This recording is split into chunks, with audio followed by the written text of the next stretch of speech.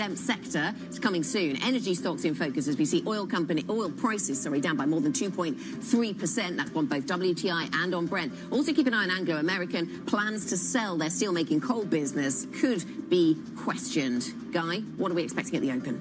Down, I think. A lot of red. That's probably going to be the trade that we're going to be watching out for. Let me show you the opening trade. Here it comes. And it is expected to be reasonably ugly. You've got a gap to fill. You've got futures lower in the States. You've got what's happening in the bond market, all to factor in to this market this morning. The IBEX is out of the gate fairly quickly. We're down by 2.7%. The FTSE, I suspect, will continue to drop from that initial number. There you go. We're seeing some extra losses being piled on. The Stock 600 is down by 1.3%. These numbers are expected to get worse as we work our way through the opening few minutes. So there you go. The FTSE 100 now accelerating to the downside as we start to see a few more bids and offers being matched. I suspect a few more offers, more sellers than buyers maybe in the market this morning. So the IBEX is now down by nearly 3%. We're going to wait. We'll watch the CAC open. I suspect in a couple of seconds' time it may take the DAX a little while to get going. So in the meantime, Critty, what does the sector story look like? I mean, pain across the screen. We're starting to see some of these trades shake out here, and not one stock in the green. It is a sell-off across the board, but a lot of it, at least in the early kind of point contribution side,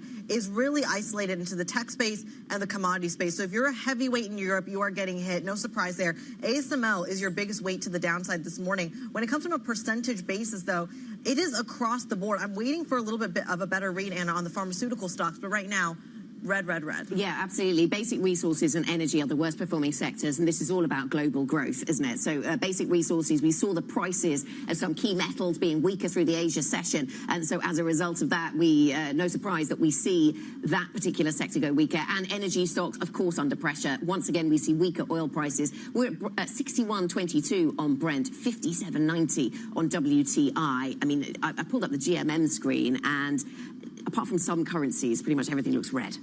So normally on the right-hand side of my screen, I have lots of green. So that would be the up stocks, okay?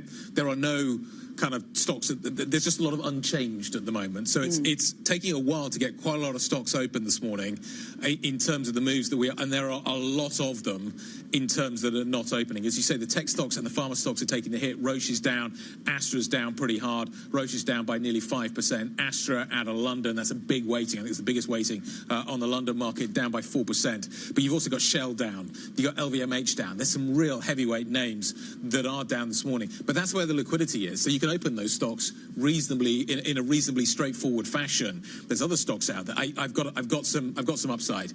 BAE Systems, Hensoldt are both higher. So you've got two defence names. Spot the trend that are maybe seeing a little bit of a bid coming through this morning. Does that set us up for some buying the dip in the DAX then, as we wait for the DAX to open and to shake out? Do we start to see that bid that we're seeing in the defence sector, or at least a tiny bit in the defence sector? Rheinmetall is up by 0.1%. Well, there you go. And we're still waiting for an opening price. You mentioned the DAX, Critty. Opening in Paris also not happening just yet. So waiting for the Paris market to open up. It's worth checking in on what's going on in gilt markets as well, just because we've been talking about the global bond market story to such a degree and the extent to which we're seeing long-end yields on the rise. Well, the same does apply in the UK. We've seen it come through into Europe about half an hour ago, and in the UK it applies. We're up on the 50-year, which is the longest, up by 13 basis points. At the 10-year, we're up by 7.8. Rheinmetall is the only stock in the DAX that is higher this morning. Everything else is down.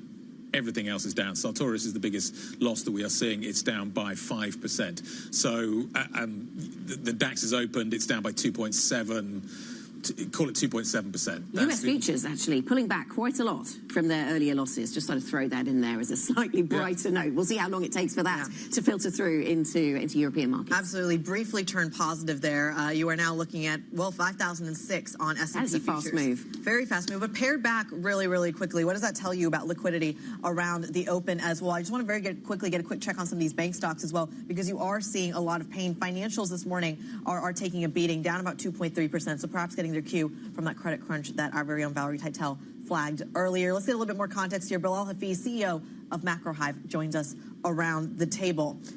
Do you buy at this level? No. By what? Well, one question is, what do you buy?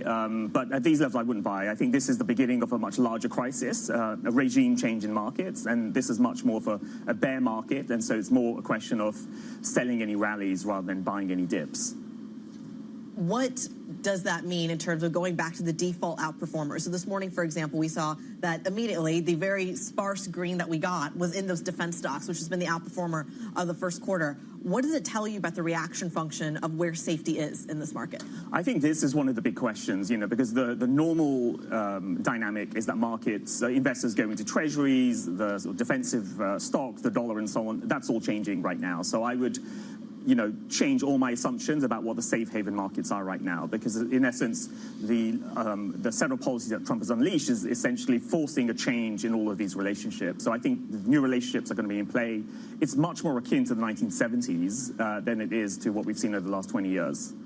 I'm slightly distracted, Bilal. It's very nice to see you this morning by the fact that we saw this big spike up in US futures and now they're dropping again. I'm just trying to find the reason for it, but I think it speaks to the volatility that we're seeing in markets and our reaction function at the moment. We got some lines out of China saying that they urged dialogue with the United States to resolve trade disputes from the Xinhua news agency. Perhaps that was sort of risk on, but then that was quickly followed by some other lines that suggested they have lots of countermeasures they can bring in and will take steps to defend their rights. I mean, what can draw a line in the sand here? Clearly, it's not necessarily these lines from China just yet, but what can draw a line in the sand if we're not going to see a backing down from the Trump administration? Yeah, I think the most obvious thing in my eyes would be if Congress was to reassert control of tariffs. Congress delegated control of tariffs back in the 70s to the executive, and if they pull that back, that could be the most. And I did read that there's some talk about trying to do that from some quarters, but the percentage of the Republicans that they would need to make that happen sounded as if that would be a barrier.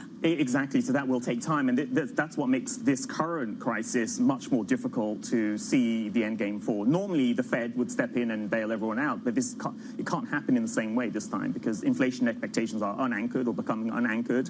Yields are rising, so the Fed is stuck between its inflation mandate and its growth mandate. So the Fed can't necessarily come in to protect markets. So instead, we'll have to be trying to go to the root of the issue here, which is the uncertainty over U.S. trade policy and how to reassert some stability in that. And that's only Congress is the only one that could do that. You're talking about a congressional put, which is interesting because at the same time, in the last 24 hours, we've heard reports that Republicans are also considering, or at least have been talked to with the Trump administration, about tax cuts not being put on the wealthiest class as well. Does this market, if it doesn't have a Fed put, need tax cuts to rescue the pain that we're seeing?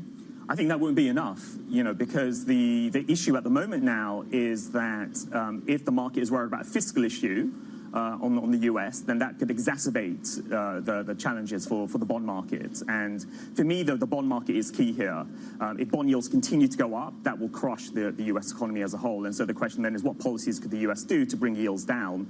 So far, what the market's saying is, dovishness by the Fed isn't enough, because the curve's steepening so much. So something has to sort of bring down the long end somehow, and tax cuts will, if anything, exacerbate the problem. What about the UK economy? What about the Italian economy? Yields are rising in some key areas in Europe as well, at an alarming speed. Yeah. I think it's not great for any economy in the world right now. What we're seeing at the moment is a global recessionary force, a global inflationary shock. And given market volatility right now, people are exiting the most illiquid markets. So that would include gilts, that would include BTPs. People would more prefer bunds over BTP. So everyone is going to suffer in this environment. I come back to the question of what's safe. What is safe right now? I think the few things that are safe, one would be gold. I think would do very well in this environment. But doesn't it always get sold really quickly? When you have to sell, people sell the stuff they can sell, and gold is usually fairly near the top of the list. Well, I mean, at the moment, there's a lot of other assets that they're willing to sell right now, because gold has still performed relatively well. And I think one needs to think of the scenarios that we're likely to see. So whether it's a bond crisis, inflation crisis, all of these scenarios, gold will generally do quite well. So I would say gold is one. Then on the FX side, I think certain currencies will do well. Euro, the Swiss franc, the Japanese yen, current account surplus currencies, which have been big buyers of US assets. So as they repatriate, the euro in that list? I'd include the euro as well. Europe does have lots of problems, but they run a large current account surplus, which obviously Trump is not happy about. They've been massive buyers of European assets, equities, bonds. So as they repatriate, then that will provide support for the euro. We're all at the coalface of every day of what's happening at markets, because it changes. You have to be so engaged minute by minute with what's happening. But taking a step back, Bilal, you mentioned in your notes that we're moving from a rules-based global order to a personality-led global order. Do you think that we, markets, investors, really understand the magnitude of what is happening right now? I don't think they do. I mean, I think people are just so used to the dynamic of markets for the last 30, 40 years, they aren't quite recognizing what we're seeing right now. When I speak to clients, investors, many of them wanted to buy the bounce on Friday, thinking there's a reversal coming, everyone's going to back down, the Fed's going to come in. That's not happening. This is something fundamental that's shifting here.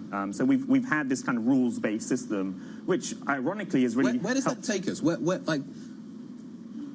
paradigm are we moving into? Do we yet understand what the paradigm looks like that we need to be investing in for the future?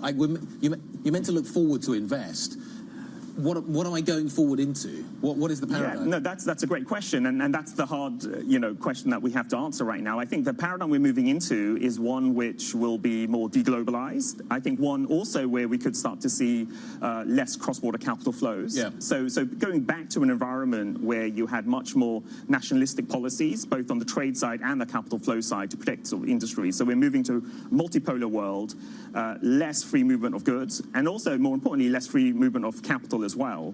That's the new paradigm we're moving into. But the ideal scenario for that environment is you need rules for that environment as well. But the transition, if it's personality-led, will be extremely chaotic and challenging. Yes, I was reading one of our columnists writing last night, Matt Levine, writing about how, where this but Bilal, this is also fascinating. It's made me lose my train of thought. You take us on, Chrissy. Well, let's talk about the Federal Reserve, because I think it'll come back to me. We'll circle back to There's a lot going on in Anna's head right now, too. I mean, to be fair, in everyone's head. So I think that the feeling is mutual. I'm really curious about the Fed, because we keep talking about the lack of a Fed put here. We keep talking about why Jay Powell isn't being more direct about perhaps the Fed coming to these markets' rescue. Let me ask you, what happens if they don't? What happens to the market if there is no Fed put? Isn't and I'll give you my theory here, which is, doesn't the worst that happens is just that the market takes longer to recover? Assuming that nothing in the system breaks, it just means that the recovery is longer. Is that the worst case scenario for a lack of a Fed put? I think that if the Fed doesn't come in, the question also is, how would the Fed come in? One way it could come in is cutting interest rates, which would provide some stimulus to the economy. The other would be to introduce some facilities to try to bring down Treasury yields. So they could try to introduce some facilities to improve liquidity in the Treasury market, have some backdoor ways of doing QE. So it sort of depends. They have an array of tools they could use. But let's say they don't do any of those things. I think that would then lead to much higher probability of sustained periods of volatility, higher probability of some kind of banking or financial crisis of some kind, as you get more defaults, as there's more higher volatility and VAR shocks across the system. So it's more discontinuous. I wouldn't necessarily see it as one way it will just slow things down. I would rather see it as something where there's a higher probability of tail events occurring. Sorry, go ahead. I remembered my thought. Go ahead. The regionalisation of capital flows, it was linked to that. Yeah. It was the fact that if China can't export so much stuff, then the US can't export so much finance. And exactly, yeah. Because the flip side of what Trump is trying to do, which is he's basically saying, I want to reduce the US current account deficit, what that also means is the US wants to attract less capital, which then means that everyone keeps capital, in their own countries invested sort of domestically. And there's different ways of doing that, but one would be the Chinese will say to their, and the Japanese will say, okay, all the companies that are investing abroad invest domestically now. And if you don't, we're going to start to take measures, have higher capital charges for you if you invest abroad. And same with the US. I mean, Steve Moran has, in the US has talked about imposing a tax on foreign holders of US treasuries or forcing them to pay some pay some charge for US public goods and so on. So that's quite the world we're talking about. Yeah. And it feels like that's a long way away. So maybe a kind of quite the journey to get there. Bilal, nice to see you. Thank you very much indeed, as always, for coming to see us. Bilal Hafiz, CEO of Macro Hive. Thank you very much. Okay, let's talk about where the Core 6 looks like this morning. I pause before I bring you this board. It's ugly. Pharma's definitely taking the hit this morning. So Nova's down pretty hard this morning, but it's across the board. It's interesting that tech actually, in some ways, isn't seeing the hit that maybe some of the other sectors are seeing. But it's the right-hand side of that board you want to watch. Nestle, in theory, a safe story in Switzerland, down by 1.9% this morning. What else is going on? Joe Easton, what do you got? So as you say, Guy, we are seeing losses pretty much across any sector. We could have picked pretty much all of the sectors today to see losses, but one sector really hit hard is energy. We are seeing drops down in BP, Shell, Total Energies, Eni. Now remember, as we said earlier, these stocks already down almost 20% on a 5-day basis, but the oil price coming down once again, hitting these stocks. Oil was down to around $61 on the barrel, so extending these losses, and some of the heaviest weights across the European market today coming from energy. Then pharma as well. Guy mentioned the drop down in Novo, but we're seeing the peers declining as well. AstraZeneca here in London, Sanofi in Paris, Roche over in Switzerland, all of them dropping as Trump once again says that we could soon see tariffs on pharma, something that we haven't had details on but has been speculated. So pharma leading losses in the markets today, but chips are down, shipping down, pretty much everything is down at the moment. Then in terms of miners, that story on Anglo-American, potentially this one is just dropping with the broader mining sector today. But remember, Peabody Energy saying that it could potentially pull out of a $3.8 billion deal to buy the steel-making coal business of Anglo-American due to a fire over in Australia, and that was priced in as a boost for Anglo, so therefore we're seeing some of that retracing, but as I say, potentially a hit from the tariff issue as well. Then in terms of UK doctors' surgeries, GP surgery, something we don't look at too much. Assura, though, getting its takeover bid coming in, and that stock rising. We have had a few bits of news out of that one, but we have got more news on the offer price coming through, and we're seeing Assura gaining, giving us a green stock, not too many to pick from here in the UK or across Europe, so a little bit of positivity, but probably the only one we're going to have. In terms of the rating changes, ITV was one of the worst performers across the Stock 600. UBS cutting to sell. Two things going on this. One is the slowdown in ad spending due to the decline in the economy, and also streaming competition for ITVX, all those ITV crime dramas facing competition. And finally, Rolls-Royce is up to buy at Kepler Chevrolet. Kepler says that the company is potentially a haven from the tariffs. Their margins won't be impacted by US tariffs, according to Kepler, and they reckon you should be buying the dip, but no one really taking much notice of that today, because Rolls-Royce down 0.8% with the rest of the market, but Kepler Chevrolet buy on Rolls-Royce this morning. Joe, thank you very much. Joe Easton from our equities team. US futures, once again, trying to move higher, it seems. Nasdaq futures have made it up 0.3%. I don't know if it was the China news that caused that spike up, but it popped up and then back down again, didn't it? We also have a little bit of relief. I am really clutching at straws here. But we had seen iTraxx crossovers, that measure of risk for corporate debt. We'd seen that fall at the high yield end up by 40 basis points, hadn't we, when we talked earlier with Valerie? Now it's only, in inverted commas, up by 22. I mean, we'll take a win where we can get it, right? But to your point, there is that cross-asset move that perhaps not as bad is still something to be looking at. But you can tell, even from this market, you pull up an intraday of that futures picture, people are trying to find a reason to buy. They are, to your point, also clutching at straws, I think. Do you think that people are looking for reasons to buy this morning? Where else do you sell, and how far do you sell? Is that, I mean, we're talking about liquidation. We're now 3 days into it, and every tiny piece of news that we get, you see things tick higher. So I think there's maybe not a fundamental reason. Is it the algos doing this? Is it humans doing this? I don't know. True, I think there's a lot of different factors and forces coming through in this market. This feels like a very nervous market still. Maybe the algos struggle to process the conversation we were just having with Bilal Hafiz about the new world order that we're going into. You know, if the algos are basing all of this on the world order we've come from, what do they know about the future? The future's really difficult, and I think this is, and also, how you treat different things. How would the market react to a emergency Fed rate cut? Would that be perceived as being negative because it tells us something? I was just thinking that earlier. How soon before we start talking about emergency This, that, or the meetings other. by central banks? Yes, exactly, And or other actors. How would that be taken? Would that be taken as a negative? I think that's a key question. I was talking to Michael Masika about this yesterday. Would that be taken as a negative by the market? Signalling, yeah. If the Fed cuts rates at this point, how does the long end react? Would that be perceived as a negative for the long end and actually yields go high? There's all kinds of really difficult permutations that I think the market is struggling to understand at the moment. But for that reason, I think that that's why the fundamentals aren't driving this market. Like, I think people are having that conversation, but tick by tick, I think it's just a matter of finding a bid and making any tiny trades that you can. Coming up on the programme, 20% tariffs go into force on imports from the European Union. We're live in Brussels with the latest reaction. That is coming up next. This is Bloomberg.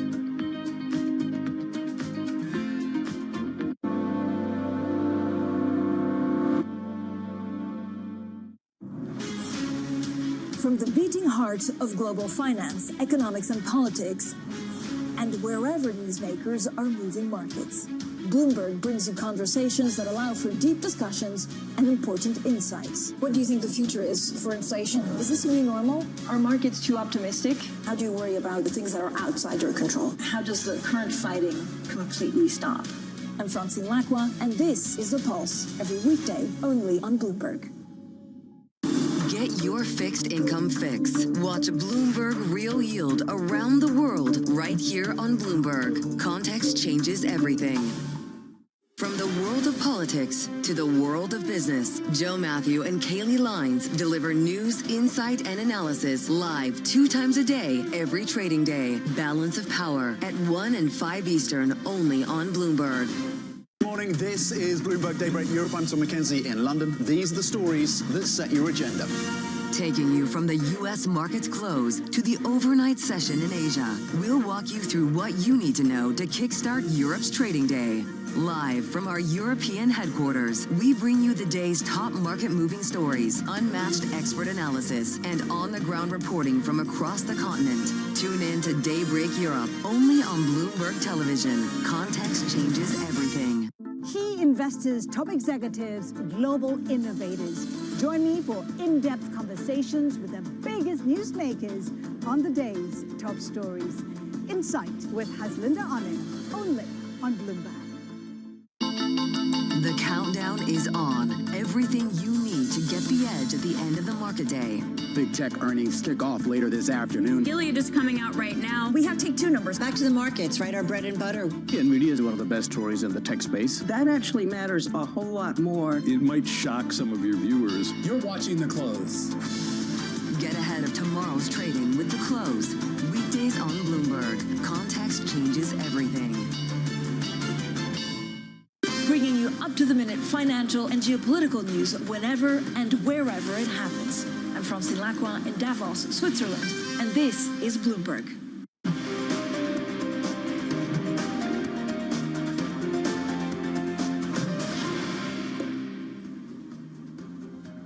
Good morning.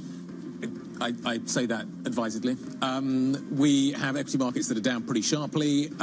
You are seeing US futures bouncing around all over the place. European equities, though, are kind of playing catch up to the downdraft we saw yesterday, so you've got to factor that in. So kind of that's there. And then you get the bumpiness in the futures, which you've got to kind of think about maybe for the rest of the session. Bond markets are all over the place as well. What comes next, I think, is the key question. We're beginning to get kind of an understanding of the fact that China wants to fight. How does Europe react? Playing it very cannily at the moment. We've got, obviously, an early set of tariffs that are coming through. That's just a marker, it feels like, in terms of where we go next. Ollie Crook joins us now from Brussels to give us a sense of the picture from there. Yeah, Guy, I think it's just a moment here to mark the moment that we're experiencing. We're talking about the trade from the EU, that 20% tariff now in place. There's about 500 billion euros worth of goods that go from Europe to the United States. 20% on that is 100 billion worth of euros that somebody's got to pay for. It's going to be the producers on this side. It's going to be the consumer on that other side. And who is going to pay that is happening right now. That is being determined as we speak. And for the Europeans, they need to determine how to respond. What we are going to get a little bit later today is the list of retaliatory tariffs, Guy, not to the tariffs that were imposed today by the United States, but by those that were imposed a few weeks ago on steel and aluminum. That is going to be fairly limited. That's going to target only about $20 billion worth of goods. And this is all part of the EU strategy. They want to leave maximum runway open to have negotiations with the United States. What we will get, though, next week is when they start to build the architecture of what the actual full retaliation could look like. That is when we start to talk about targeting U.S. services, targeting U.S. tech companies, not just with taxes, but possibly also with regulations, and that is what we throw into next week. Give us the likelihood of a deal here, Ollie. That's not yeah, I'm not sure I can give you that. I asked all the trade ministers last a couple of days ago, because they have Plan A and Plan B, what the likelihood of Plan B retaliation is going to be. No one is really willing to give an answer on that. What we do know is that Giorgia Meloni will be heading to Washington, D.C. a little bit later next week. She will be talking to Donald Trump. She will be serving as a sort of emissary to try to get some concessions from the Trump administration. But if that meeting with Benjamin Netanyahu is anything to go by, that is going to be a very tough discussion. We should also mention that right now, as we speak, Pedro Sanchez is in Vietnam. He touches down in Beijing on Friday. There has been a lot of conversation coming from the Spanish side about potentially reevaluating the European relationship with China. China, for its part, trying to cast itself as a much more reliable partner. The ministers I have spoken to, they are not ready to sort of rethink the relationship with China just yet. But in an era where the sort of unthinkable comes to bear, it is a conversation that we're going to have to be paying close attention to. Oliver Crook, thank you very much. That's the European side of things. Let's get back into the market action. A huge amount of volatility in U.S. futures. Valerie's back with us. What's driving this? Look, I think what we saw, the positive reaction to those China headlines is the market is just really desperate for some good news. It's almost wanting to cling to the best news it can see, because those China headlines that crossed, there were some fair few negative ones, but we flipped into the positive on the one positive that they are, that the Chinese officials are resolving to, I don't know what's driving that, but I think the price action we also saw a few days ago just on some random posts on Twitter is just showing you how desperate the market is to want good news. It really wants good news, and I think if we do get any solid good news today, we could see quite a decent equity market rally. In terms of what comes next, therefore, what are we watching for? The 10-year auction today. What are the catalysts that we're watching for today? The 10-year auction is going to be a big one. I think there is a big question out there about balance sheet availability, given the blowout in swap spreads. The 10-year auction is going to be a good test for that, even the 30-year, the day after. Yep. I would be watching swap spreads as well as a measure of just how able are market participants to access liquidity, because you need that dealer balance sheet in order to take that down and off of that. Yes, I was just looking at the wording of that headline that sent the US futures, to your point about what algos do with it. It included the word dialogue. I don't know whether that is a word that AIs might associate with risk on in this strange world we now inhabit. Valerie Tytel, thank you very much for bringing us that on the volatility in these markets. US futures are pretty flat right now. European stocks are anything but. We're down by 2.7% on the Stoxx 600. We'll come back with more on the markets shortly. This is Bloomberg.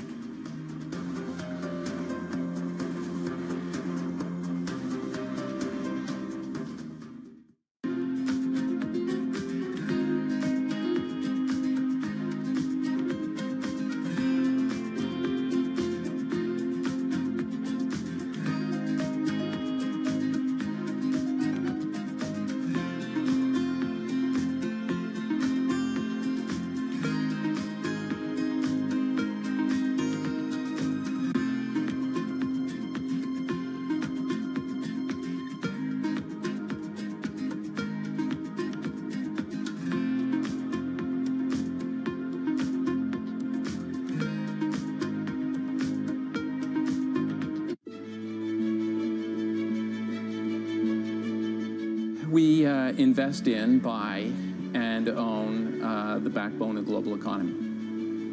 When the water gets delivered to your house, the road you drive on, the pipeline that brings different things to your community, the telecom towers that transmit your phone, the data center, the real estate that you live in. It's what we own and build, so it's really what drives the economy, and you don't often see our name. Is that a good or a bad thing? You know, it's just because we're behind the scenes, but it's big with $1 trillion of assets almost.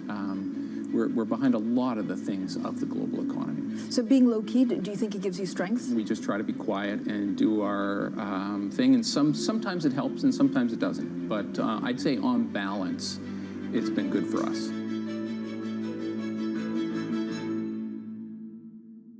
Welcome to the world of decentralized finance. Massive outperformance from Bitcoin. Bloomberg is covering all things crypto, the people. The tectonic shift emanating from Washington. All we're looking for is clear rules and the ability to build in the United States. Crypto shouldn't be partisan. The transactions. Really a record-breaking moment. Crypto VC is back. And the technology. It's really the beginning of a global on-chain economy. And if America doesn't embrace it, we're going to be left behind. Bloomberg Crypto, only on Bloomberg.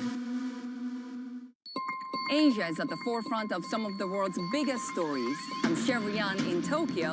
And I'm Heidi Stroud-Watts here in Sydney, where the trading day begins. We're here in the center of all the action to get you set up with the numbers, news, and knowledge you need for the day ahead. The demand is indeed recovering. We've been waiting for this moment. The opportunity of a century. Join us on Bloomberg Asia Trade. Weekdays only on Bloomberg TV. Context changes everything. Bloomberg has the Fed decision under surveillance with the fastest coverage and exclusive analysis, including Powell's press conference. Nobody covers the Fed like Bloomberg.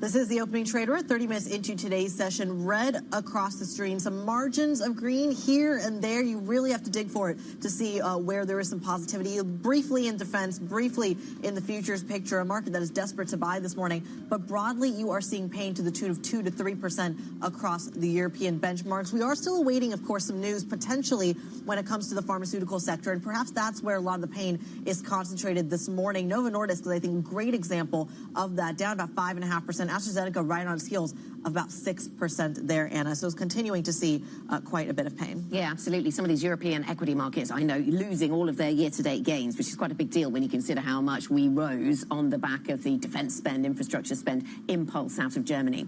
Let's return to the tariff news flow as President Trump pushes ahead with 104% tariffs on China. There are concerns over what industries could be hit next. I'm joined now by Brendan Murray, who leads our global trade coverage. Brendan, very good to have you with us on this very busy day. What's been the impact of these tariffs then? We're in, I don't know what round we are, well, multiple rounds, depends how far you go back. This is round 3 or 4, depending how you're counting it. There were 2 rounds of 10, then the 34 reciprocal, and the 50 extra that President Trump laid out just a few days ago. So we're at 104%.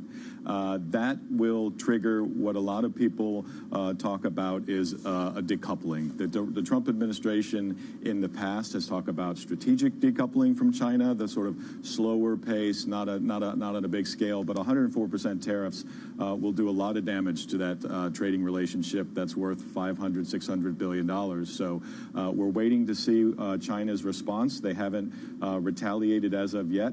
In the past, they like to retaliate right before the U.S. financial markets open for maximum impact. So we've got some time yet before that happens, but China will respond. It's just a matter of how large and how cleverly they would. So you're expecting more counter tariffs from China? You would imagine that tariffs or just domestic support for their economy. It could be a package of things like tariffs or export controls where they would really hit the U.S. hard would be in critical minerals and things like that. They could target American companies that are based in China. So there's a whole range of things that they could do. Chances are they'll pick a basket of things to strike back with. So you kind of hinted at the pharmaceutical piece there. The markets are certainly pricing in. I'm curious, though, does that mean that, are you seeing any evidence of people pausing shipments? Are people doing that yet? Yeah, well, we've seen some evidence. So American importers have spent the past couple of months anticipating today. They have front-loaded a lot of orders. The ports have been running at capacity for 2 months now. The question now is, what do you do? Your warehouse is full. You're looking at tariffs that are sky high. A lot of people would say, just wait this out. This will blow over in a few months, and don't pay that extra tariff if you can afford to wait. The question is, are those tariffs coming down anytime soon? It doesn't sound like the U.S. and China are close to talking at this point. So we're looking at a scenario where inbound cargo into the U.S. basically freezes. The Port of Long Beach CEO talked to Bloomberg TV yesterday and said we could crash 20% in the second half, given the volumes that we've seen build up, and heading into the second half, if the U.S. economy is in or near recession, those could come crashing back down. He said 20% they could fall. Wow. And that's it. That would have happened. Some of that would have happened even if we hadn't seen the tariffs imposed then, because of all that pulling forward of the shipments. Exactly. Yeah. Now, some of that trade will be rerouted, and it won't disappear. But there is definitely a sense that things could, in terms of demand for overseas goods, could come to a halt. It's going to be interesting to watch the ISM and the PMI data, just to give us a kind of clue as to what is maybe happening with some of that inventory story. Brendan, thank you very much indeed. Nice to see you, as ever. Brendan Murray, leading our trade coverage. Let's carry on the conversation about how this all impacts markets. BlackRock's Ursula Marchioni, who is the EMEA head of investments and portfolio solutions, joining us around the table. What's the conversation at BlackRock right now? What are you guys talking about? Good morning. Paradoxically, we all focus on uncertainty and volatility, but there is one thing that is very clear at the moment, and it's the fact that many of our clients' portfolios haven't quite transitioned and embraced the fact that we've entered a new phase. Yep. If I look at March, exchange-traded product flows still very much risk on, despite the fact that the S&P peaked on the 19th of Feb. So we had quite a bit of signals coming through. And so again, 150 billion coming in, 112 in equities, of that 53 in US. I think it's time now to move to the next stage. We held one of our client calls on Monday and surveyed 1,500 clients, European clients, around what are you doing? And 50% of them said, well, we're waiting for more news to come. I think the time to act is now. We need to address... What is ACT looking like? Absolutely. What do you do? What do you do? Couple of things. One, big bucket around managing drawdowns. Anna, to your point, we're looking at having erased everything that we've done in European equities, which was a huge component for our clients, given home biases. We need to handle that. And so ideas there for equity exposures, thinking about minimum volatility strategies, quality factor exposures. Yep. Another idea is to look at portfolio from a total return perspective. So high income strategies, focusing on basket of stocks that have good high dividends, potentially coupled with called or Are those dividends safe? How much reliability do I have on those kinds of factors right now? I agree that the earnings season kicking off on Friday, if that's where you're going, is going to be pivotal, because we still have good consensus estimates. US 7-8%, Europe is at 3%. But again, what I will be watching is the forward guidance in terms of how tariffs and everything that we are discussing is transmitting through. But definitely the drawdown space for me is a massive priority. Do you think, Anna, we're going to get guidance? Well, we live in hope. we need hope. Yes, we need hope. I want to ask you about so that's sort of in the moment, and you're saying time for action is now. What assumptions are you making that underpin that around growth? I mean, lots of people factoring in weaker growth expectations. That's no secret. But what about inflation? We had a conversation earlier this week with PGIM, who talked about actually a lot of the inflation impulse staying in the States and other geographies at least being much less impacted. Do you think that's going to be a concern here in Europe as well? Do we need to worry about inflation, or we just worry about growth? Look, tariffs will be stagflationary, and given that we don't have clarity about the duration of this negotiation, neither the magnitude of how the transmission will happen across the world, I think we do need to worry in general in terms of looking at how the picture is going to unfold. I guess taking a step back in terms of, the growth inflation balance, I can tell you for sure, Anna, that I haven't seen in, a long time the level of requests from clients to test their portfolio under a 1974 stagflation scenario. So you can see that people are starting to think about those components. And again, that's where gold, we've seen a lot happening, both in terms of flows and in terms of price. But again, strategically, it has a place in a portfolio. It's a good, it's delivered over the last 18 months in terms of geopolitical diversification. A second big component is liquid alternative strategies. So I'm seeing a lot of demand, particularly around absolute return systematic strategies, where again, people are trying to lock in streams of returns that are based on something else than beta. So that's definitely another element. Another area where we see a lot of demand is the short end of linkers in the US.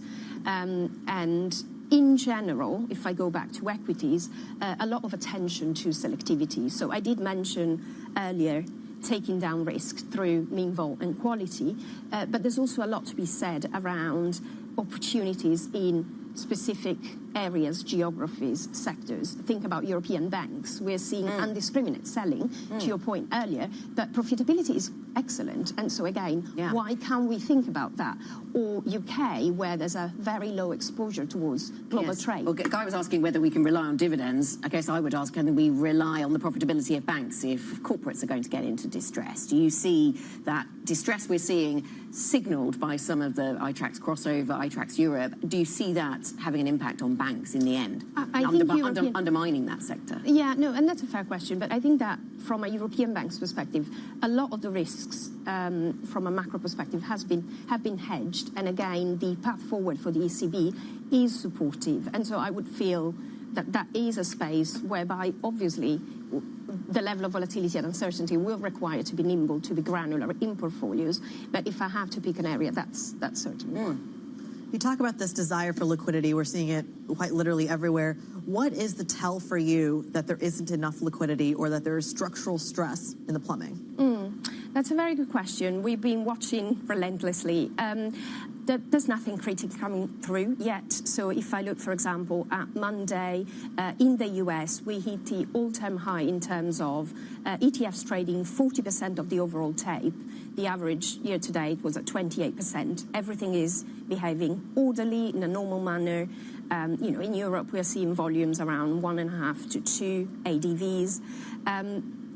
And these applies across asset classes. So I'm using ETFs as a vehicle because, again, you can, through a proxy, look into fixed income and equities as underlined. So for now, the message is stay invested and stay calm. But I do agree we live in very, very unusual times. And so being alert is the mantra. So I'll ask the opposite question then, in that you mentioned the ETF story. Our colleagues over at Bloomberg Intelligence, James Seffart and Eric Balchunas, posted a chart yesterday. I'm kicking myself for not having it with me right now, but basically showed the use of ETFs in terms of some of these market trades that you're referencing. That kind of usage that hasn't come to the fruition since 2008. They're calling it a signal of capitulation. Are you seeing that in the market? No, I don't think we are there yet. In terms of, client demand, areas where attention is going, just to give you another element, on Monday we saw 19 billion going into the S&P. So again, I think there's a lot of noise that we need to cut through, going back to the mantra of managing drawdowns, selecting, pockets where value can be found, thinking about recession scenarios and how do we hedge those tails that have become fatter. Are we moving into a world, just going to think of your world, where capital stays at home? And what does that mean for BlackRock in Europe? What does that mean for your funds in Europe? What does that mean for European equities? An awful lot of European money currently lives in America. Is that money going to come home, and is it going to stay at home? Are we going to end up with a more balanced world? And what does that mean in terms of the gap between US equities and European equities, global equities, rest of the world equities going forward from here? That's a very good question. So when I talk to our pension fund clients and our wealth clients, so say the large private and retail banks, everybody is crystal clear around their job, which is to deliver to the end investor, being a pension scheme member or an end retail client. Delivering to an end investor, if you keep that as a North Star, means acting across the globe, across asset classes, across regions, to the best interest of that end investor. So for me, look, there's a lot of uncertainty, and I do agree that we've entered into a new phase, but at the same time, I have hope, and to your point, that North Star will prevail. Opportunities are aplenty. Are you signaling that money stays in America?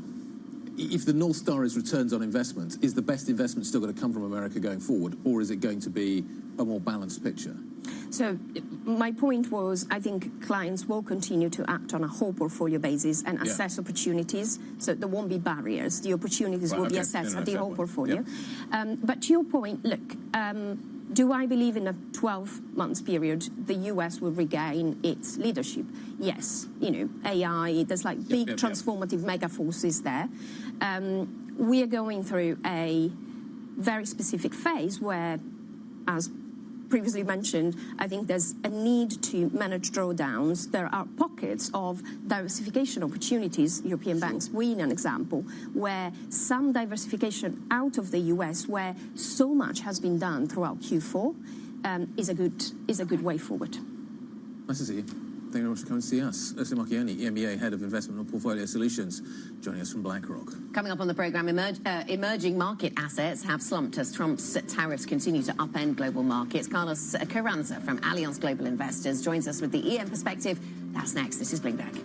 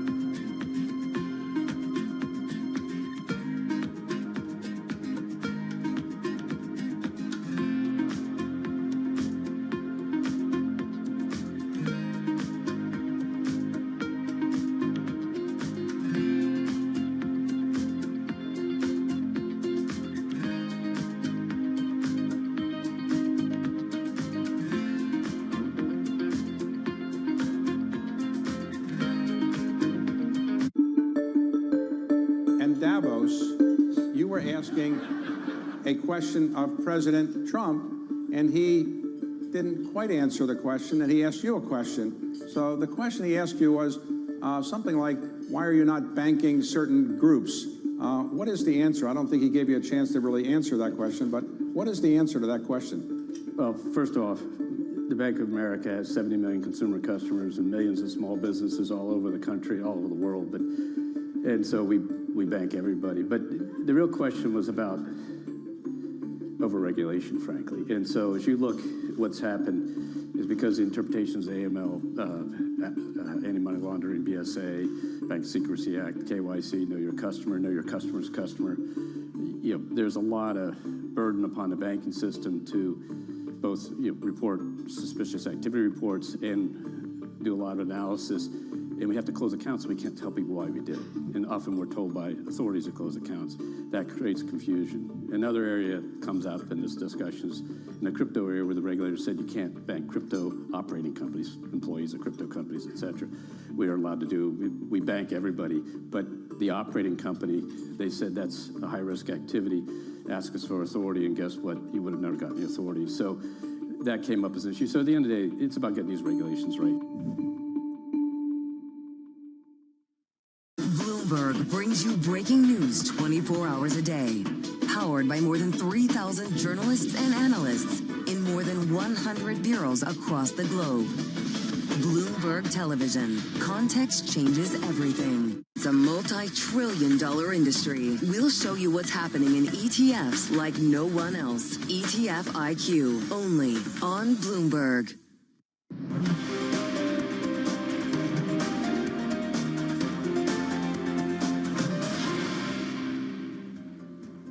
Welcome back to the opening trade, 8:48 here in London, and the London market is down by 1.9%. The CAC and the DAX both down by 1.8% or so. So pretty heavy selling across European equity markets. But if we look ahead, US futures do point higher. E-minis now up by 0.4%. There's been a huge amount of volatility there. We've seen reports earlier on this morning.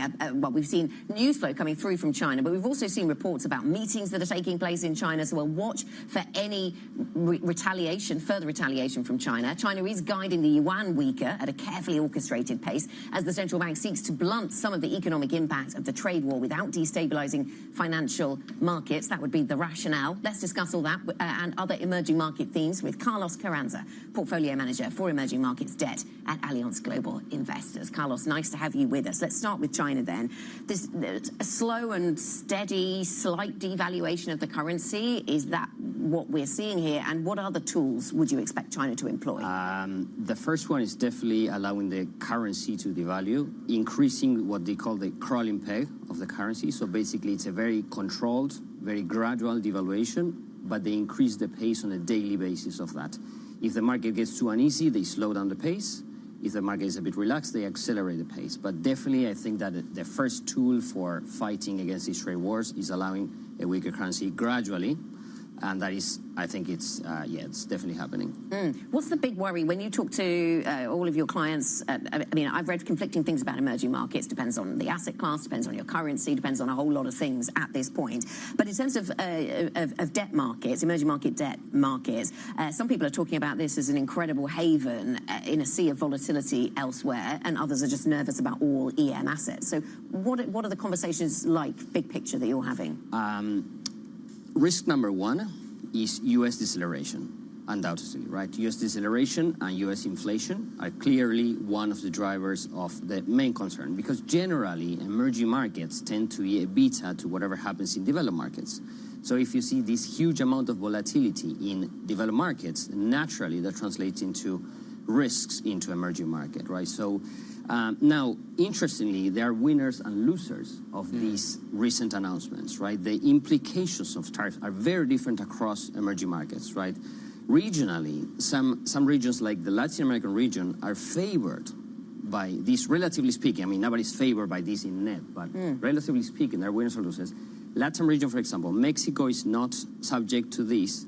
The Central America and Caribbean, they have a trade deficit versus the U.S., which means zero tariffs. And then Latin America has low trading balance with the U.S., and Brazil runs its own show. So basically, that's one region that wins. The region that is out of favor the most is the Asian region, which goes back to your point about devaluing currencies in Asia. Why is that? Well, very high tariff rates, very high tariff levels, and open economies which are small and very dependent on exports to the U.S.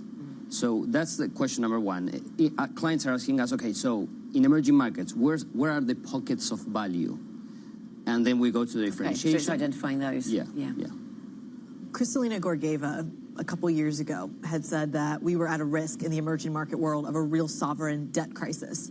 That hasn't really manifested, and a lot of that was at its core because of the inflationary pressures and the commodity pressures at the time, talking 2021, 2022. Are we circling back there? Short answer, no, we're not, because emerging markets is in a much stronger position to face what's happening. For example, central bank reserves in EM are up. EM GDP growth is not slowing down as much as US GDP growth, so this is a US-centered slowdown. Whereas in COVID, for example, it was the world. In this case, it's a U.S. self-inflicted policy slowdown, which is larger in the U.S. than in EM. And the third point is that if you look at balance of payment dynamics, and many countries in EM that already defaulted and they're no longer at default risks, that put the asset class in a stronger position. The same way, China, this time, seems in a stronger position to fight this trade war than in 2018 to 2020, which was, let's call it trade war 1.0. This time is in a stronger position to push back, which is why I believe some kind of retaliation of any form might be coming. So let's focus in on Latin America for a moment, because a lot of the outperformance is driven by the reshoring in anticipation of Donald Trump. In Mexico, for example, a rise of the middle class. How sustainable is that, though, if you're looking for a lot of that manufacturing growth that has been concentrated in Latin America, in theory, to shift to the United States, hypothetically, in the next couple of years in response to these kind of measures? Is that the Achilles heel of the outperformance and that stability you're referencing in the region? Here's an interesting point, right? The trade war is mostly focused on Asia, and already some Asian businessmen are discussing potentially transitioning into Central America, which has a trade deficit against the U.S., so U.S. exports more than import, as a way to consider planning for being smart about how they manage these tariffs, right? So if anything, you could argue that some industries in Central America or Latin America go to the U.S., but at the same time you have other worldwide big production centers moving into Central America or even into Mexico because they're still under USMCA, right? So keep in mind that these announcements, Mexico and Canada are out of it, right? So because they have USMCA. And USMCA was actually negotiated by Trump. Yeah. Before Trump, it was NAFTA, the North America Trade Agreement, right? So it is Trump's creation, this USMCA, which might be why also the incentive to keep it running is different than from others, right? So it is a risk. It's definitely a risk. Yeah. But keep in mind that relatively speaking, if you have Asian corporations considering businesses in Central America, then that offsets the Central American businesses into the U.S., right? So, yeah. And we've seen evidence of that in the Panama Canal, for example. China, of course, having quite a presence in the area. And who's there right now? Right. The Americans trying to make their presence felt. A couple of headlines in the South China Morning Post this morning, one of which is China prepared to strike back. That's going out of state media.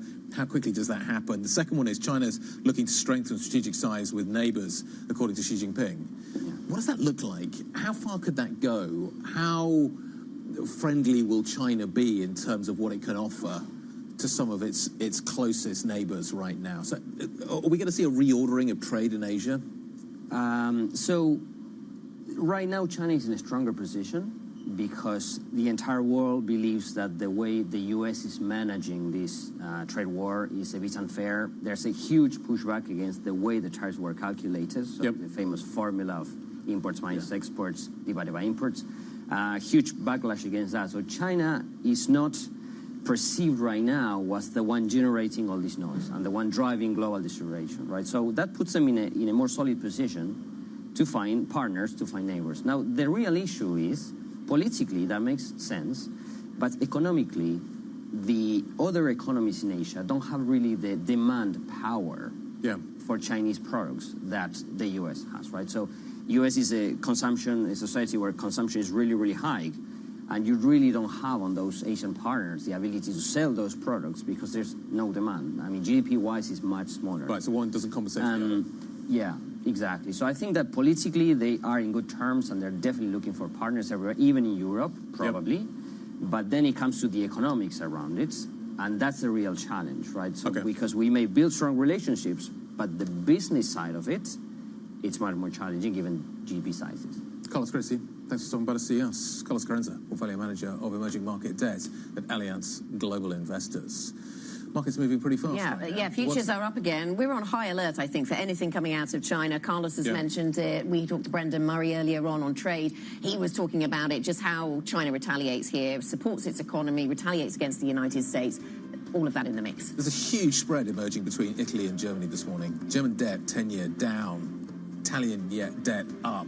The spread widening in Europe. We're not talking anything like kind of the crises we've seen in the past, but just kind of worth keeping an eye on to see what is happening there. Spread widening, that's not being reflected in the currency market. We're looking at a 110 at euro dollar. That does it for the opening trade. The pulse is up next. This is Bloomberg.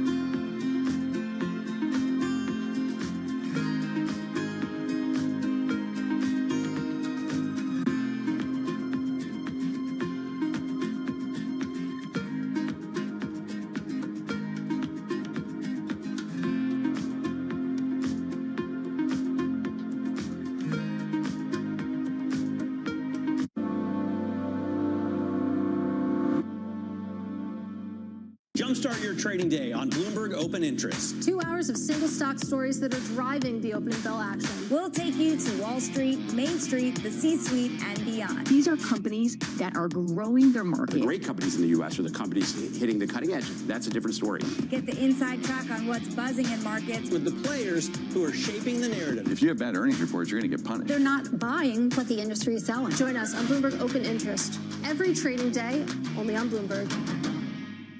Bloomberg loves earnings. I know it's like your Super Bowl, right? I can't wait. It's like opening presents in the morning. All right, it will be exciting. Nobody covers earnings like Bloomberg. Always on the heartbeat of the tech spread across global markets. The real-time data aspect is going to be important. We're going to bring you expert analysis on that. Sure. Don't miss Bloomberg's interview with the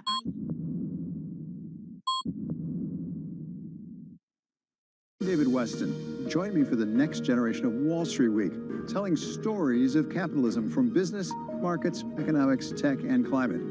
Each week, we'll go on the road for a look at what lies behind the headlines of today and what will likely be the headlines tomorrow. Above all else, it's a mission. It's done nothing but grow immensely. To me, that's an extraordinary sign. We can be the change that we want to see. Watch the all-new Wall Street Week. More than what you need to know, it's what you need to think about. Bloomberg Surveillance covers the latest in global markets and the political events that influence your world. Join Jonathan Farrow, Lisa Abramowitz, and Anne-Marie Hordern, only on Bloomberg. Context changes everything. Listen carefully. Can you hear the rhythm in the markets? Not just in the syncopations triggered by inflation, but in the preludes leading to global elections, in the dissonance that moves the Nikkei, and the rising course conducted by AI. There's music in the markets, and if you want to learn to listen for it, we'll show you how.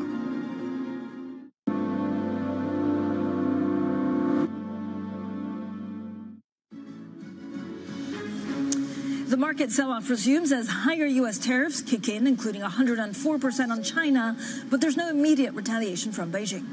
The Spanish Prime Minister calls for the EU to review its relationship with China in light of the trade war. He's set to meet the Chinese president on Friday. Plus, yields on 10- and 30-year treasuries soar, threatening the status or the asset status as a haven. So let's get straight to the markets. I warn you, it's going to be a big market day just to try and understand exactly some of the reaction function from some of the treasuries. Now, we look at FX. I need to tell you a couple of things in terms of what we're seeing. For example, European stocks opening lower following declines, of course, in Asia.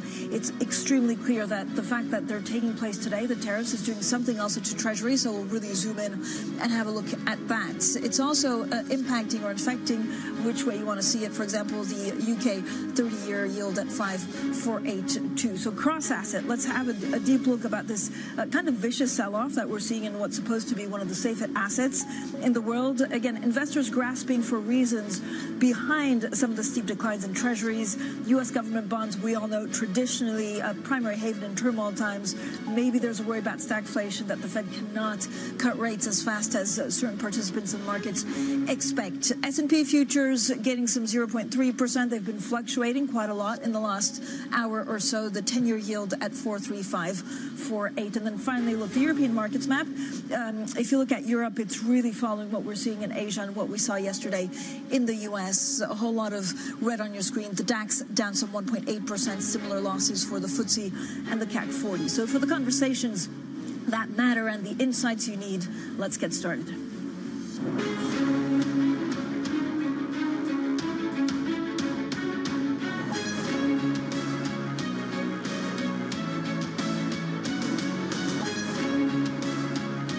Newsmakers and market movers. This is The Pulse with Francine Lacqua. Good morning, everyone, and welcome to The Pulse. I'm Francine Lacqua here in London. Now, President Donald Trump's so-called reciprocal tariffs are now in place, dealing a thunderous blow to the world economy as he pushes forward efforts to drastically reorder global trade. Now, China is yet to retaliate to the latest levies, which Washington's tax on Beijing's imports to 104%. This, as President Trump says, there are more tariffs to come. We're going to tariff our pharmaceuticals, and once we do that, they're going to come rushing back into our country because we're the big market. The advantage we have over everybody is that we're the big market. So we're going to be announcing very shortly a major tariff on pharmaceuticals. Well, let's bring in Brendan Murray, who leads Bloomberg's trade and supply chain coverage, and Grace Peters, Global Head of Investment Strategy at JP Morgan Private Bank. So thank you both, as always, for joining us. Grace, I guess when you look at treasuries, what's happening with treasuries right now? What are the concerns? I think there's a few concerns brewing underneath the surface. I mean, obviously, with all the tariffs kicking in today, fears about growth, downside risks to growth continue to grow, and we know that a recession doesn't shrink the deficit. So I think that's one thing that the market's concerned about. The other thing that I'd say is this risk premium that's increasingly being attached to US assets. And obviously we had a Treasury auction yesterday, there's another one coming up today, signs that perhaps demand is a little bit weaker. And all of that is resulting in the steepening of the curve that we've seen, particularly at the 10 and the 30-year point, whereas the front end is slightly more anchored, I think, around some of the nearer term dynamics, but indicative of growing degrees of stress and concern, you know, on a cross-asset basis, and that is flowing through into some of the equity price action that we saw as well. Yeah, and I guess, Grace, you know, the real worry is that the plumbing doesn't hold up. I think so. You know, at the moment, a lot of the sell-off that we've seen across markets has been reasonably orderly. And we would say if we had to characterize, you know, we're hovering in the S&P around a bear market territory. If we had to characterize, you know, the anatomy of bear markets, we'd put this down initially as a shock. Right. But obviously shocks, and depending on how long they stay around, can manifest into something more systemic. And so when we think, you know, to your question around the plumbing, that does need to hold in order for, you know, markets to remain reasonably orderly, whilst obviously the moves have been significant. Because there just seems to be a lot of volatility and a lot of stress out there, right? So you don't 100% know where it ends up. Like, if you take lessons from the past, what ends the sell-off? Exactly. I mean, the range of outcomes is so broad. And so on one hand, you could quite easily say if we kept this effective tariff rate of around 25%, you could quite easily mathematically see US GDP fall to minus 1%, you know, perhaps even more than that if you take on some of the sentiment channels as well. That could easily wipe $50 off S&P earnings and see the S&P fall below 4,500. On the other hand, you know, I think the market is desperate also for some good news, and we can see how quickly that snaps back. So you can quite easily build a case where the S&P still ends the year at around 6,000. So I think there's an element of using historical data, and that would actually tell us that this is not a bad time to start nibbling at the markets. When you've seen a 20% drawdown on a one-year forward basis, you've got around an 80% chance using historic data that the market's up. On a 3-year forward basis, it's almost 100%, even in some really, you know, sort of deep shocks that the market's seen. So historic data is helpful, but there's no doubt that there is more happening below the surface, particularly around how investors are viewing, you know, US assets, the intentional and unintentional drift that we've seen towards US assets over the last couple of decades, and so that is most definitely at play here. Brendan, as our tariff guy, like there doesn't seem to be any, you know, idea of backing down from the White House, or is there that we're just not hearing about it? Yeah, I think that's the big question: is will the White House listen to this kind of analysis and say, you know, maybe we bit off more than we can chew here? The big question coming up for today is how strongly China will hit back. They have been quiet as of now, but they have a tendency to come with their retaliation right before U.S. financial markets open for maximum impact. The range of things that they could hit extend well beyond American imports. You know, they could go after American companies. They could put export controls on key inputs to U.S. products. So it's yet to be seen whether Liberation Day from last week turns into Retaliation Day today. But I think that will set the tone as to whether we're headed toward talks or we're headed toward an extended trade war. Yeah, and Brendan, this is what Donald Trump had to say yesterday about the tariffs. And I really think we're helped a lot by the tariff situation that's going on, which is a good situation, not a bad. It's great. It's going to be legendary. You watch, legendary in a positive way, I have to say. Again, it's quite difficult to see whether he's willing to take the pain short term, no matter, you know, what cost, because he really thinks that this, at the end of the day, in a couple of years, will benefit the U.S., or whether this is a mistake. Exactly, and let's not forget that the European Union is meeting today. Those trade officials are about to come out with their retaliation for the steel and aluminum tariffs from a couple of weeks ago. So we could have, 10, 20, $30 billion worth of American products that have EU tariffs on them. How would Trump respond to that retaliation? Would he take the European Union tariff from 20% and put it up even higher like he did with China? So I think we're in a situation now where things could spiral out of control relatively quickly unless cooler heads come to the forefront and say, look, the damage is too great already, and we need to rethink how we're executing these tariffs. And Grace, we keep on saying, for the moment, China is speaking strong words, but they're actually trying to use, cool heads. We just have a piece of news out of Reuters, which basically says China PBOC has asked state lenders to cut their dollar purchases. I mean, could it be wider than we're expecting? This is not tariffs, but it's actually going after the dollar. I think there is an element of that which I'd put into the comment earlier about the premium being attached to US risk assets. I think if anything is going to widen, when we think about how that manifests in the client conversations that we're having at the moment, typically that falls into three categories. We've got clients who are looking to defend, we're looking to diversify, and there is some instances where we're looking to dip in because of some of that historic analysis and where markets have got to so quickly.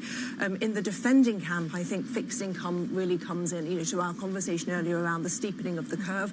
We want to keep it short dated, but you can still get good yields, 6%, if you're thinking about, say 4 years of duration. Structured notes is also really important because in that way you can reduce the directionality of your bet and build in downside protection. Gold we've spoken a lot about in the last year, Francine, but gold and hedge funds also really important. And as I say, there are elements you might want to dip in as well. But I think in the dipping in, back to the question about dollar diversification, I think that's where people are looking to reduce those overweights and diversify currency as well as equity market exposure.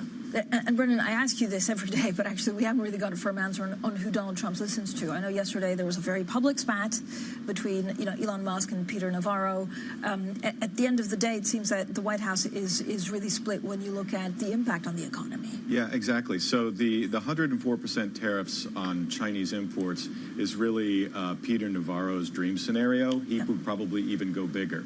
Elon Musk, on the other hand, has a couple $2 billion invested in a gigafactory in China. So he's looking at the impact, the blowback that could come his way by this. So you have this tug of war going on, the ideology of should we really go all out against China in this trade war, or should we be more strategic about it and try to get to a deal rather than try to blow the whole relationship up. Yeah, and again, I mean, we talked, Grace, about the impact of the Fed. I think Larry Fink said, by certain measures, the U.S. economy is already in a recession. Then yesterday, we also spoke to Larry Summers. This is what he had to say. I think it's more likely than not that we're going to have a recession. We're very likely, in the context of a recession, to see markets reach levels significantly below their current levels. So I think we could be looking for fairly serious economic problems. Is the market too optimistic about how many cuts the Fed can do? Yeah, I mean, I would agree with the comments that the market can go lower if we're in a recessionary environment.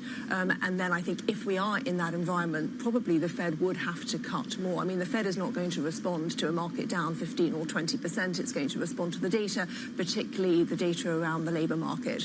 But we're already seeing small signs, that unemployment is increasing. And I think whether it's May or June, that the Fed will absolutely respond to the data. So there's a degree of the Fed put being there, but I think whilst the market is very focused now on downside risks to growth, we shouldn't get complacent still about upside risks to inflation, particularly as we think about, retaliatory action as well.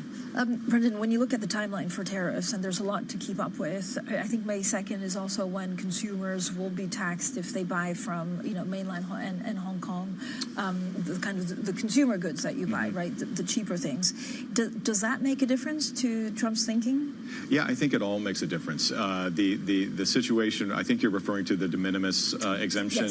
Yes. Yeah, of course, Americans have gotten very used to buying cheap goods from China, and that loophole is closing as well. So those goods are going to have to find a way. They're going to migrate to other markets, but the demand for sure is going to be curtailed to some extent just by the sheer uncertainty that the economy is undergoing. Businesses now have to say, is this a long-term thing or a short-term thing? Should I just stop ordering and see how this plays out? So that cloud weighs over both consumers and businesses. Yeah, and basically de minimis, we love a Latin word, especially on a Wednesday morning, is the fact that if you basically buy a good that's less than $800 for the moment, you're not taxed. We have a great viewer question.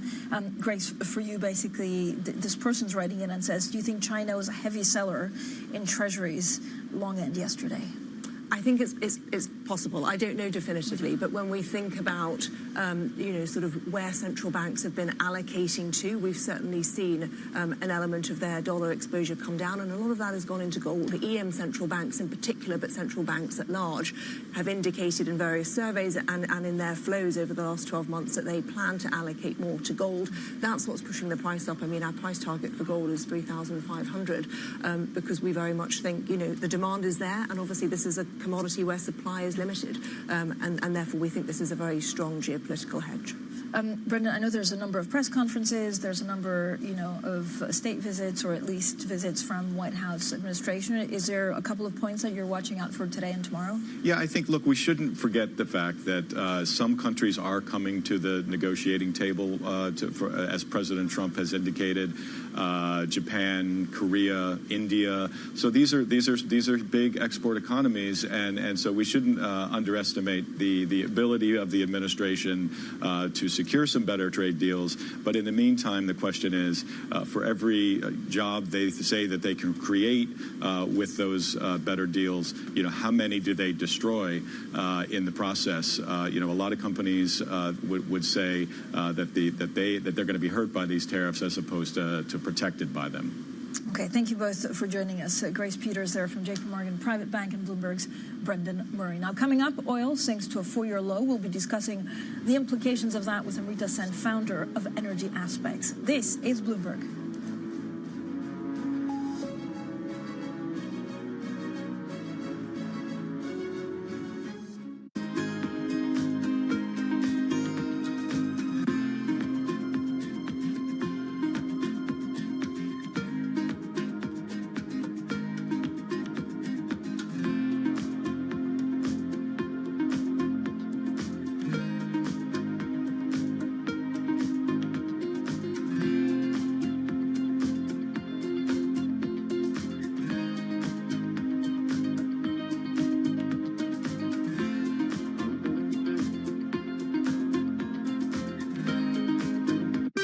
Bringing you up-to-the-minute financial news whenever and wherever it happens. I'm Michael McKee at the Federal Reserve, and this is Bloomberg.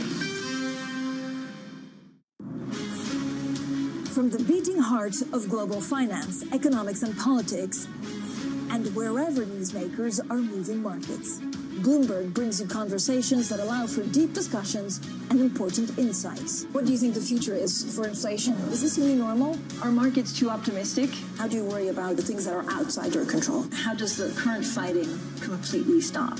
I'm Francine Lacqua, and this is The Pulse, every weekday only on Bloomberg.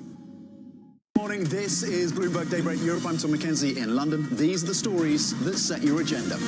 Taking you from the U.S. market's close to the overnight session in Asia, we'll walk you through what you need to know to kickstart Europe's trading day. Live from our European headquarters, we bring you the day's top market-moving stories, unmatched expert analysis, and on-the-ground reporting from across the continent. Tune in to Daybreak Europe, only on Bloomberg Television. Context changes everything. Middle East and Africa, vibrant resources and high-yield investment opportunities abound. Join me on Horizons Middle East and Africa for the stories, newsmakers, and insight from this exciting region. Now weekdays, only on Bloomberg.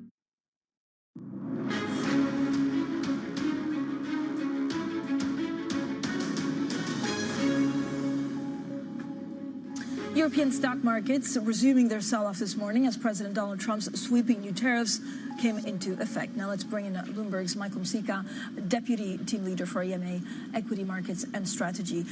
Michael, I mean, I can ask you a million questions because the market is just volatile and very stressed, and so that sometimes does these odd moves where they're up a second but down. What are the industry groups that are reeling the most? The markets is very volatile. The reason is the liquidity is really poor at the minute. So you will have a lot of those moves, rip higher, some dip lower. It's a very complicated market to trade. In terms of groups, industry groups, because that's what we wanted to mention. It's funny, those sectors that were defensive in the past are not really defensive anymore. We talked about pharma this morning in taking stock. This is the reality we live in. Every single group that is targeted by the Trump administration will suffer, whether they are a defensive sector or not. And that's what we are witnessing right now. What about consumers? So that's down the line. The problem with consumer is how much the consumer is going to be hit by the tariff, how much the inflation is going to shoot up, how much the job market is going to be affected by those tariffs. And when those consequences really hit the market, then we will see a drop in consumer, a drop in consumption generally in the US and in the rest of the world. But that's down the line. We'll also be speaking to Amrita Sen in a second on energy, on oil, but we also look at miners. I guess how much damage will the tariffs do to global demand and therefore some of these companies? So that's the main problem for those groups. So you see already today a big drop in oil prices. This is a repricing of global growth, generally speaking. So demand for oil, for commodities generally, is expected to drop if those tariffs stay in effect. So again, it's sort of a bit of a if, because at the moment, it's like we are pricing the worst case scenario. Tariffs are in, it's 100% on Chinese goods, the growth is going to drop. But of course, if we get negotiations in the next few months, if we get trade deals, that will change. What is the one thing that you're looking out for? I mean, again, we look at this, stress a little bit everywhere, and there's genuine questions about whether the plumbing breaks because you don't really know where stress or risk goes to. I know Bloomberg is like on high alert with all of our reporting team, but is there anything in Europe that we should be watching out for? So really, what we see in the market is how much asset managers are willing to de-risk at the moment. Yeah. This is the key. I was reading some notes from Goldman Sachs partner earlier about the S&P 500 especially. We are now at a level where long-term investors are willing to step in. They're not going to step in straight away at that level. They will scale it down and slowly getting in. But we are at that level where the drawdown that we had in equity markets is getting attention from long-only investors, for sure. That's very diplomatically put, getting attention. Everything is getting attention today. Michael Msika, thank you so much for joining us. Bloomberg's EMEA Equity Markets and Strategy Deputy Team Leader. Now, oil sinking to a 4-year low as intensifying global trade wars threaten to batter energy demand. Brent tumbling towards $60 a barrel. WTI falling for a 5th straight day as a fresh wave of U.S. levies went into effect. Now, for more on the energy space, let's bring in Amrita Sen, Founder and Director of Research of Energy Aspects. Amrita, thank you so much for joining us. How much damage do you think these tariffs will do to oil demand? Well, I think, look, we believe if the tariffs stay as they are, without any negotiations and without accounting for either the currency moves or even domestic stimulus, because I'm sure a lot of countries will go ahead and stimulate, then the demand loss in oil could be over 1 million barrels per day. In some cases, like you could argue that's almost the worst case scenario, but that's obviously not going to pan out in reality. It will be less than that, given, again, China will stimulate, for instance, but it is still going to be significant. We are putting through about 500,000 barrels per day of cuts for our second half of the year, demand numbers already, particularly focused on the petrochemical side, LPG, ethane, because that's where the tariff war is going to be at its worst between China and the US when it comes to energy. And then fuel oil and diesel takes a bit of a hit. Gasoline less so, because again, it will take time to see how the consumer reacts and how deeply it actually affects them. It's much more an industrial recession first. Yeah. So, Amrita, what do you think is the real reason behind the Saudis actually pushing OPEC Plus to raise supplies? It's been about undercompliance by some of the laggards, and they have been, His Royal Highness Prince Abdulaziz has been kind of highlighting this for a while, right? He's been very patient over the last, I'd say a year. And he has multiple times stated that the cuts need to be equitable. They haven't been, and I think in the last couple of months, particularly with Kazakhstan's production, not just 150,000 barrels per day higher, they're like 400, 500,000 barrels per day more than what they need to be, forget the compensation cuts. I think that's where the change really came about. The first warning was when they started to unwind for April. And again, this is a warning shot. This is not a price war. A price war would entail millions of barrels per day coming back from spare capacity. This is a warning shot to say, get in line. If not, I do think you could continue to see another round of faster than expected increases, especially because when we spoke to the Kazakhs yesterday, they're saying they haven't even reached an agreement with their energy companies to figure out a way to cut production. So I think even in May, you could get a decision by OPEC that accelerates cuts further.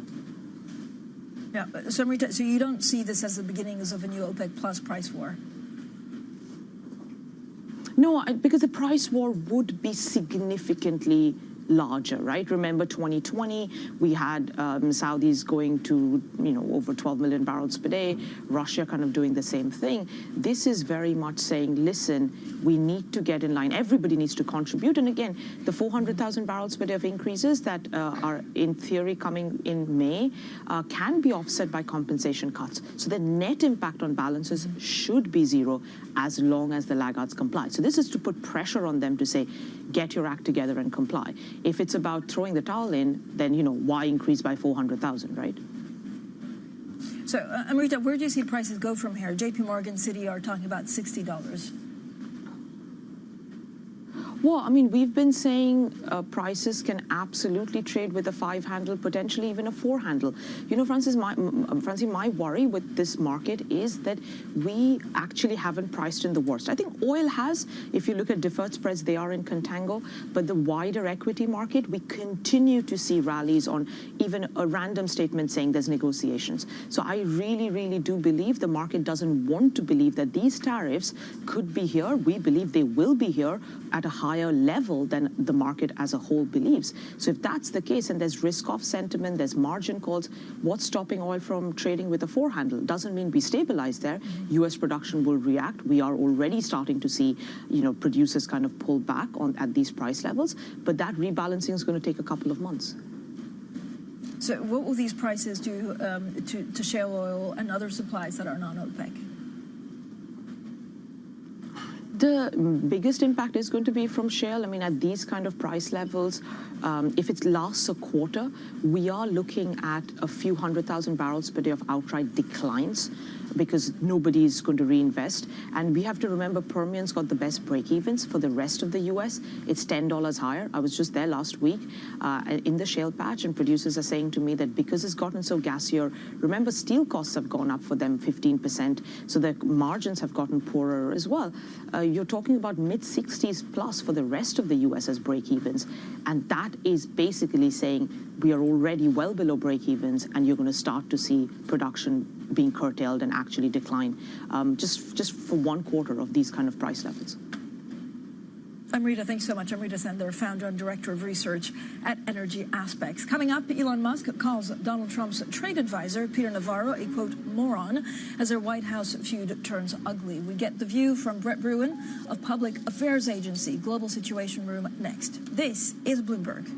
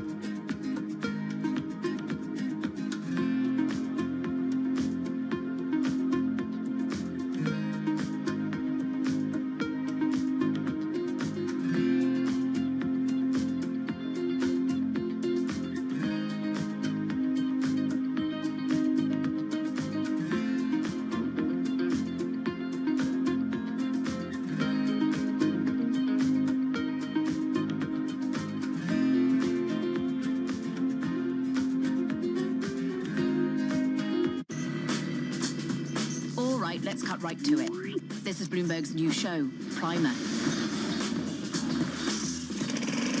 Technology is $1 trillion game. Won, lost, won again, just by backing the right science at precisely the right moment. My life has been focused on how can you elicit intelligence from brain cells in a dish. This is the fundamental building block of our fusion technology. We're doing things that have never been done by anybody, ever. Everyone is selling the future. If you want to understand what's coming, you'll want to watch Primer, because details matter. Lasers on? So do lasers. There we go.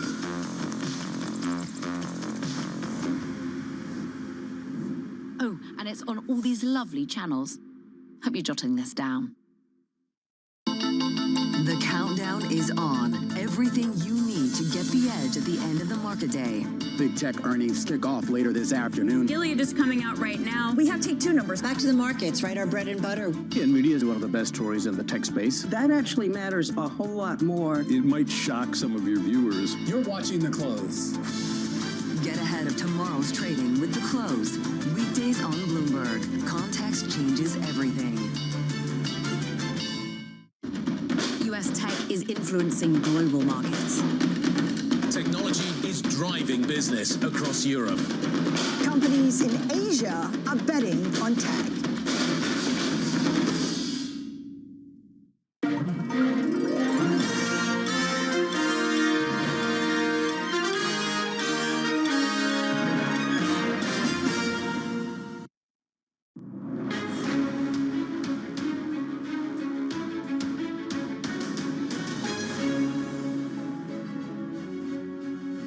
Good morning, everyone, and welcome to The Pulse. I'm Francine Lacqua here in London, and these are your top stories. Now, the market sell-off resumes in Europe as higher U.S. tariffs kick in, including 104% on China, but there's no immediate retaliation from Beijing. The Spanish Prime Minister calls for the EU to review its relationship with China in light of the trade war. He's set to meet the Chinese president on Friday. Plus, yields on 30 and 10-year treasuries soar, threatening the asset status as a haven. Now, former Treasury Secretary Lawrence Summers has warned that the U.S. is now likely heading towards a recession, potentially putting 2 million Americans out of work thanks to Donald Trump's tariffs. Now, in an interview with David Weston, Summers also spoke about his outlook for the markets. I think this is fundamentally a improvisational effort. You could tell that when you knew that there was a policy based on tariff reciprocity that didn't use any data on the tariffs of other countries in figuring out how to reciprocate. You could tell that from the blatant contradictions between what Presidential Advisor Navarro was saying and Presidential Advisor Treasury Secretary Scott Bessent was saying. You could tell that from the degree of division between close outside advisor Elon Musk and many members of the president's economic team. This is a policy, it's a hugely consequential policy, but by all appearances, it's being improvised on a daily basis, and that's creating huge uncertainty. But it's only uncertain, there's only uncertainty if things go in both directions. And today happened to be a day when things moved in a positive direction. I hope that the moves to back off these policies can continue, but we'll have to see. I suspect we're going to have volatile markets for some time to come, and no one can know, but my judgment is that I'd be surprised if the bottom is yet in with respect to this phase and markets. How bad could it get? Oh, I think the likelihood, I think it's more likely than not that we're going to have a recession, and in the context of a recession, we'll see an extra 2 million people be unemployed. We'll see losses in household income that are $5,000 a family or more. We're very likely, in the context of a recession, to see markets reach levels significantly below their current levels. So I think we could be looking for fairly serious economic problems. Former Treasury Secretary Larry Summers there speaking to David Weston. Now, tensions over President Trump's tariff policy have definitely spilled into the open hours before the levies went into effect today, with Elon Musk hurling insults at White House trade counselor Peter Navarro. Now, Bloomberg's Charlie Wells is here with the latest. Charlie, I mean, this feels like a pretty big spat. I mean, does it reveal a clash of personalities, or is it deeper, just like a complete clash of visions? Francine, I mean, on the face of it, these insults are certainly ad hominem, and they're relatively childish, speaking very broadly. But what they really do indicate is that the transformation of the Republican Party from one of free trade to one of protectionism is not necessarily done, and that transformation is not necessarily going to be easy. So you just saw these visceral comments coming from Elon Musk. You saw Peter Navarro lobbing them back. And you also saw the White House, though, try to downplay some of these divisions between counselors and advisors to President Donald Trump. But yesterday, you also saw tensions within the Republican Party in the Senate. So Jamieson Greer, the U.S. trade representative, was testifying before the Senate Finance Committee, and he got some very, again, visceral questions coming from Republicans, most notably Senator Tom Tillis of North Carolina, who asked, quote, "Whose throat do I get to choke," end quote, if this goes wrong? That was really kind of amplifying and indicating concerns even within Republican ranks about what tariffs could do to prices for consumers and what could happen in the midterms, which again are only 18 months away and seeming to cause some consternation even among members of the Republican Party. Charlie, thank you so much. Of course, a terrific update from our Charlie Wells. Now let's continue the conversation on the divisions emerging within the Trump administration. We're joined by Brett Bruen, President and Chief Executive of Public Affairs Agency Global Situation Room, former Director of Global Engagement in the Obama administration, and an ex-U.S. diplomat, and our very own Stephanie Baker, Bloomberg senior writer and author of Punishing Putin. So thank you both for joining us. First of all, Stephanie, we were all, frankly, led to believe that Donald Trump was a businessman, that he wanted a deal, that he would put America business first, and that also he cared about the stock market. I mean, is this a timeline problem, that he cares about America, but in 4 or 5 years, or is it that his North Star is something else? Well, you see him governing on a far more radical agenda than he campaigned on, and I think that has shocked many of his supporters. You've seen, some of his, donors like Ken Griffin, Bill Ackman, come out and criticize the tariff policies, which have gone much further than what he said he was going to do. I view the Musk attack on Peter Navarro as an attempt to get him fired. And I would say, actually, if I was to put my money on it, I'd back Musk, because Musk is far more important to Trump than Navarro is. All these his money, Musk's money, is the thing that Trump needs to control the Republican Party. A lot of Republicans are up for re-election next year, and the threat of being primaried with a Musk-backed candidate, if they don't fall in line, is the thing keeping them supporting Trump. And that if that's not there, there's a possibility that Republicans will look at the situation, will look at the economic fallout, the loss of jobs, companies going bankrupt if this continues, and decide to band together and form a veto-proof majority in Congress to block the tariffs from going ahead. When that will happen is unclear, but Trump has been talking about tariffs for decades, but no one, even his supporters, thought he would go this far, this fast, and that, no one denies that there's a trade imbalance with China, but even his supporters say that this shock and awe approach is not the way to do it. Yeah, and Brett, I guess the question is, I've read so much on different theories about, Donald Trump wants all the countries to come and kiss the ring to try and get forgiveness or renegotiate. I've heard actually he really believes that this will be better off for U.S. companies longer term. Do we still need to think about why he's doing this to find a way forward? I think the question of what is the end game looms large over Washington right now because we don't have a timeline. Quite frankly, we don't even have a real strategy. We don't know.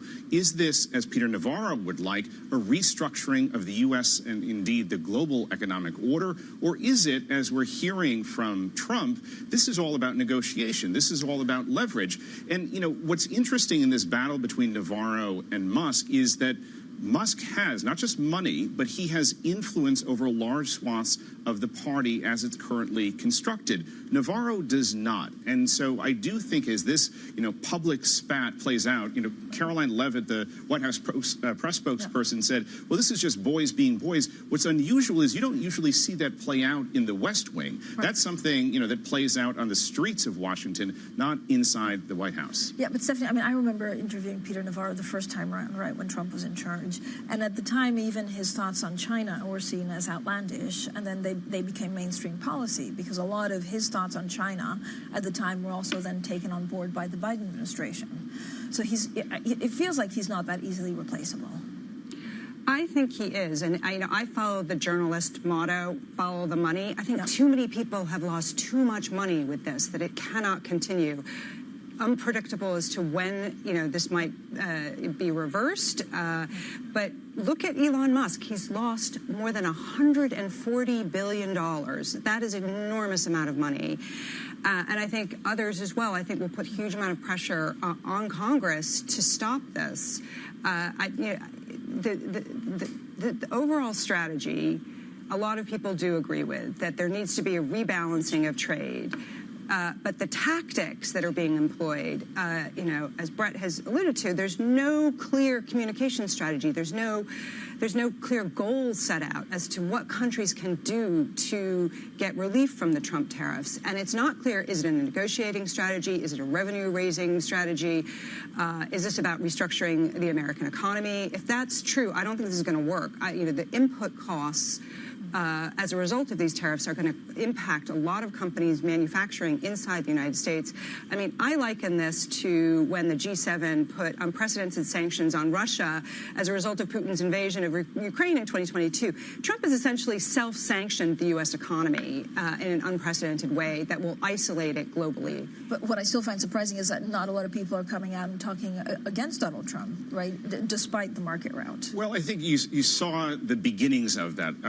Earlier this week, it was Senator Ted Cruz suggesting that Congress needs to take back some of the power of the tariff. Now you've got Tom Tillis, the Republican senator from North Carolina, as well as a whole host of Trump supporters, the billionaires who backed him in his campaign. And I think that will continue to increase in calling on Trump to rethink this, to take a deal, any deal. And what's interesting here is what we're seeing play out on the crisis front with Ukraine, Gaza, and now Iran is similar in some ways to what Trump's strategy is on these tariffs, which is, come to me with a deal, let me get a deal, any deal.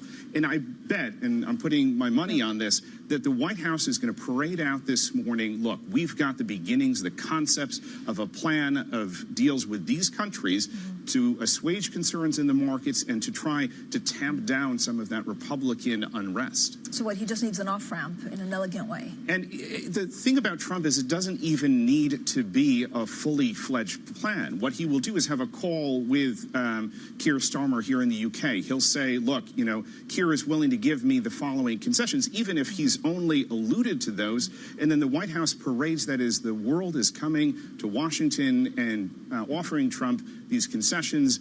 That, I think, will be the turning point. We'll wait and see what we get from the White House this morning, but my bet is that they're going to try to push out some positive news to indicate the world is willing to concede.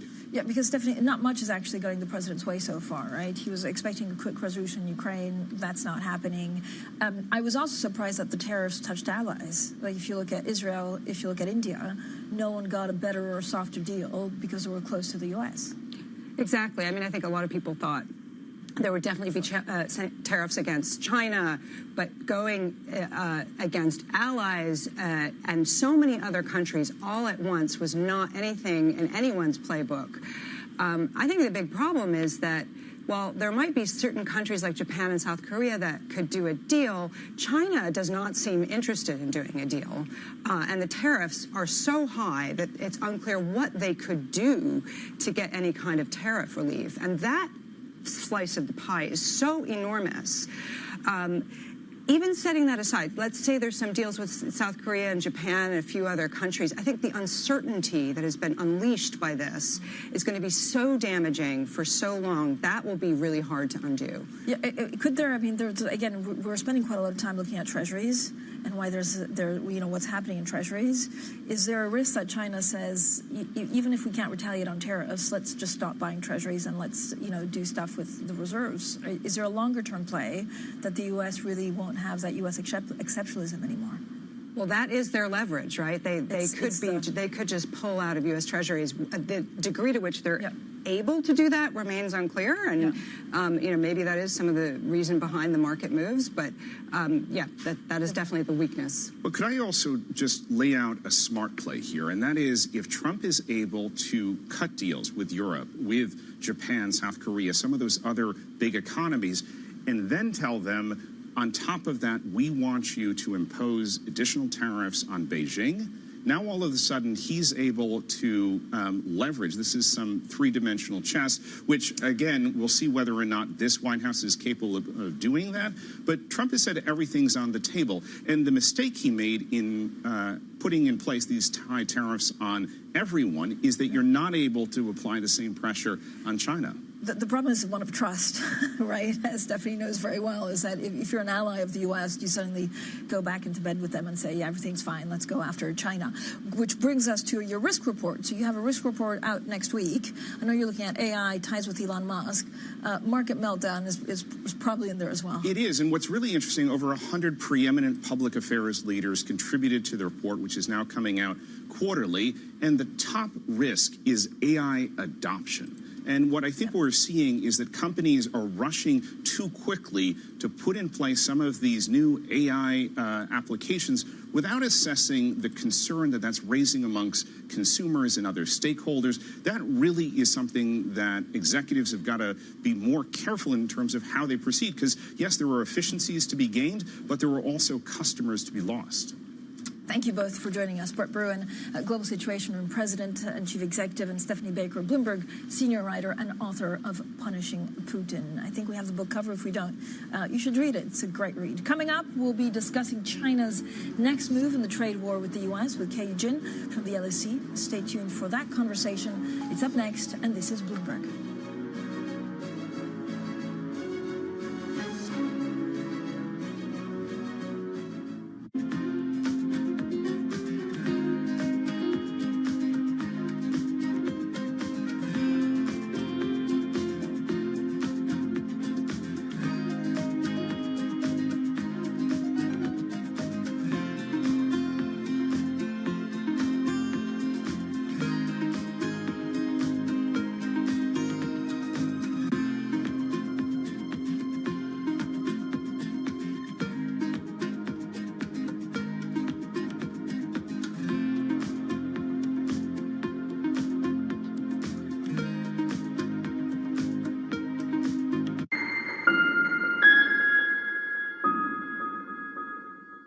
Welcome to the world of decentralized finance. Massive outperformance from Bitcoin. Bloomberg is covering all things crypto, the people. The tectonic shift emanating from Washington. All we're looking for is clear rules and the ability to build in the United States. Crypto shouldn't be partisan. The transactions. Really a record-breaking moment. Crypto VC is back. And the technology. It's really the beginning of a global on-chain economy. And if America doesn't embrace it, we're going to be left behind. Bloomberg Crypto, only on Bloomberg. From the world of politics to the world of business, Joe Matthew and Kaylee Lines deliver news, insight, and analysis live 2 times a day, every trading day. Balance of Power at 1 and 5 Eastern, only on Bloomberg. Asia is at the forefront of some of the world's biggest stories. I'm Sherrian in Tokyo. And I'm Heidi Stroud-Watts here in Sydney, where the trading day begins. We're here in the center of all the action to get you set up with the numbers, news, and knowledge you need for the day ahead. The demand is indeed recovering. We've been waiting for this moment. The opportunity of a century. Join us on Bloomberg The Asia Trade. Weekdays only on Bloomberg TV. Context changes everything.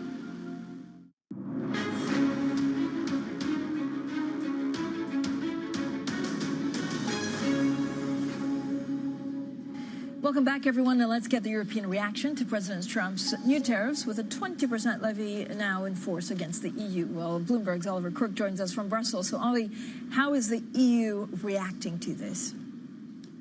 Yeah, Francine, we should probably take a second to mark the moment here because we're talking about more than 500 billion euros worth of exports from the EU that go into the United States, the biggest exporter to the United States, now having a 20% tariff on all of those goods. That comes out to about 100 billion euros worth of different costs. And who is going to bear those costs? That is what we're going to begin to find out over the next few hours. Is it going to be the producers here in Europe? Is it going to be the consumers there over on the United States? It will probably be a bit of both. The next step for the Europeans here, the policymakers here, is they're going to vote a little bit later this afternoon on retaliatory tariffs to be imposed on the United States on certain goods. This, Francine, is in retaliation not to the 20% we got today, but the steel and aluminum tariffs that we got a couple of weeks ago. This is going to be a pretty muted response. It's only going to be about $20 billion worth of $20 billion worth of goods that will come into effect next week. And they may not even begin collecting those tariffs until May because what they want to do is to create as much roadway to have negotiations with the Trump administration, an administration that so far has had no interest in speaking to the Europeans. Could that change next week when Giorgia Meloni heads over to the White House? She'll be there and talking to Donald Trump to try to get some concessions, try to advance talks on negotiations with tariffs. But we should also say, Francine, there's another geopolitical development we should be paying attention to, and that is that the Spanish Prime Minister, Pedro Sanchez, is heading to Beijing on Friday. He has for a very long time advocating a closer relationship with China. Could this shift in geopolitics, diplomacy, and trade put the Europeans going a little bit closer to China? We should say that all the trade ministers that I spoke to earlier this week are not yet ready to talk about a wholesale sort of rethink of the Chinese relationship. But in a world when the unthinkable seems to be happening every other week, it's a conversation we need to be paying attention to. We certainly do. Ollie, thanks so much. Oliver Crook there in Brussels. Now, China has held off from an immediate reaction to higher import duties imposed by the U.S. Chinese goods heading to the U.S. now face tariffs of 104%. Now, instead, Chinese state media have reported on the importance of building relationships with neighboring countries. Well, joining us now is Keiyu Jin, an associate professor of economics at the London School of Economics. Keiyu, as always, thank you so much for joining us. Is China holding back? Are they looking at options, or do they want to try and find a solution? Of course, China would like to find a solution, but there needs to be an appropriate off-ramp. I think China's waiting and seeing, but it really needs to be in a position of strength when they talk to President Trump. They are coming out with equivalent pressures, countermeasures, and really shifting from passive defense strategy to targeted retaliation. Just from the phase one experience, by pressuring U.S. soybean farmers, they have eventually come to an agreement. I mean, is there anything that, for example, PBOC can do to actually try and shield from tariffs, or at least have some sort of tariff defense without aggravating the Trump administration too much? Well, of course, the obvious thing to do is just massive amount of domestic stimulus. They've talked about targeting the specific industries that will be hurt most from the exports, and there'll be a lot more pivoting to new markets. Of course, that's more in the longer term, but in the short term, they are really eager to have a renegotiation with Trump. But again, China's really not the other small economies and be able to concede because they believe that one concession leads to other more demands. How are Chinese companies actually reacting to this, Keiyu? Well, first of all, it's been a long march since Trump 1.0. It has really set off a globalization frenzy of diversification of suppliers, factories, investors, new markets. It's been an ongoing process. If you look at the surveys now, 70 to 80% of Chinese companies have an ongoing overseas plan. So they are better protected than the first time around. Of course, in the short term, this is a massive profit squeeze for Chinese companies, but for U.S. companies as well. And part of the plan to raise tariffs on the U.S. goods is to actually shift some of the cost from the importers in China to the U.S. importers as well to share the burden. I mean, how much, given all of the changes in supply chains the first time around President Trump was in charge, how much more can China actually build some supply chains that are de-Americanized or even, get away from dollar as a reserve currency and treasuries? That's, again, an ongoing process. It's, this time around, it's just simply accelerating that, and you feel that undercurrent in play everywhere around the world, where you see everyone is trying to sign up new trade partners, including RCEP, closer with the partners, even talking about zero tariffs in 54 different sectors. We heard also from the previous panel, but I totally agree, feels a little bit warmer towards China, where we stand in Europe. And of course, there will be much more regionalization. China's talking to Japan, to South Korea. Again, U.S. is forcing these countries together. And these fixed alliances based on geopolitical and ideological interests, that is out, right? It's now a very fluid, realistic, circumstantial situation. We know the Spanish Prime Minister, KU, is of course visiting China, and he wants the EU to pivot more towards China to counter some of these tariffs from the Trump administration. Could China actually longer term be a beacon of stability, and could China be the real winner in all of this? Where Washington, D.C. is erecting greater walls, China is actually voluntarily lowering tariffs, even speaking about zero tariffs to the least developing countries. And it aims to build stronger alliances with Europe, Africa, Latin America, and ASEAN, and everywhere around the world. You see a lot more interest, even in Latin America, towards China. Of course, Europe and China have a lot to cooperate on, especially the EV and battery supply chain. And here, I really think that China is going to reevaluate its position in the globalization. In fact, taking measures to invest more in Europe, build joint ventures with European countries. As long as it's an open possibility, China will embrace this opportunity, including in finance, global finance. In the shorter term, what's the biggest risk for China? I guess that if you look at the yuan, that it could crash, or there's some very big shock of financial instability. Certainly, if the U.S. stock market experiences greater volatility, it will transmit to domestic stock markets and pull down confidence even more. China has already been very, very fragile, very vulnerable to confidence shocks, and this is certainly very bad news in the short term.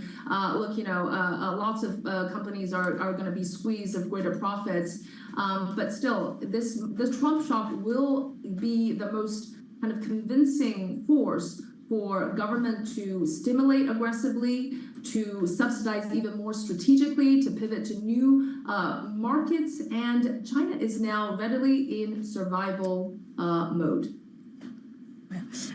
May 2nd is also a big day because for now, a package that's shipped directly to the U.S. consumer that has a retail value of no higher than $800 basically doesn't get tariffs because it's too small to matter. But that changes for packages coming in from mainland China and Hong Kong. Will that be a big hit to the Chinese economy, KU? Well, actually, right now, China is really trying to accelerate some of the service trade, the digital e-commerce, to offset some of this of tariffs. So we're going to see more of that. In fact, we have to be reminded that the U.S. has a trade surplus in services with China in finance and all these things. And this could be another target for China in terms of countervailing measures. The negotiation could look like opening the financial services more to American companies, which I think is a great thing. But what this is all doing is to shift, to really restructure a global supply chain. I mean, costs are going from 15% to 45%. And so we're embracing new technologies. Yeah, KU, as always, thank you so much for joining us. KU Jin, they're Associate Professor of Economics at the London School of Economics. Don't miss our Markets Daily newsletter for what's happening in stocks, bonds, and currencies. This is Bloomberg. Key investors, top executives, global innovators. Join me for in-depth conversations with the biggest newsmakers on the day's top stories. Insight with Haslinda Anand, only on Bloomberg. You have had a number of games overseas in recent years, and in fact, you opened the season going to the opening game in Brazil. So do you expect to do more overseas games, and is that a part of your strategy? It is. We had 5 last year. We expect to have 8 this year. which will be the highest we've ever had. Our hope would be at some stage to get to 16 games in the next few years. We think we can do that. I think it's an indication of the popularity of our game. Every time we take our game to a new market, Brazil's a great example of it, the fans go crazy for it. They sold out the tickets in less than 90 minutes.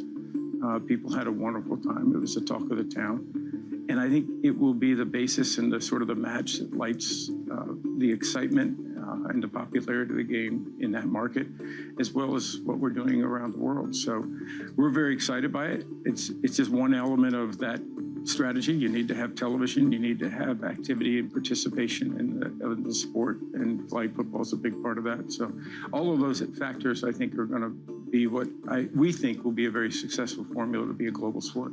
Do you ever envision having a team that's based overseas in Mexico City or in London? Listen, we've talked an awful lot about it, and I think there are markets that could, without question, support an NFL franchise.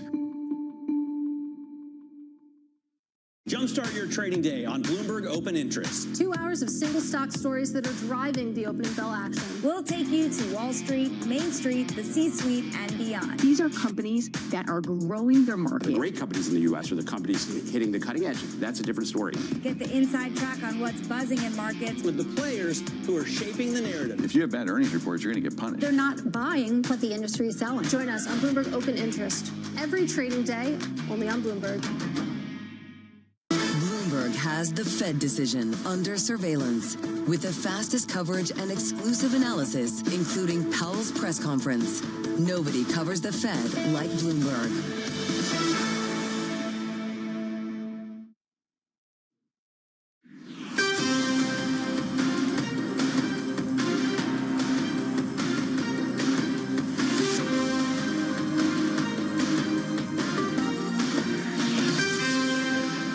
Good morning from our global headquarters in New York City. I'm Danny Berger. Welcome to Bloomberg Brief.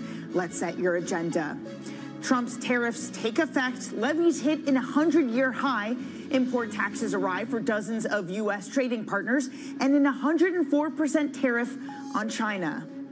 Market dysfunction. Global bond markets convulse, sending U.S. 30-year yields soaring to touch as high as 5%.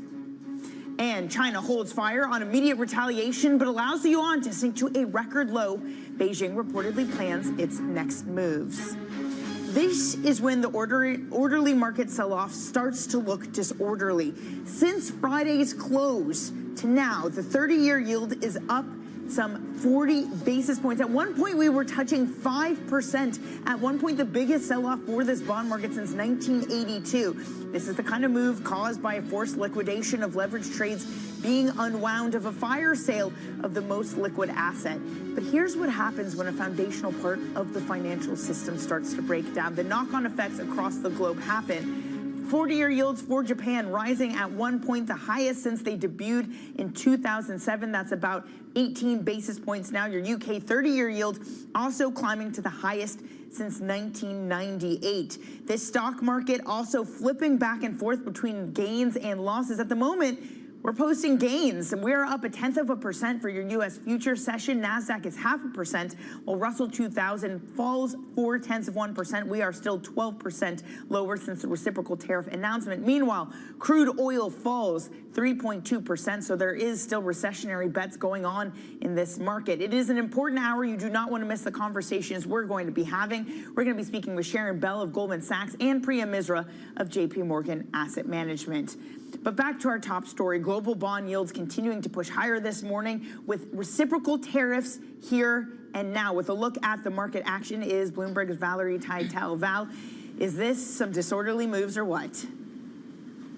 Look, this is really starting to beg the question, are we about to see some major market dysfunction when it comes to the Treasury market? The three-day move in the long end, Danny, is something we've not seen since March 2020 when there was a failed 30-year auction and the Fed had to ride to safety. That is a very concerning move, a lot of concerning price action in the Asia session overnight. I want to flip on and just talk about one thing that could possibly be to blame, which is this narrowing of swap spreads, Danny. That is basically telling us that there is not enough deal dealer capacity. There's not enough balance sheet capacity to absorb this forced liquidation of the Treasury market. And also to that, guys, Danny, we do have some further auction events, let's call it that, like major market catalysts for the Treasury market. We have a 10-year auction today and a 30-year auction tomorrow. Remember, it was an auction that really spurred the major market dysfunction back in March 2020. Yeah, and we already saw a not very good 3-year auction yesterday. Valerie, thanks so much for breaking it down for us. Bloomberg's Valerie Teitel.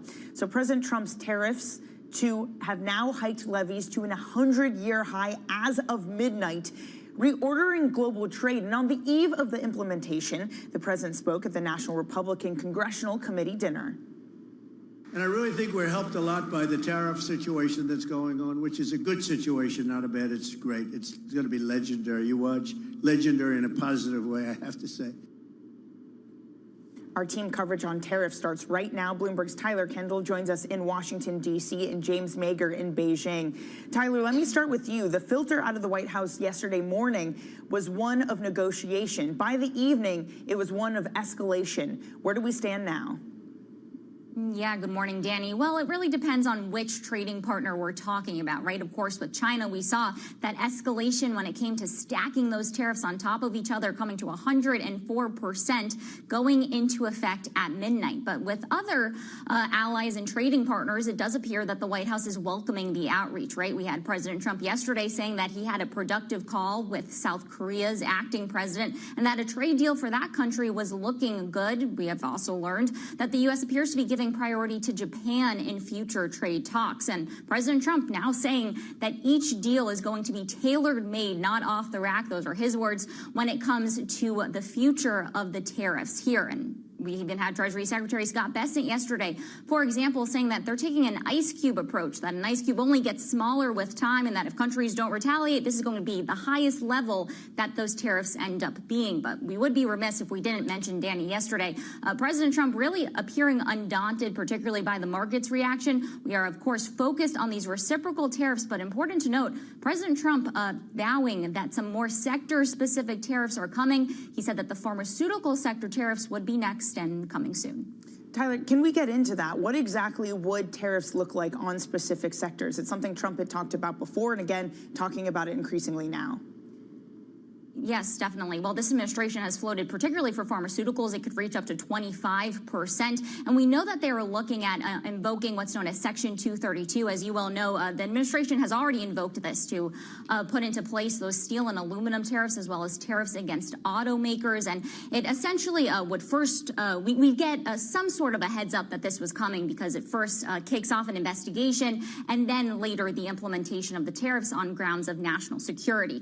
Now, President Trump has also floated some other sector-specific tariffs that could be coming down the pipeline, including on lumber and also copper imports, all saying that this is necessary, not just for economic reasons, but for those national security concerns so that the U.S. can bulk up its own supply. Of course, as you well know, this would have wide-reaching impacts because these tariffs would likely be stacked on top of the existing tariffs that we're already seeing. And speaking of stacking tariffs on top of tariffs, James, that brings us to China. 104% tariff on China now coming into play. The immediate reaction from the Chinese, we haven't seen it, but reportedly a meeting is planned. What might we get out of that, James? I mean, I think one thing before we get to that is important to remember is there's actually not 104% tariffs, because Donald Trump put tariffs on many Chinese goods in the first administration. Joe Biden added to those during his administration. And so compared to where we were in, say, 2017, are you looking at, some goods from China have, multiples of 100% tariffs on them now. But, the reaction, as you said, we haven't seen retaliation being announced by the Chinese government yet. Based on past, how they've acted in February and March, we were expecting something to happen at midday, Beijing time, as soon as the U.S. tariffs went into place. That didn't happen. But we may see something later today. There was reportedly a meeting today, of the senior leadership, Xi Jinping and the rest of the Politburo, to discuss what to do about the Chinese tariffs. To discuss what to do about the U.S. tariffs. I think, and if we do see something, it will be similar to what we saw last week, which was higher tariffs on U.S. goods. It was investigations into American companies in China. It was restrictions on exports of critical minerals and rare earths. It was also, they added a bunch of U.S. defense contractors, drone makers, and other companies to the Chinese equivalent of the entity list. And so we're likely to see more of those things today. And you're also seeing in the FX market, the Chinese central bank is clearly allowing the yuan to weaken, which will make Chinese exports more competitive and will blunt some of the effect of those tariffs. Whether they can weaken the yuan enough to allow, to blunt a large portion of the effect of those tariffs without causing Chinese investors and savers to try and get their money out of the yuan and sparking capital flight or not is still to be seen. But you see the central bank in the market today telling state banks how to sell and how to buy dollars to sort of control the speed at which the currency is depreciating. James, to that point, do we risk a trade war turning into a financial war right now, given what the Chinese are saying, with the PBOC is reportedly asking banks to hold back on those U.S. dollar purchases and the allowed devaluation of the currency? It's very possible that these moves could lead to unexpected consequences in the financial market. In 2016, when the PBOC tried to devalue the currency, they sparked a massive capital outflow from China because people suddenly wanted to get their money out, and so these kind of actions, even though people think they're in control, can have these unintended consequences. You're seeing in the treasury market today that the yields are spiking as well. So it's quite possible that an action on the trade front, whether it's higher tariffs, whether it's export controls, can lead to unexpected consequences in other markets, in financial markets, in the stock market, wherever. It's impossible to say that it's definitely going to happen or it's not going to happen. But the risks of those kinds of things is definitely rising. James, Tyler, thank you both so much for your time this morning. So much to go over. By the way, George Seravalis of Deutsche Bank warning that we are headed for a financial war. It might shift from a trade war to a financial war. Also writing that they're warned about confidence crisis in the dollar. Events over the past few days are, in our view, validating those fears, because we are witnessing a collapse across U.S. assets. Okay, let's get to some other top stories that are trending on your Bloomberg terminal this morning. Ray Dalio is warning that investors aren't paying enough attention to a once-in-a-lifetime breakdown in the geopolitical and monetary order. The billionaire Bridgewater founder blames these underlying conditions for leading to the tariff disruption that has been dominating market action. He says bigger disruptions are still likely to come. The largest seller of eggs in the U.S. reported a 247% surge in profits last quarter after prices rose to a record high. Mississippi-based Calmaine Foods also acknowledged it had been contacted by U.S. authorities investigating price fixing. The ongoing avian flu outbreak forced farmers to cull some 30 million birds so far this year. And demand for used gold Rolex watches is on the rise. The price of the precious metal has risen more than 10% this year. The Bloomberg Subdial Watch Index, which tracks prices for the 50 most traded models, has 3 gold Rolex timepieces, climbing the most places up in the index since it was launched in 2022. Coming up, stocks teeter on the edge of a bear market. We're going to discuss with Sharon Bell of Goldman Sachs next. You are watching Bloomberg Brief.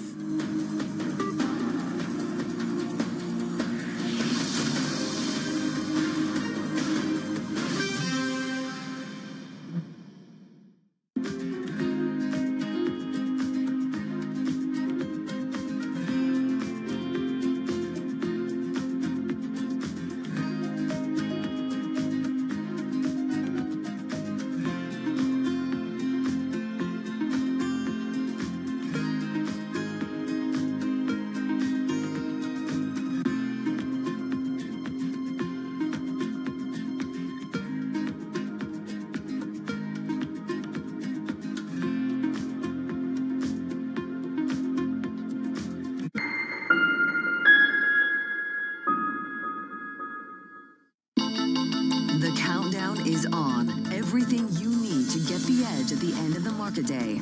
Big tech earnings kick off later this afternoon. Gilead is coming out right now. We have take 2 numbers. Back to the markets, right? Our bread and butter. NVIDIA is one of the best stories in the tech space. That actually matters a whole lot more. It might shock some of your viewers. You're watching The Close. Get ahead of tomorrow's trading with The Close. Weekdays on Bloomberg. Context changes everything. brings you breaking news 24 hours a day. Powered by more than 3,000 journalists and analysts in more than 100 bureaus across the globe.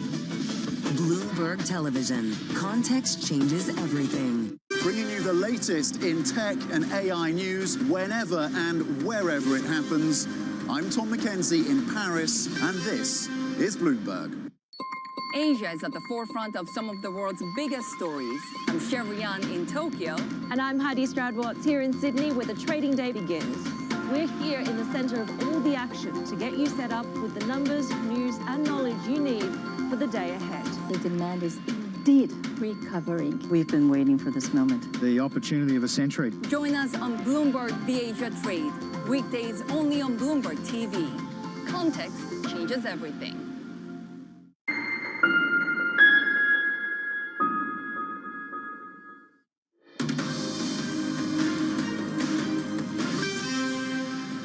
This is a bit of a panic moment for the market. It is reminiscent of March of 2020. And in that type of environment, no asset class is immune from these potential dislocations. So I think technicals is certainly at play. Fundamentally, I think investors might be questioning the long-term investment case for the United States. And I don't want to go too far with this idea, but a lot of countries around the world own U.S. treasuries. And could they use that as a retaliation tool? I hope not. Yes.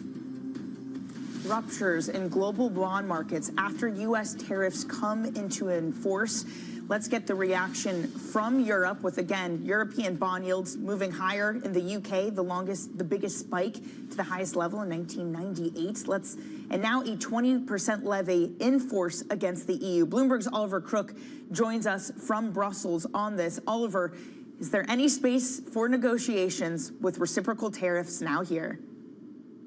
I mean, that is certainly what European policymakers and leaders and citizens, frankly, alike are hoping for. So far, there has not been any really indication that the Trump administration is willing to have those discussions. But Danny, I think it's worth just taking a second to mark the moment here, because the EU, when you look at the trade data from last year, this is the bloc that was the biggest exporter to the United States. We're talking about more than 500 billion euros worth of goods that come from the EU into the United States. You put 20% on that, that's 100 billion euros of costs annually that need to be distributed somewhere from the producers here in Europe to the consumers in the United States. And over the last few hours and the coming weeks, that is going to be figured out. Who is actually going to be paying for this? For the policymakers here in Brussels, they're going to be voting on measures a little bit later today in retaliation, not to the tariffs from today, but the tariffs from a few weeks ago on steel and aluminum. They're going to take a very sort of modest approach in imposing those tariffs. It's only going to be about $20 billion worth of goods that they're going to target. It's going to be some of the things that the U.S. exports, like motorcycles, boats, some appliances, poultry, some agriculture, but they may not even start collecting those tariffs in May. The reason for that, Danny, is they want to give themselves as much flexibility as possible to get some of these negotiations with the Trump administration. But as we've been reporting over the last few days, they don't seem very inclined to talk. And Danny, maybe that will change next week. We have the Italian Prime Minister, Giorgia Meloni, going to the White House, hoping to get some concessions or to get at least some idea of what the United States wants. While, Danny, at the same time, you have the Spanish Prime Minister, Pedro Sanchez, in Beijing on Friday. He has been talking about, with all of this uncertainty, potentially having a closer relationship with China. So this is really ripping through not just the markets, but also the geopolitics here in Europe. A really interesting development. Oliver, thank you so much for keeping us on top of it. That is Bloomberg's Oliver Crook. And European equities under pressure this morning, down 2.4% as U.S. futures flip between gains and losses. Sharon Bell of Goldman Sachs writing, quote, "We would argue that we are in an event-driven bear market triggered by tariffs. However, it could easily morph into a cyclical bear market given growing recession risks." She's a senior European equity strategist and pleased to say that she joins us now. Sharon, thanks for joining us on quite the morning. So how close are we to tipping in to something that looks like more of a fundamental bear market driven by a recession? Yeah, we're getting closer by the day, by the minute, aren't we, at the moment? And I think, if this does tip into recession, and that looks extremely close now, then a typical cyclical bear market, you see falls from peak to trough of about 30%, and we're not there yet, I'm afraid. I feel like we have to continue to ask this morning and most mornings as we see this selling action happen. Sharon, as an equity investor, what do you look to act as a circuit breaker of the current dynamic that we're in right now? the circuit breaker, that's typically the case, and this was true in the pandemic, for example, but it's been true in various other instances too, is policymakers shifting. So this could either be a shift in tariff policy, for example. That doesn't look likely at the moment, but any easing on that front clearly would be powerful for the markets and a huge relief. And then the other thing would be monetary easing as well. But at the moment, given that tariffs are, certainly for the US, likely to be inflationary, there's less room for Powell to really shift on rates. So, so yes, it would have to be a policy pivot, I guess, of one sort or other, that would help to provide markets with relief. It was previously, to start this year, Sharon, with the expectation of tariffs coming in, was that it was bad for the U.S. at a time that Europe was starting to spend.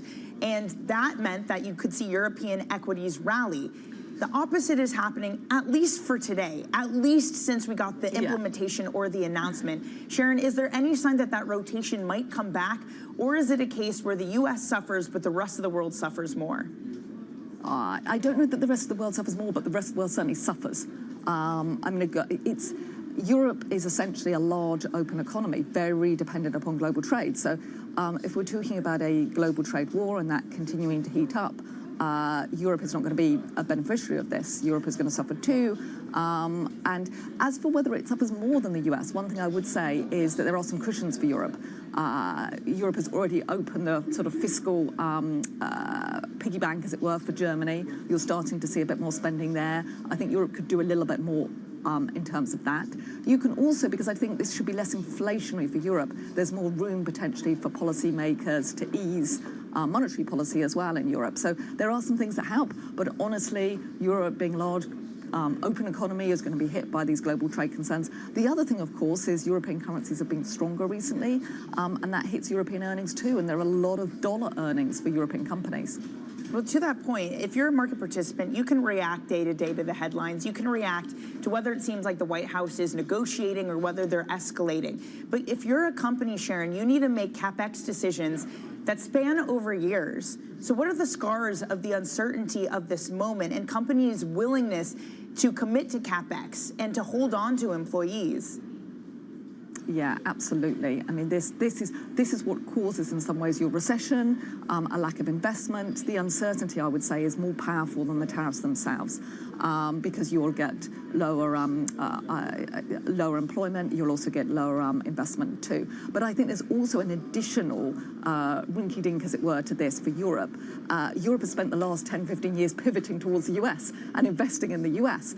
And both sort of investors have done that, buying the Mag 7, buying the US stock market, etc. But also corporates have done that, moving more of their assets to the US. But is that more questionable now, particularly if the dollar is weaker, particularly if there's lots of uncertainty about who you wish to trade with, etc.? So I think that uncertainty is very high, and where Europe should wish to pivot to is also uncertain as well. Yeah, that weaker dollar dynamic, really fascinating, brings to question as whether we're in peak U.S. asset ownership. Sharon, thank you so much for joining us. I know you have lots going on today, so we'll let you get back to it. Sharon Bell of Goldman Sachs. You're watching Bloomberg Brief.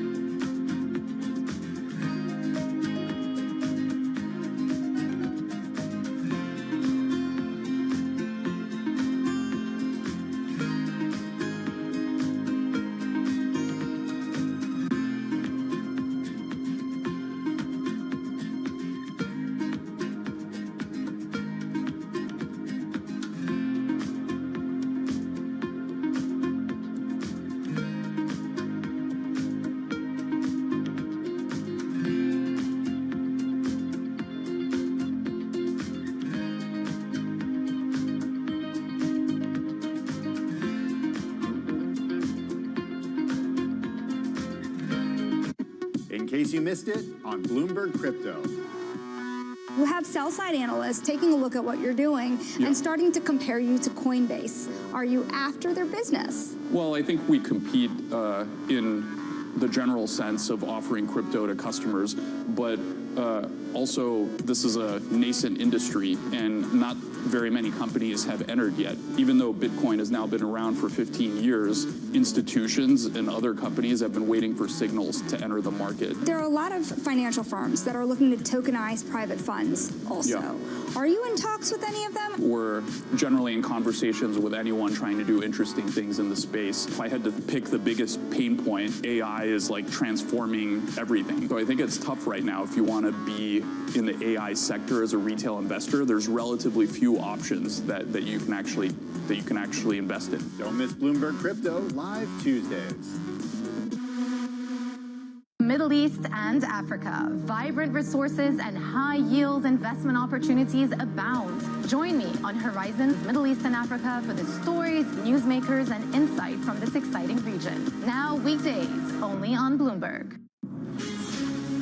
From the beating heart of global finance, economics, and politics, and wherever newsmakers are moving markets, Bloomberg brings you conversations that allow for deep discussions and important insights. What do you think the future is for inflation? Is this new normal? Are markets too optimistic? How do you worry about the things that are outside your control? How does the current fighting completely stop? I'm Francine Lacroix, and this is The Pulse, every weekday only on Bloomberg.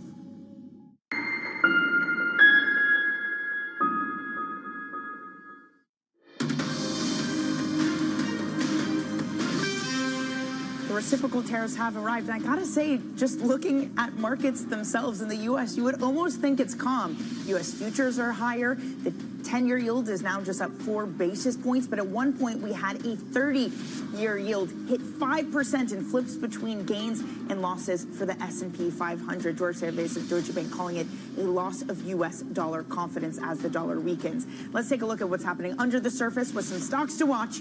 Here's Bloomberg's Joe Easton. Good morning, Joe. Morning, Danny. So keep an eye on the pharmaceutical stocks today after big losses in the European peers as Trump threatens potentially huge tariffs on the sector. And while it's unclear how this would affect the US names, we are seeing the likes of Pfizer lower on the pre-market. Then I'm also watching the Mag 7 with Apple leading gains after an upgrade at Jefferies that says while iPhone shipments are set to decline, a 30% slump for their stock year to date is well and truly overdone.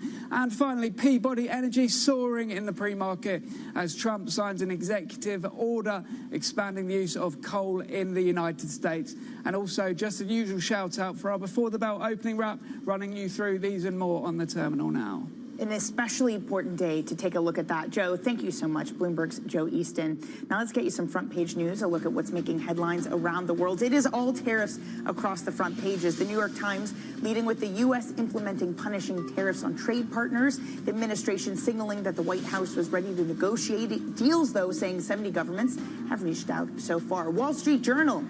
They are reporting that Trump's tariffs put the Fed chair in a no-win situation. Levies pushing the economy towards a possible recession while simultaneously pushing up the price of goods. Jerome Powell and the FOMC caught between opposing arguments to either cut or hike rates in the near future. And a quick look at the FT leading with companies rushing to promise new factories in the U.S. being threatened by Trump's tariff chaos. Coming up, we get back to the conversation about bond markets. J.P. Morgan's Priya Misra joins us next.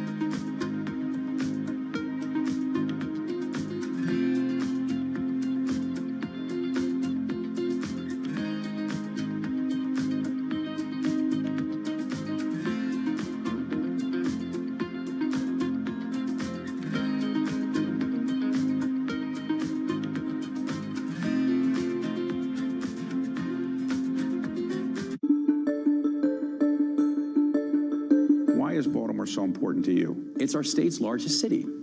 And if your state's largest city is not thriving, your state can't thrive. And that is just a mathematical equation, because the only way this is going to be Maryland's decade is if it's Baltimore's time.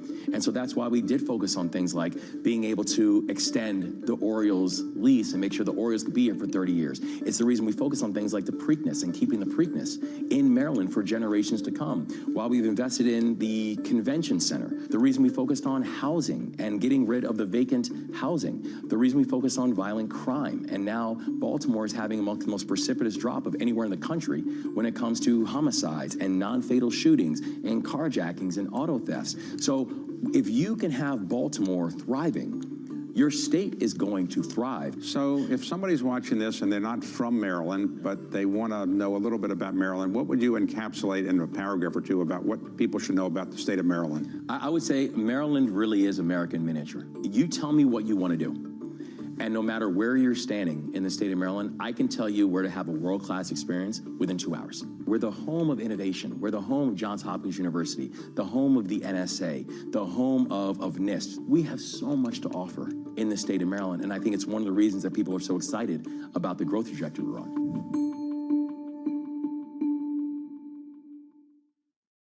Key investors, top executives, global innovators.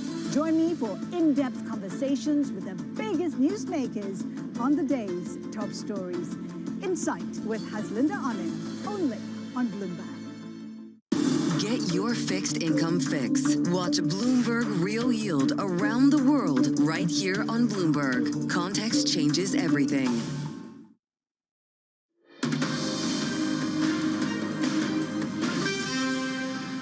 From our global headquarters in New York City, welcome to Bloomberg Brief. I'm Danny Berger. Let's set your agenda. Trump's tariffs take effect. Levies hit an 100-year high. Import taxes arrive for dozens of U.S. trading partners, and an 104% tariff on China. Market dysfunction. Global bond markets convulse, sending 30-year yields in the U.S. soaring, at one point touching as high as 5%. And China holds fire on immediate retaliation, but allows yuan to sink to a record low. Beijing plans its next moves. So reciprocal tariffs have arrived, and this is when the orderly market sell-off starts to look disorderly. Look at the 30-year yield at one point touching 5%, at one point logging the biggest sell-off since 1982. It's the kind of moves caused by forced liquidation of leveraged trades being unwound, but it's a foundational part of this market, and it has global repercussions. Japan's 40-year yield at one point rising to the highest since it debuted in 2007. In the UK, you're looking at 30-year yields at one point rising 16 basis points to the highest since 1998. Your 10-year yield up 6 basis points. With all of that, you think it would look really ugly in risk assets. Look at what U.S. futures are doing. They are gaining. The NASDAQ 100 is up 0.5%, but make no mistake, they've been flipping between gains and losses with other risk assets, from Europe to oil falling. Oil down 3% this morning.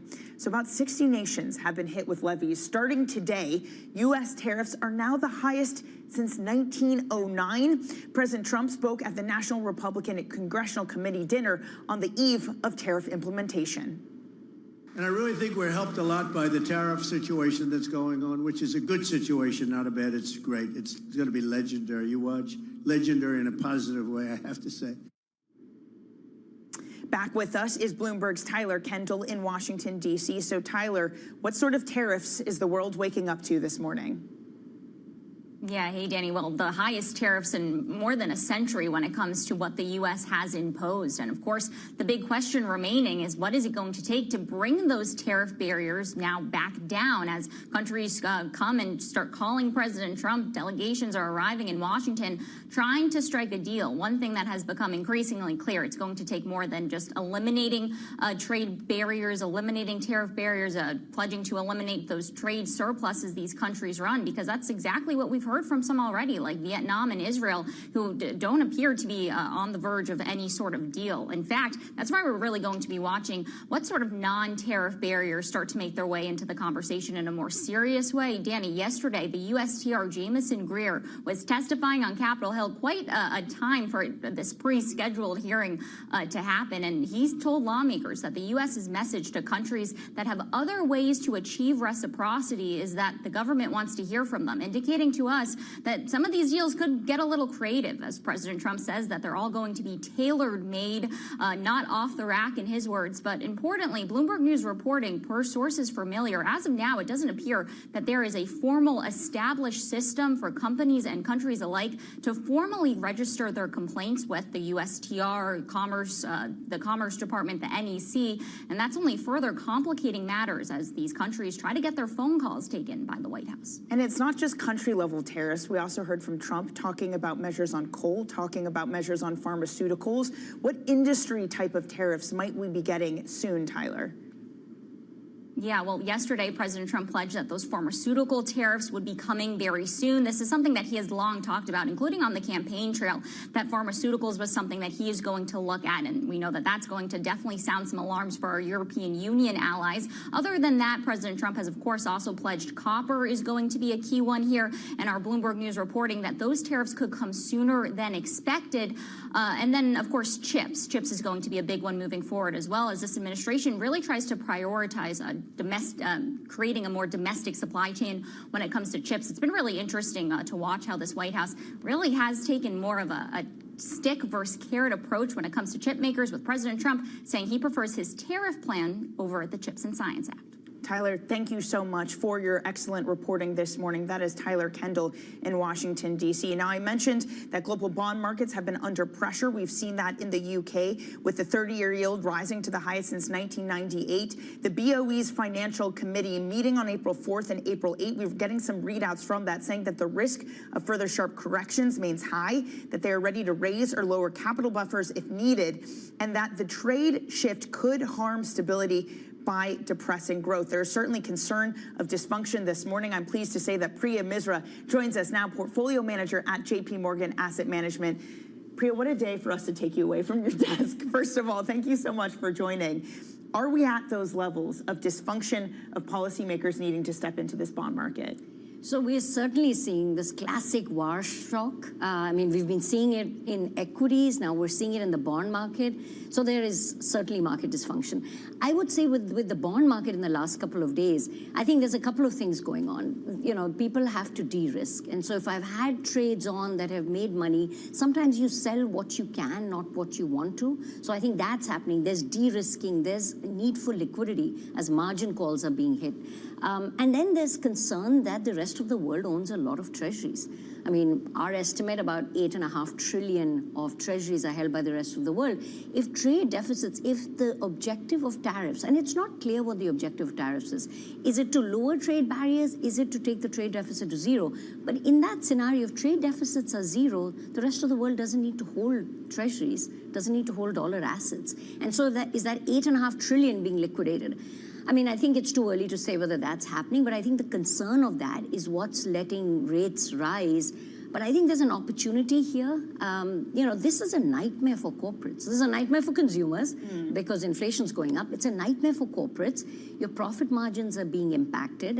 You know, costs are going up. Demand's going to get hurt. Funding costs are going up.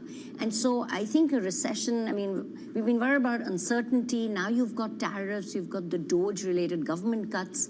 And so if you're heading into a recession, you talked about, I think, is there a policy response? Is there an off-ramp? Yeah. I don't know if it's here, but you're likely to see the economic hard data, which has been very resilient so far. That's going to start to weaken. I think that's when the Fed steps in. Now, they can probably cut rates. I'm not sure that helps. There's lags. If you do see the credit market seizing up, I think then you can see something else. That's what the Fed has focused on in the past. Credit markets have been remarkably resilient. Yeah. I mean, they are widening. Credit spreads should be wider as the probability of outcomes, you know, or the distribution of outcomes starts to widen. But we're still seeing the lower quality credit underperform the higher quality credit. That starts to shift and you start to see big outflows. I think then you're talking about the Fed coming in potentially with a policy put, in terms of a facility, et cetera. But we're not there yet. I think we're still trying. This has all happened so fast that I think first markets adjust and then the policymakers have to do something. I mean, we're kind of in the land of economic textbooks, right? About these theories of what's going to happen and watching it play out. If we are in this world where there is less demand for U.S. dollar assets, where trade deficits are shrinking, where you don't have as much U.S. dollars abroad, how big of a paradigm shift is that? Because you could make the argument that that's what has supported valuations to the point where they are, that you have more U.S. dollars abroad buying U.S. assets. Are we talking about a complete reordering of financial markets too? So the U.S. exceptionalism, I think there's structural components of the U.S. exceptionalism, which I think that might be a step too far. The, U.S. innovation, technology, large, deep capital markets. I think that is here, but there's a cyclical component, and I think that is what is being shaken out right now. It's a highly owned position, U.S. assets. U.S. assets had outperformed the rest of the world. The correlation between equities and the dollar, that's broken down. Now you're seeing the correlation between bonds and stocks breaking down. So I do think it's a big, so to your point, I mean, if that's being unwound, I think that's bad for U.S. assets. But then you look at U.S. investors, and that's when you take a step back, U.S. investors have owned a lot of equities, and I think have under-owned fixed income. So at some point, we'll have to start focusing on how do people think about their total asset allocation. And if you're in, I would say intermediate, maybe you stay away from the very long end, because that's a lot of duration risk. But the 0 to 5 year sector of the fixed income market is driven by the Fed. And I think what I struggle with is in all these moves, the end point of Fed rate cuts that the market's pricing in is about 3%. That's neutral. I think if we're talking about a slowdown, recession, the Fed's cutting a lot more. So that front end to me still seems safe. I know we have auctions and there's concern around, this sort of deleveraging can continue. But I think to the extent you can start legging into some short-dated corporates which are levered to this, is the Fed going to cut? I think at some point the Fed's going to look at inflation and then look at growth and say, this inflation is supply driven, the demand side is not there, and they're going to have to cut, and they're going to have to cut a lot more than that 3% that's priced. Do we just end up in QE to affinity? Is that where all this ends, Priya? I think if the Fed takes rates to zero, in a recession, if they go all the way down to zero, I think QE is the next step. I do think what they can do is they can start cutting rates, and if they need to do some, we're sort of reliving a little bit of COVID here. And what we saw during that COVID policy response was they did the monetary policy side, then they did other facilities. I think that might happen, along with the rate cuts. But for QE, I think the Fed funds rate has to be zero. We're very far from, we're at 4.5. So we first have to price in Fed funds getting to zero, and then QE might be the next step, especially if the rest of the world is not buying treasuries. I gotta say, the Fed is not sounding like that at all. I mean, you have Austin Goolsbee in the middle of a market meltdown saying we're worried about inflation expectations becoming unanchored. Is this a Fed that's become extremely reactionary and is only gonna be cutting when it sees the labor market crack, when it sees the white of the eyes of the recession? I think it's going to be hard for them to be preemptive, absolutely. They've got a dual mandate. Inflation's already above their target. And everything we're hearing from the policy side is likely to make inflation higher. So they have to wait for the data. The data has been very resilient. But that almost tells me that the later they start, the more they'll have to go. Because, then they know that policy works with a lag. So the later they start, if the unemployment rate's already at 4.5, and they're starting to cut, we know the Powell Fed is not shy.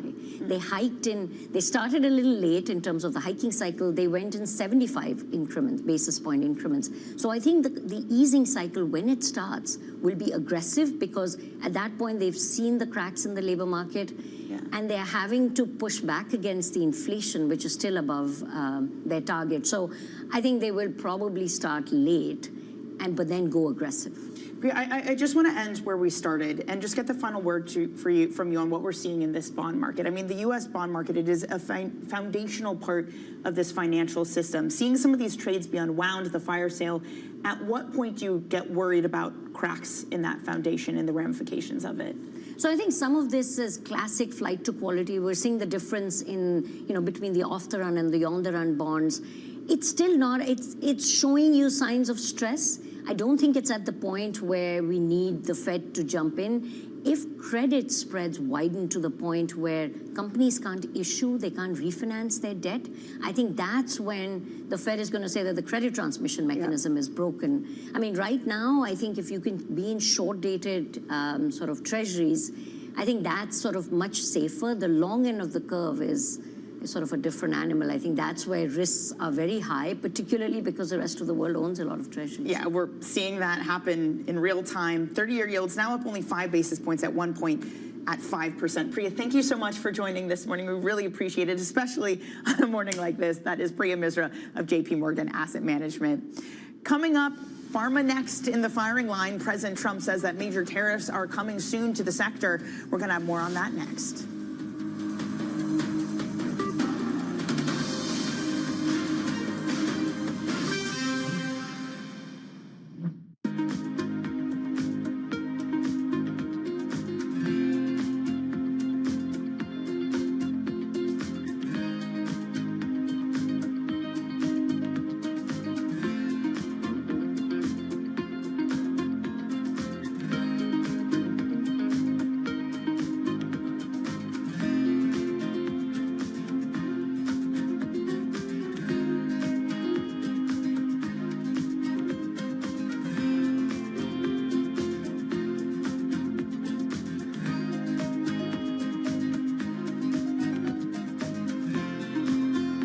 Listen carefully. Can you hear the rhythm in the markets? Not just in the syncopations triggered by inflation, but in the preludes leading to global elections, in the dissonance that moves the Nikkei, and the rising course conducted by AI. There's music in the markets, and if you want to learn to listen for it, we'll show you how. In case you missed it on the China show. Compared to a 10% tariff on Chinese export to the United States, I mean, even the entire determination of the fentanyl industry in China is totally worth it. I think this is a monumental moment for global AI development. DeepSeek did was not only just make the products free, but also they released the entire research open source so you can see how they did it. This has forever democratized this current most advanced version of AI. How do your students feel about their jobs prospects? There are a lot of opportunities in this AI application fields. On the other hand, if you look at traditional manufacturing, I think the main problem is that there's a lot of mismatches between supply and demand. Don't miss the China show live every weekday. Africa, a region rife with potential for growth and opportunities, but not without its challenges. Bloomberg highlights the biggest stories, interviewing key players, and reporting on the issues impacting the region. Join us as we get to the heart of African business, politics, and economics, and ask the question, what's next? I'm Jennifer Zabasaja, and this is Next Africa. New episodes every month, only on Bloomberg.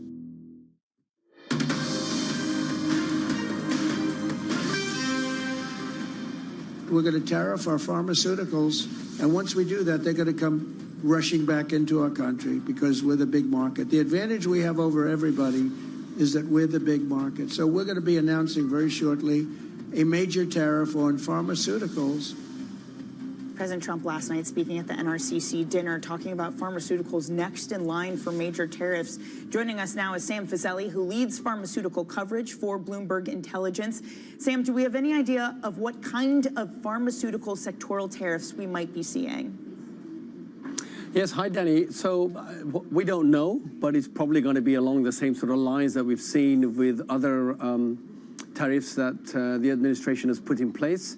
And of course, you have two types of things. You've got products that are finished or almost finished in terms of the put in a vial or whatever in another country and then shipped to the US. And you've also got the active ingredients, which are the ones that are more likely to come from countries like China, where they are used for manufacturing within the US And that would probably be much more of an impact on the cheaper generic drugs than it is on the more expensive and modern branded drugs. The goal of this, as we heard from the president there, bring pharmaceuticals to the U.S.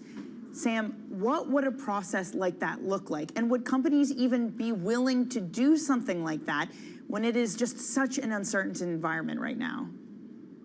Yeah, so Danny, I think some of the manufacturing can be moved relatively, I don't want to say easily, because nothing is easy in this world of complicated inter-country products and supply chains, but relatively easily, and some would be much more complicated. And at the end of the day, not everything that you use in a pharmaceutical is going to be able to be manufactured within the US. And probably 1, 2, 3 years' time. A lot of pharma companies have already announced expansion of manufacturing within the US, Eli Lilly being an example, Novo Nordisk being another one, partly because they want to have their product near where the demand is. But the problem I have with this, Danny, if I may, is that we're also, the administration is also talking about penalizing companies on price. They've been talking about things like favored nation pricing. You can't entice them to come saying we're the biggest market in the world and then shrink that market to a point that doesn't make any sense. So there's a bit of a incongruence there. Makes complete sense, Sam. And it's a lot for these companies to grapple with and a lot of decisions that need to be made. We're going to start to hear from some of them in earnings at the end of this month and early May. What in the world are they going to say? Yeah, so given what we heard from the president last night, we were expecting, I'm assuming, some numbers on the in terms of tariffs today, tomorrow, or that sort of timescale, I suppose.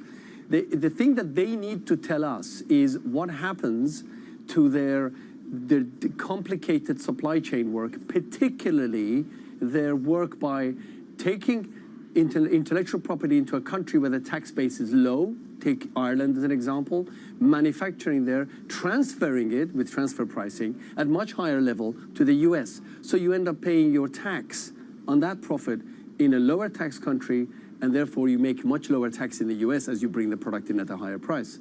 So that's where I think the companies need to start, at the very least, giving indications as to where their tax is likely to go once they know how that transfer of manufacturing to the US is going to work. Sam, really great to get your expert voice and opinion this morning. Bloomberg Intelligence's Sam Fazeli. Now, I mentioned earnings for the pharma sector, but we have earnings coming this morning. It is from Delta, one of the first major ones and major airlines to report since we've had tariffs put in place, since we've seen the market turmoil. Pleased to say that joining us in studio here in New York is Bloomberg's Sid Phillips. I mean, Sid, March we got a profit warning, even before we had tariffs. What are they going to say today? That's the billion-dollar question. Everyone's looking to see what the airline industry is talking about, especially as sort of fares moderate, because remember, the demand that had sort of creeped up since the pandemic, the sort of boom in demand, a lot of that was led by leisure passengers. And if people aren't feeling sort of confident about spending, they might push back, and especially on premium sectors where they were paying for business class and premium economy, they might sort of start cutting back on that spend. So we're looking to see what the airline really talks about and how they sort of go and how they navigate from here. I mean, will they start pushing sort of lower fares in order to fill up planes, because there is likely overcapacity given the fact that the airlines were expecting a bumper summer and sort of run up into summer. And so we're looking for any sort of commentary on what the airlines really are, what Delta is going to talk about in terms of what their outlook looks like, what their fare outlook looks like, especially with costs potentially rising and because of inflation.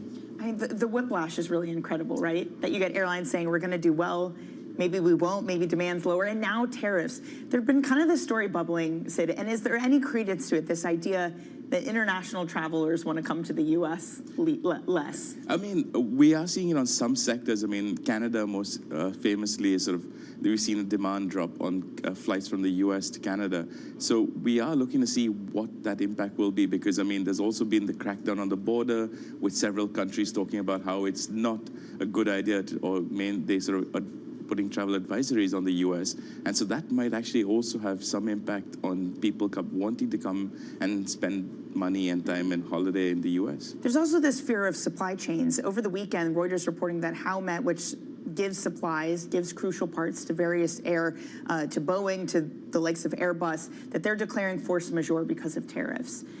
Are we going to head towards another supply shock when it comes to airlines, when it comes to this industry in aerospace? Is that an inevitability if these tariffs stay on as they are? It is. I mean, for the aviation industry, I mean, supplies come from all around the world. I mean, the parts that they sort of go into a plane that's made by Boeing or Airbus come from suppliers all around the world. And for 45 years, the airline industry has virtually had sort of zero tariffs on aircraft and aircraft parts. And now we're sort of going into a regime where there are tariffs, and then there are different tariffs for different places. And so we're looking to see what that impact will be on the supply chain, whether suppliers will be able to supply parts, will they have to look for alternative suppliers. You can't just find an alternative supplier overnight. It takes years and years, and you need certification of those parts. And so it's going to be a very, very complicated orchestra for the airline and the aircraft industry to try and navigate. Again, this gets back kind of to the question we were talking about pharmaceuticals with Sam Fazeli. How do these companies commit to plans? How do they commit to plane orders when there is so much uncertainty? Is this a moment of almost a freezing of the industry when it comes to big decisions? I mean, the aviation industry has seen big shocks. I mean, the pandemic being the sort of most recent example, and when demand came rushing back. And so, I mean, everyone's waiting to see what the actual impact is before they can sort of take decisions on whether or not they can actually get those parts, whether or not there's any demand on aircraft purchases, whether there's any sort of drop in flying. So, I mean, everyone's looking to see what that scenario looks like and take it from there, essentially. It's going to be interesting to hear what they report. Again, Delta earnings before the bell this morning. Sid, thank you so much for joining us. Bloomberg's Sid Phillips. All right, let's get to some other top stories that are trending on the terminal this morning. Ray Dalio is warning that investors aren't paying enough attention to a once-in-a-lifetime breakdown in the geopolitical and monetary order. The billionaire Bridgewater founder blames these underlying conditions for leading to the tariff disruption that has been dominating market action. He says bigger disruptions are still likely to come. The largest seller of eggs in the U.S. reported a 247% surge in profits in the last quarter, prices rising to a record high in that time period.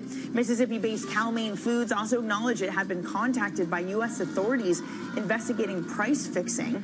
The ongoing avian flu outbreak forced farmers to cull some 30 million birds so far this year. And demand for used Rolex watches is on the rise. The price of the precious metal has risen more than 10% this year. The Bloomberg Subdial Watch Index, which tracks prices for the 50 most traded models, has 3 gold Rolex timepieces climbing the most places up since the index was launched in 2022. Well, what a day it has already been, and it is only 5:55 a.m. this morning, so let's get you set up for the rest of your day. As we're talking about with Sid, we are going to be getting Delta earnings before the bell.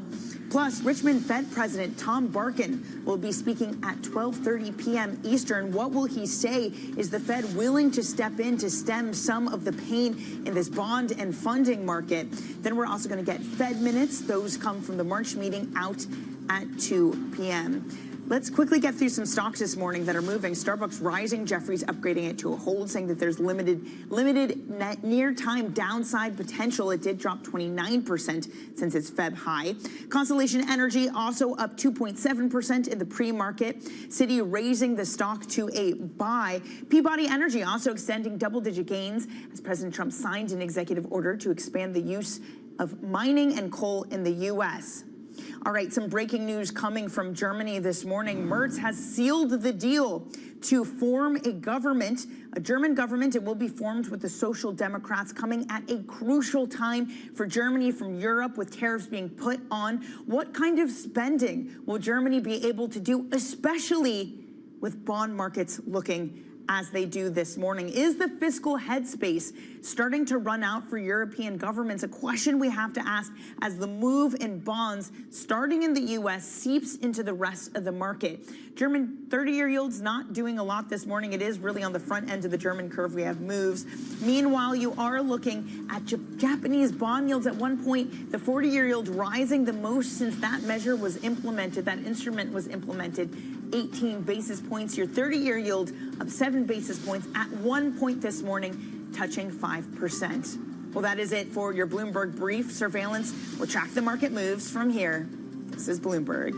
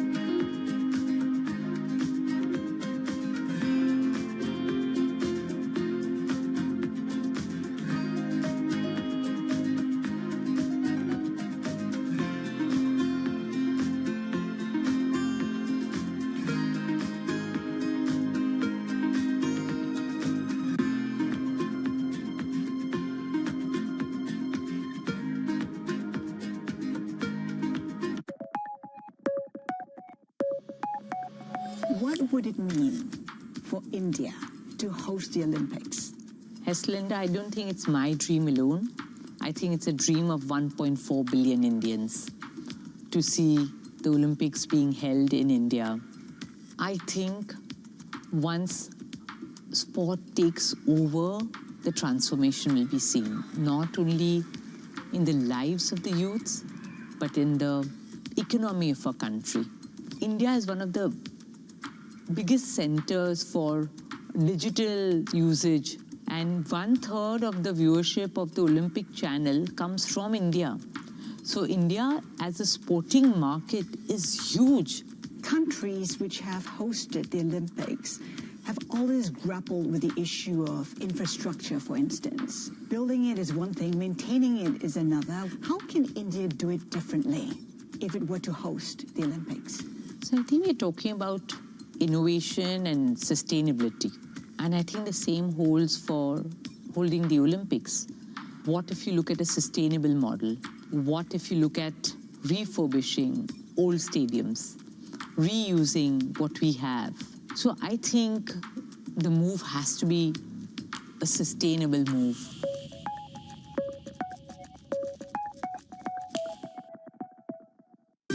Good morning. This is Bloomberg Surveillance. Welcome back to the opening trade. This is Bloomberg Technology. This is the Asia Trade. This is Wall Street Week. Welcome to Balance of Power. This is Bloomberg Television. Bloomberg loves earnings. I know it's like your Super Bowl, right? I can't wait. It's like opening presents in the morning. All right, it will be exciting. Nobody covers earnings like Bloomberg.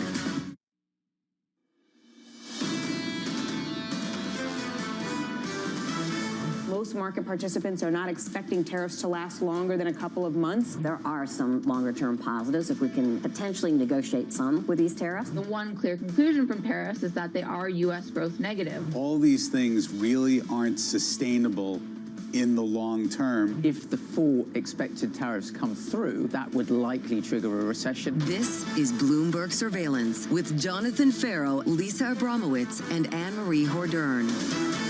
Live from New York City this morning. Good morning for our audience worldwide. Bloomberg Surveillance starts right now. Coming into Wednesday, entering a whole new world. The tariffs are on, and the money is pouring in at a level that we've never seen before. And it's going to be great for us. It's going to be great for other countries. We've been ripped off and abused by countries for many years. Major tariffs begin across Europe and Asia, the president pushing forward with monster levies on China, sending equities to the biggest four-day slide in more than 5 years, and the bond market offering no place to hide. As the White House keeps the pressure on, the Federal Reserve is not stepping in. One Fed official suggesting policy is in a good place. Is corporate America in a good place? This hour, earnings season begins. Numbers from Delta Airlines are just around the corner. Those numbers about 30 minutes from now. So how does a company give some sort of forward look at a time of incredible uncertainty across the board, whether it's consumers or corporations? What we heard from Levi's yesterday was a dissonant-seeming level of certainty with the reaffirmation of their guidance, saying that tariffs would be surgical, but saying that they had a task force looking forward to what the consumer demand picture would look like. Will Delta have the same approach, or have they gotten already some different guidance from at least consumer purchases? They need more than a task force right now, that's for sure. This market, the pendulum keeps swinging between deal hopes and tariff threats. The underlying trend, though, is clear. The tariffs keep going up. The tariffs keep going up, and the tariffs are in place as of today on some 60 trading partners with the United States. Most importantly, the tariff on China, cumulatives, what we have seen in Trump 2.0, is now at 104%. But Jonathan, you nailed it on the head. The pendulum is swinging. Yesterday morning, some hope, glimmers of hope to the market coming out. Talks of phone calls with South Korea. Talks of the president welcoming these calls to negotiate. And then by the end of the evening, what did we hear from the president of Washington, D.C.? The tariffs are coming into place, and there will be more. This time, he's looking at pharmaceuticals. So in the markets, these are the scores. Since April 2nd, the S&P 500 down around 12%. What's the bond market done? The bond market, the 10-year yield is higher by 20 basis points plus over that period. That's where the pain is right now. This is a bond market that's losing faith in the influence and power of Scott Bessent, the Treasury Secretary, who is supposed to be the reasonable voice in the room and who is prioritizing the 10-year yield as a metric of success. I would argue that the two most important events this morning and the rest of this day, aside from whatever we might hear in Washington, D.C., number one, Delta earnings. Number two, a $39 billion auction of 10-year notes at 1 p.m. today. Yesterday, a 3-year auction, normally very boring, was not boring. It was not good. It did not come in a well-ordered fashion where primary dealers had to take down a disproportionate amount. What happens with longer duration at a time when you see surging yields on the long end? Bond yields up across the curve this morning, at the front end up by 6, on 10s up by 8. Your 10-year just short of 440. Coming up this hour, we'll catch up with Andrew Sheets of Morgan Stanley following another wild day in financial markets. Matt Gerken of BCA Research on the highest U.S. tariffs in more than a century. And Alexander Jekov of BNP Paribas as we wait for China's response. We begin this hour with stocks looking to snap a 4-day losing streak as major tariffs begin. Bloomberg's Tyler Kendall joins us now from Washington for more. Tyler, we've started every single show for the past week by saying, are these the rules of the game or can you negotiate? And the message coming to the White House seems to be it's both.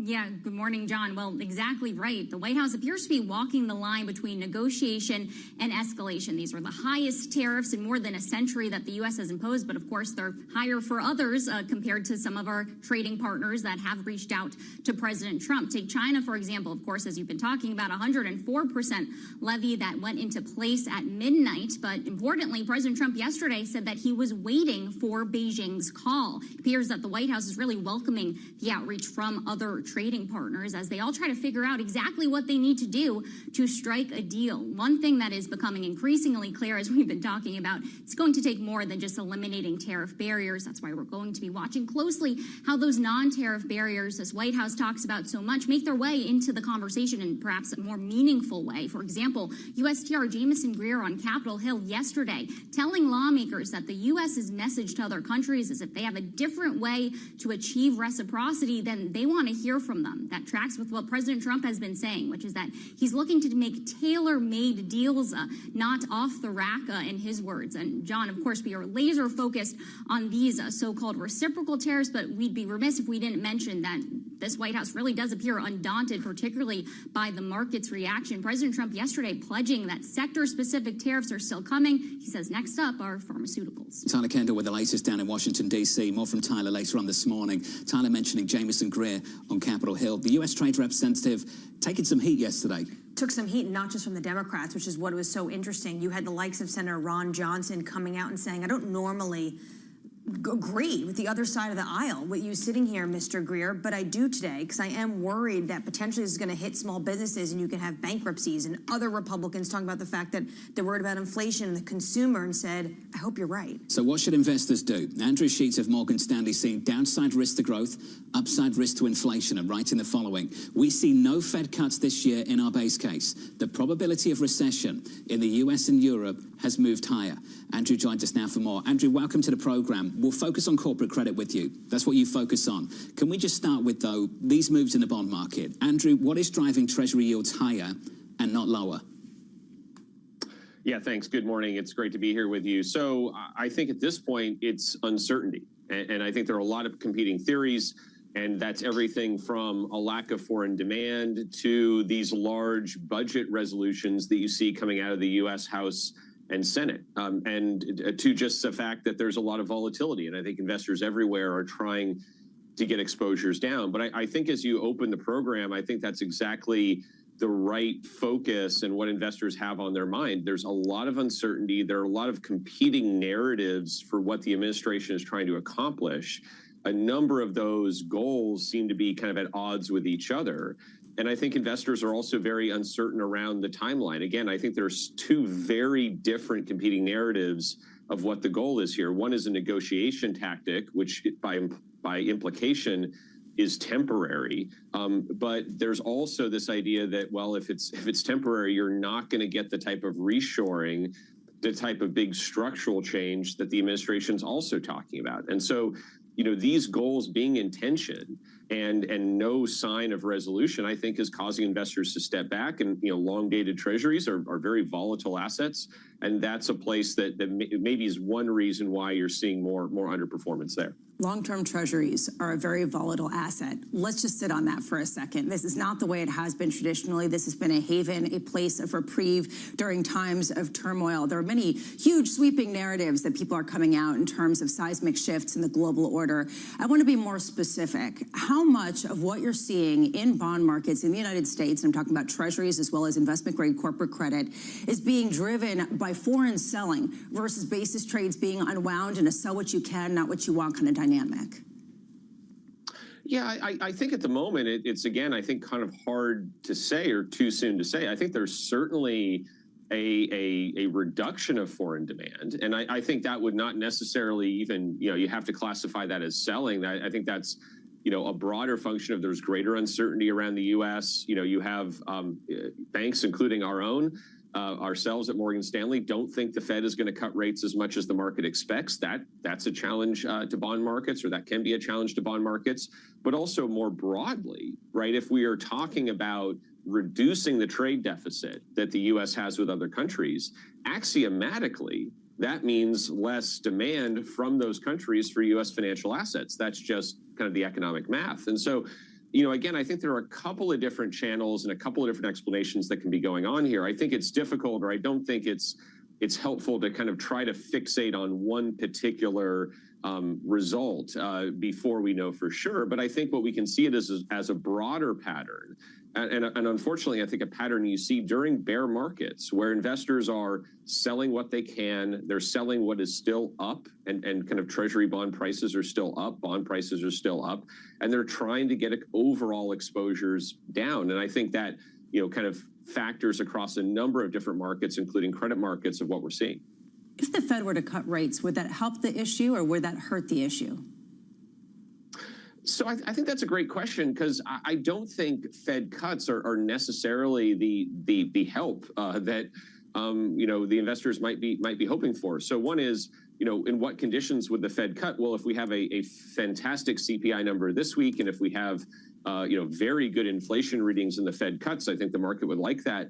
But if we saw very bad data and the Fed is cutting, I think if you go back through history and you have a scenario where the Fed is cutting and cutting a reasonable amount with bad data, those are usually markets where you want to be selling into those markets, not buying. That's usually a sign that the economy is weakening, and Fed cuts are somewhat lagging that weakness. There's also, I think, a real question of, can Fed cuts really address this issue? I think the market is looking for the Fed to intervene here.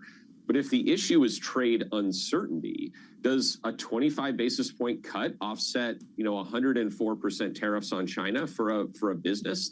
That's unclear. And also the fact that these tariffs can change very quickly is a further challenge to the Fed. And I think a reason why we think, again, they'll be more measured, and they have a dual mandate. They're currently doing much better on the jobs part of their mandate than the inflation part of their mandate. And so we think at Morgan Stanley, that's a reason why they are going to stay on hold under our base case and ultimately, ease somewhat less than the market's expecting. Andrew, if we're having great difficulty pricing the risk-free asset, what does it mean for everything else? How difficult is it right now to price credit? So I do think it's, it is a challenge, but I do think it's interesting that credit is a real follower here. And I do think the credit market gets a reputation, maybe well-earned, of being this leading indicator, of being this canary in the coal mine. But I think what's really notable about this sell-off has been that credit was relatively slow to react to it. And I think for good reasons. I think the micro dynamics in the credit market were not really the problem in this cycle. You didn't have excessive loan growth. Balance sheets were in pretty good shape. You didn't have excessive levels of M&A activity. So, credit has not been at the leading edge. I think the credit market is very much following what's happening at other markets. But I do think you have this broader issue that if we think about an environment where growth is weakening, where the Fed might not react as quickly as the market hopes, where there's trade uncertainty, I could say that has a number of echoes to the fourth quarter of 2018, where Trump was president, where Jay Powell was chair of the Federal Reserve. And valuations in credit are still well short of the wides that we hit during the fourth quarter of 2018. And that was ultimately an environment where there was no recession. And that was an environment where a lot of the inflation readings were lower than today. So again, I think we're looking for various kind of waypoints or anchoring points that we can use in valuations in this uncertain period. We do think the fourth quarter of 18 is an interesting one, a useful one, but unfortunately, we're not there yet. Andrew, appreciate your time. Thank you, sir. Andrew Sheets there of Morgan Stanley. We all remember that December. High yield spreads gapped out really wide, just like that bank.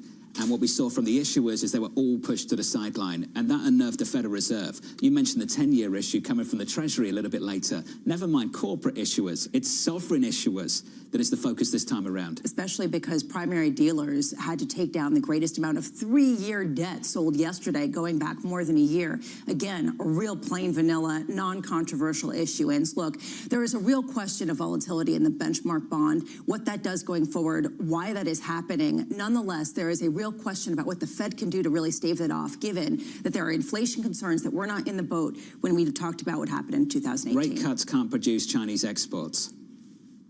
Rate cuts can't control the long end right now at a time where 2-year inflation expectations are rising.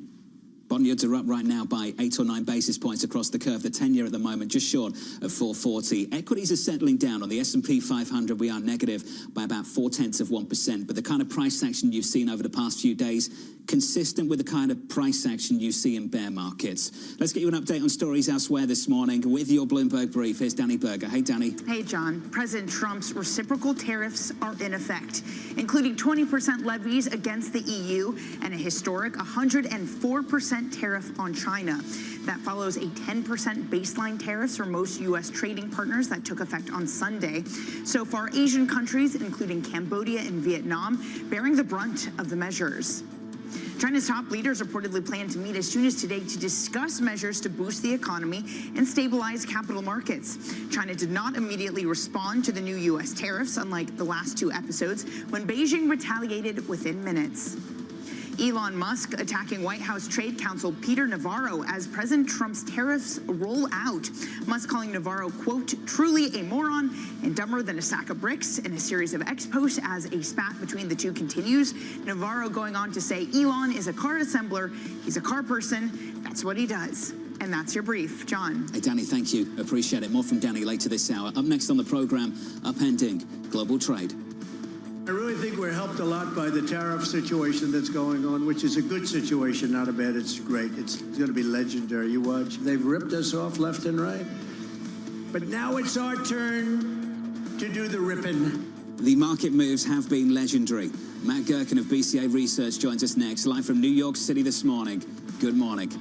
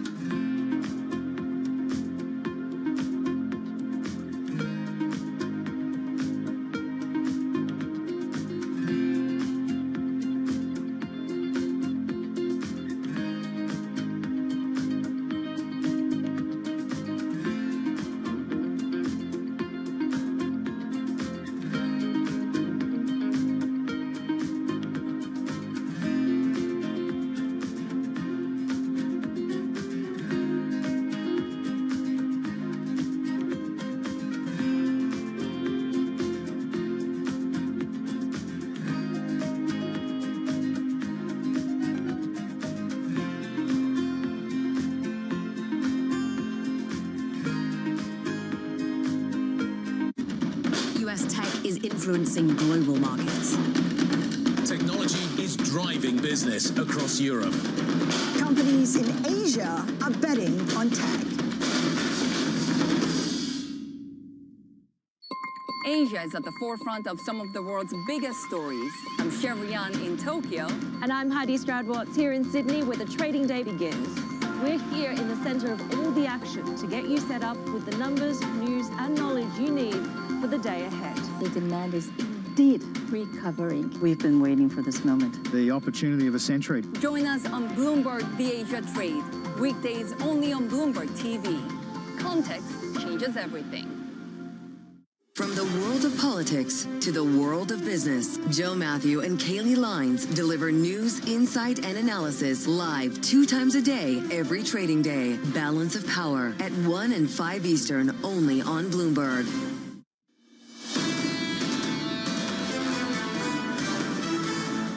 A close below 5K on the S&P 500 for the first time since April 2024. Equity futures this morning continue to decline. We're down by 0.5% on the S&P. Later this hour, earnings season begins with Delta Airlines. Delta, since April 2nd, down 17%. And so far this year, lower by 41. This morning, we're down by 1.5. Those numbers drop in the next 20 minutes or so. Under surveillance this morning, upending global trade. I really think we're helped a lot by the tariff situation that's going on, which is a good situation, not a bad. It's great. It's going to be legendary. You watch. Legendary in a positive way, I have to say. We're making a fortune with tariffs, $2 billion a day. Do you believe it? They've ripped us off left and right. But now it's our turn to do the ripping. That's okay. We're going to make our country even stronger than it ever was. So here's the latest this morning. President Trump's so-called reciprocal tariffs taking effect. The move raising tariffs to their highest level in more than a century. Levies pushed to 104% on China and 20% on the EU. Bloomberg's Ollie Crook joins us now from Brussels for more. Ollie, we're waiting for China's response. What's Europe's? Yeah, we're going to get a response from the Europeans a little bit later today. But mind you, John, this is not a response to the tariffs that were imposed today, the 20% on European goods. This is in response to the aluminum and steel tariffs that we got a couple of weeks ago. And what we are expecting is a fairly narrow response from the EU. Remember, they want to keep as much runway open to have these negotiations with Donald Trump. It's going to focus on a number of different goods from the United States, some agriculture, some poultry, boats, motorcycles, those sorts of things, but only about $20 billion worth of goods. We should say this is a $1 trillion trading relationship. And when we think about the trade that happened last year, the EU was the biggest exporter to the United States to the tune of about 500 billion euros. You take 20% of that, that's 100 billion euros that today is trying to find out who is going to pay for it. It's going to be some of the producers here in Europe. It's going to be some of the consumers over in the United States. And as far as the Europeans are concerned, next week is when they will begin to get the architecture of how they could potentially respond to these 20% tariffs. This is where we get into the conversation about possible taxes to the tech firms of the United States, possible taxes on services, maybe regulations. But again, at the end of the day, the Europeans do not want to impose any tariffs. They want to negotiate a solution. And potentially Giorgia Meloni, who heads to the White House next week, will begin to try to get some information from Donald Trump for what the United States wants. We should also say, though, John, at the same time, we have Pedro Sanchez, the Prime Minister of Spain, who's on his way to Beijing. He will arrive on Friday, and he is talking about getting the relationship closer from the EU to the Chinese in response to the instability and the sort of unstable partnership to the United States. So the politics also very active here, John. Ollie Crook, thank you, sir. Bloomberg's Ollie Crook there. Breaking down the negotiations versus the prospect of retaliation in Europe. We're breaking down the commodity market as well. Brent crude at the moment down by close to 5%. It's a break of 60 for the first time since 2021. Brent crude at the moment 59.87. The supply side response is in focus too. OPEC Plus bringing more crude online, but it's the demand side story here, Anne-Marie, that catches the eye. Absolutely. If trade is breaking down, then those particles, oil used for trade, also going to break down, on top of the fact that you did have Saudi Arabia and OPEC Plus come out, not just say we're going to put more barrels on the market, but adding even more than they were subject to. I will have to say, though, this is probably a headline, Jonathan, that Donald Trump is going to tout and say, look, as I told you, oil prices are down, which means gasoline prices will come down. I'm not sure crude's down for good reasons, but yes, they might talk about this headline. We're down 5% on WTI, 56.59. Joining us now to talk about negotiations and the prospect of retaliation, Matt Gerken of BCA Research. Matt, welcome to the program, sir. We're waiting for the response from China. What do you anticipate happens next? Hi, well, thank you. It's great to be with you. You know, I think the main thing that's going on here is that the United States is recognizing, and the Trump administration will be forced to recognize by the financial markets and the risk of inducing a recession, that the U.S. cannot wage a trade war against the rest of the world all at the same time. It's bad strategy. It will induce a recession, and so it'll destroy the Republican Party in the midterm elections. That means the administration will have to backpedal on particularly finding small countries and then major allies that are willing to negotiate quickly, and then they can give them exemptions and exceptions to the tariff implementation. But meanwhile, they will maintain a pretty tough line with China, and we're seeing that. And China has been willing and ready to embrace this trade fight because China is also looking to divorce its economy from the American, and that's probably primarily because of strategic reasons. Matt, this 104% tariff on Chinese goods, does this basically end, especially for small goods, trade between the U.S. and China? Well, in a way it does, but the thing is that, of course, it can still be negotiated. Now, obviously, the odds of a phase 2 trade deal are low and falling, but we do have 3.5 years or more, well, really more, of the Trump administration still continuing this trade fight. And the correct strategy from the U.S. is to isolate China. This is where there's more popular support for taking trade actions, and to reduce the trade war elsewhere. And in that case, then we would have to see China actually come to the table in order to try to see the last pillar of its economic growth, which continues to be manufacturing, not destroyed by the Trump administration. What do you think China's response will be? I know that there's some very influential individuals putting out on social media things like maybe banning Hollywood or not accepting U.S. poultry. What do you expect Beijing to do? Yeah, well, those two retaliation points are perfectly valid and likely to happen. The truth is that the iPhone was already getting squeezed out of market share in China. Teslas were already getting squeezed out of market share in China. China's been very competitive building electric vehicles. Basically, American companies weren't getting access to China, and that's one of the reasons we have a trade war. China's overproducing goods. Now, of course, the Americans are over-consuming goods, but the point is that if there isn't a lot of market access for the U.S., then there's not as many great options for China to retaliate. If they try to sell treasuries, then the issue there is that it worsens the global economy, and then will retaliate. It will reflect or redound negatively on the Chinese economy.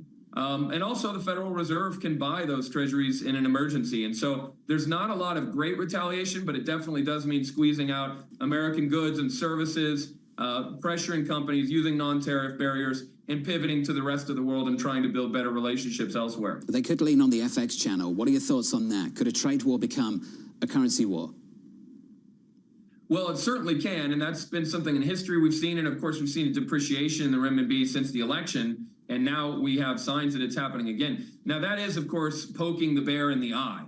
If China's response here immediately is to depreciate the renminbi sharply, and it could, they could lower it, 5% or more, then this is basically another example where the Trump administration is going to have to come out and say they made the wrong choice, and they're going to have to threaten more retaliation. Now, ultimately, given that we're already at, well, you say 104%, really it's higher if you include the level of tariffs beforehand. Maybe the Trump administration doesn't have to do that much more on the tariff level, but they can simply threaten to keep those tariffs in place for longer. But definitely that puts deflationary pressure on devaluative pressure on other currencies around Asia, and so it reduces the buying power of the world and it reduces global growth. Hey, Matt, appreciate your thoughts. Matt Gerken there of BCA Research on the potential of China to retaliate or to negotiate for that matter. Got to be across so many things this morning. In the commodity market, just briefly, a break below 60 on Brent for the first time since February 2021. In just a moment, earnings season starts with Delta Airlines. How can you provide guidance in a moment like this one? We'll get a view on the economy with Rob Sockin of Citi in just a second. From New York City, this is Bloomberg.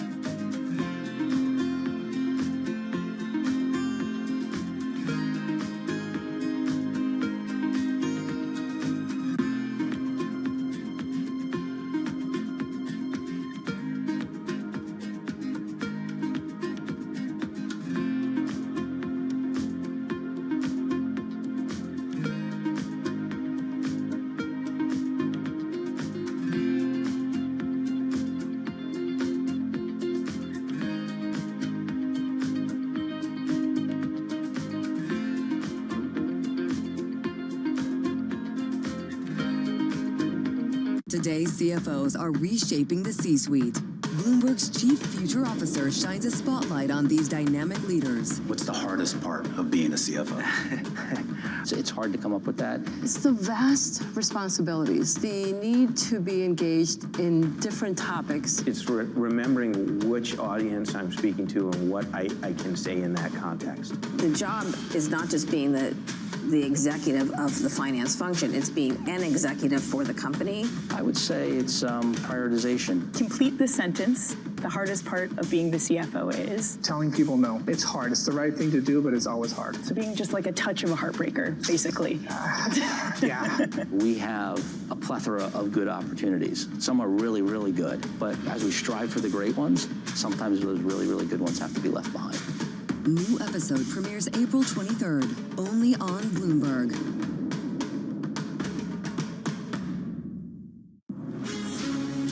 From the beating heart of global finance, economics, and politics, and wherever newsmakers are moving markets, Bloomberg brings you conversations that allow for deep discussions and important insights. What do you think the future is for inflation? Is this a new normal? Are markets too optimistic? How do you worry about the things that are outside your control? How does the current fighting completely stop?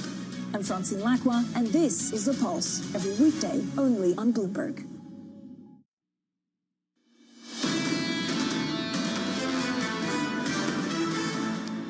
It's another busy morning. Good morning to you all. In just a moment, we should get numbers from Delta Airlines, so stay tuned for that. Equity futures on the S&P negative by 0.75% on the S&P 500, following a close below 5K for the first time since April 2024. The wild swings we've seen over the past few days are consistent with a bear market. Futures on Monday, the lows negative 5%, the highs +3.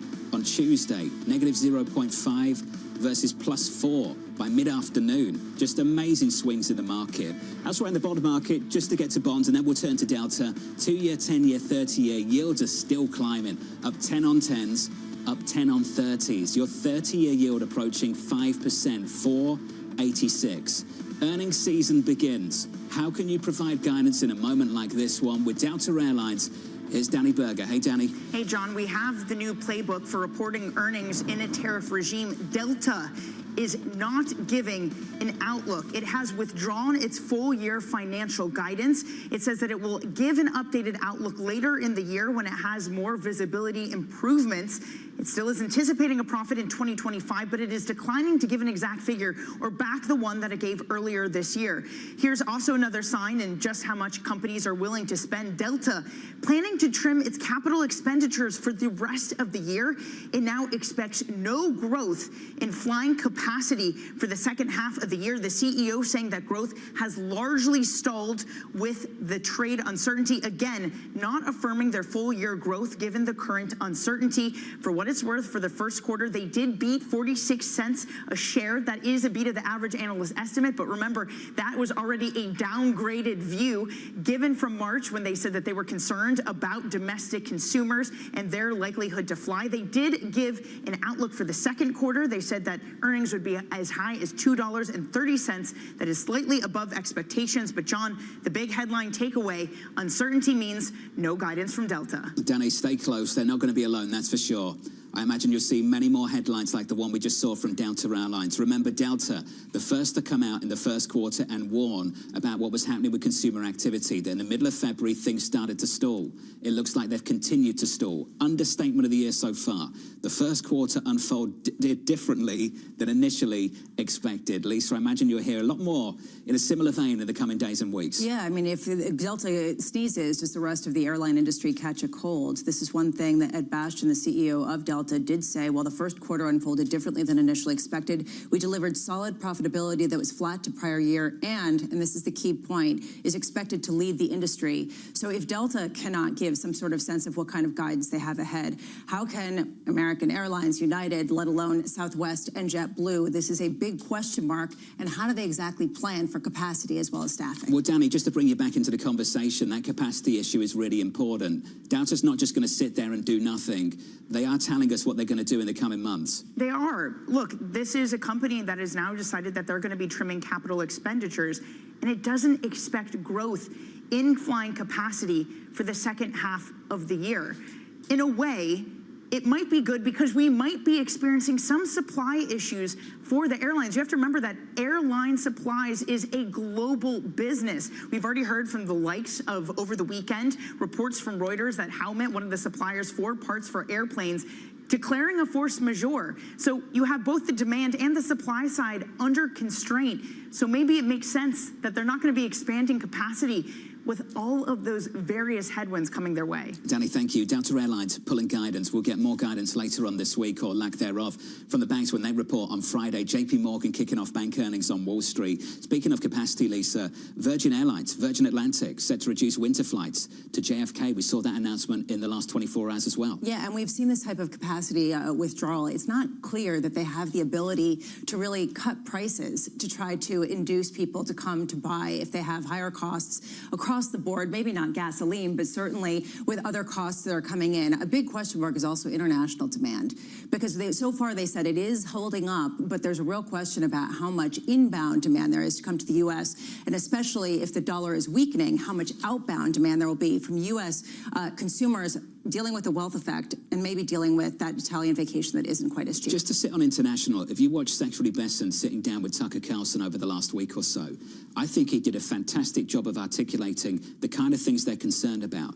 The last summer, you saw record European travel from Americans. At the same time, you saw record usage of food banks in America. This is something that's on their radar big time down in Washington, D.C. Look, there is a sort of discussion around the people who are most upset right now are the people who have benefited from some of the order that we have seen over the past 10 years that really culminated in the post-pandemic era.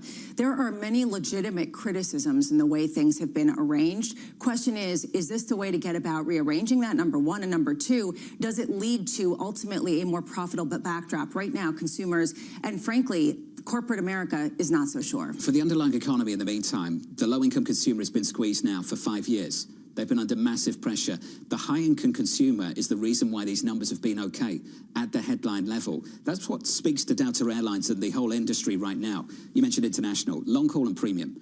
Is long-haul and premium starting to break? Because if long-haul and premium is starting to break, then I think there's a read-through to the broader economy from there. This has been the consumer that's held up the rest of the economy. It has been the wealthiest consumer, the ones that have benefited from the wealth effect, from the fact that stock markets have risen dramatically.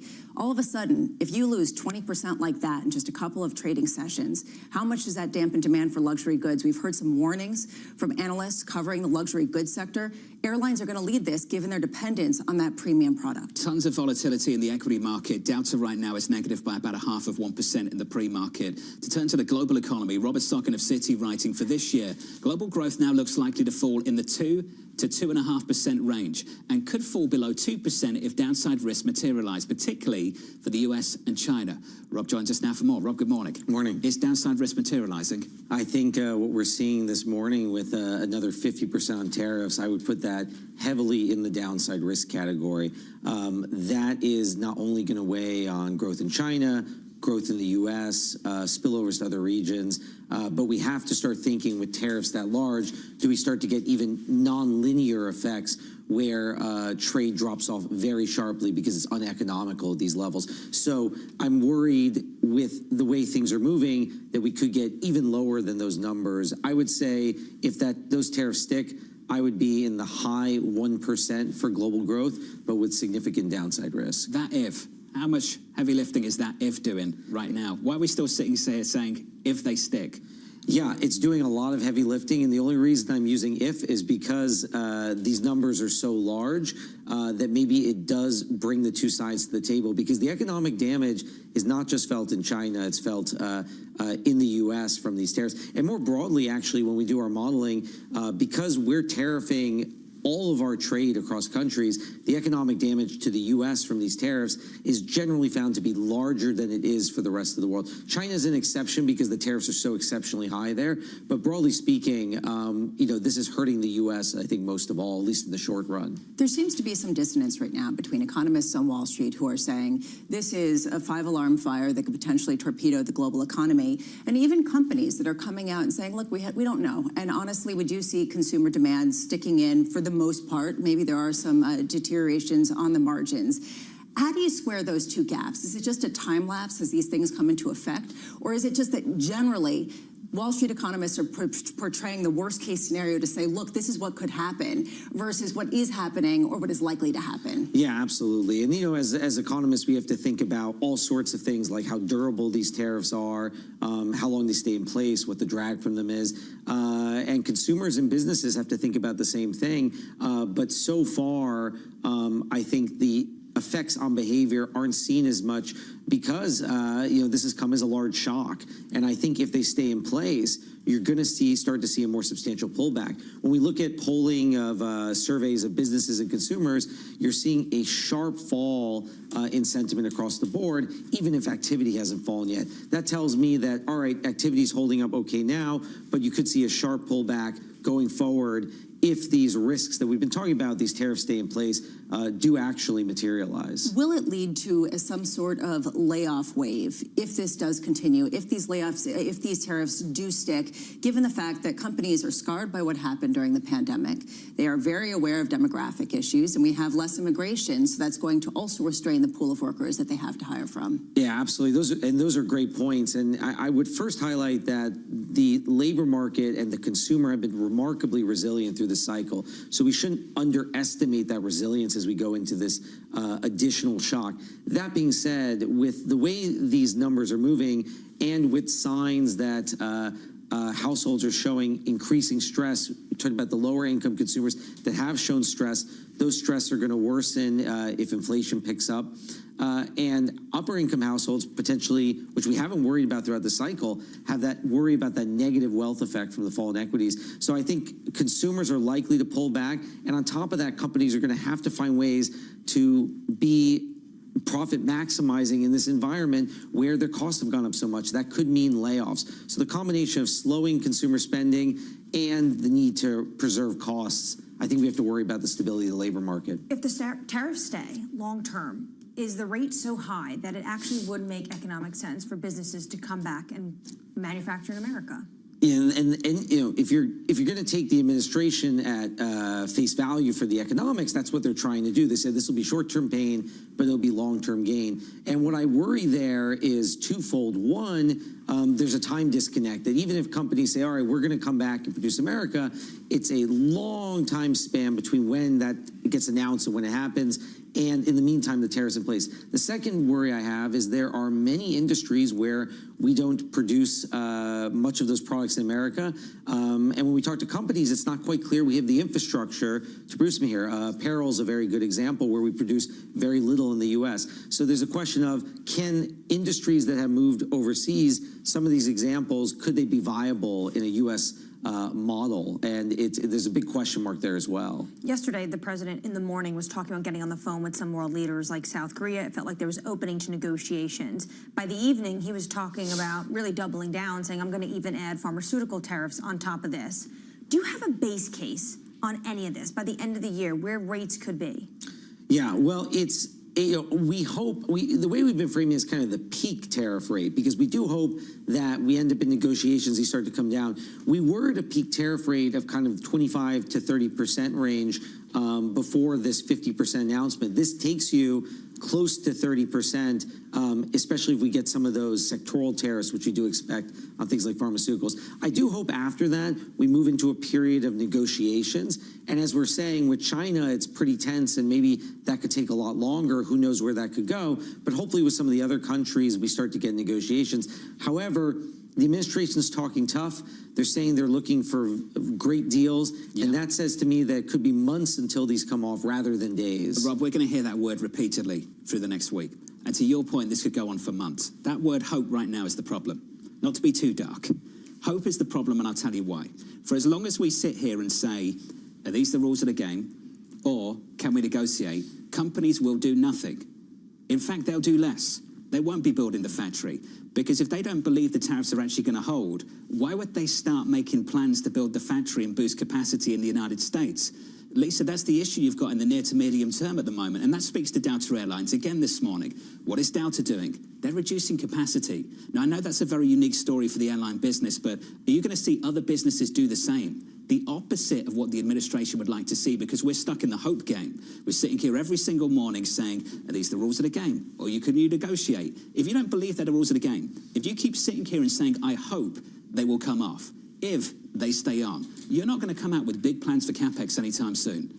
Factories are being idled. People actually on the margins have been laid off from factories that are on pause until people have greater sense of certainty. What we've seen, to your point, is exactly the opposite. And inaction is action. And what we're seeing is companies not deciding to do CapEx pretty much across the board. They are not deciding to purchase other companies. So at what point does this become a self-fulfilling prophecy? Robert Sock in a City. Robert, it's good to see you, sir. Pleasure. Thank you very much. This came from the central bank governor of Spain just moments ago in the Financial Times. Some of the worst-case scenarios that we had identified are materializing. That's the situation we're in right now. Equity futures on the S&P 500 down by about 0.7%. Wild swings over the past few days. Let's get you an update on stories elsewhere. With your Bloomberg Brief, it's Danny Berger. Hey, Danny. Hey, John. Just to recap those Delta earnings with shares in the pre-market up nearly 3%. It withdrew its full-year financial guidance, citing uncertainty surrounding global trade.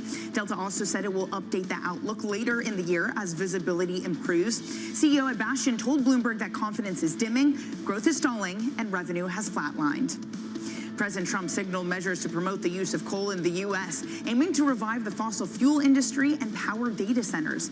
The initiatives include legal strikes against state regulations and efforts to accelerate coal exports and develop coal technologies. Elsewhere in Germany, conservatives and social democrats have reached an agreement to form a ruling coalition that paves the way for Friedrich Merz to become chancellor. A deal is set to be announced later today, but it still must be approved by members of the Social Democrats. Merz will likely succeed Olaf Scholz as chancellor in the first week of May. And that's your brief. John. Hey, Danny, thank you. Great work as always. More from Danny a little bit later in the next hour. Up next on the program, dollar assets in question. Because we have these great worries over U.S. policy, they have brought into question the role of the U.S., and it's brought into question the role of the dollar in the global system.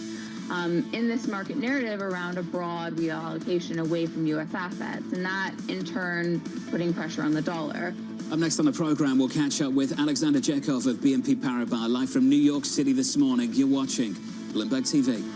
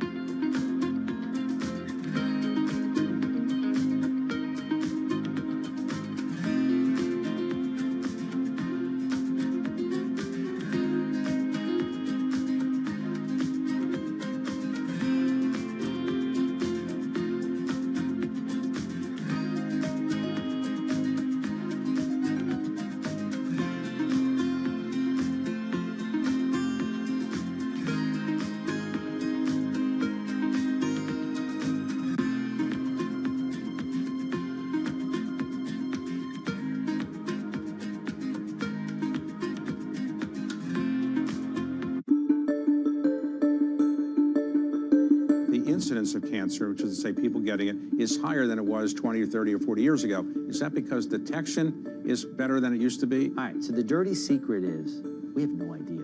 We don't collect data well in the United States. What we do know is that there's not a dramatic rise in cancer in the United States, but what we are seeing is a troubling trend is younger people are getting more cancers. That's real. We have no idea why, but we are seeing younger people, more colon cancer, more breast cancer, and other cancers in younger individuals, 20, 30, 40-year-olds, that we never used to see. What do you think could possibly be the cause? I assume pollution or the environment in some ways? We assume it's either something in the environment, we assume it's diet, it's ultra-processed foods, it's microplastics, it's changes in the microbiome. We really don't know.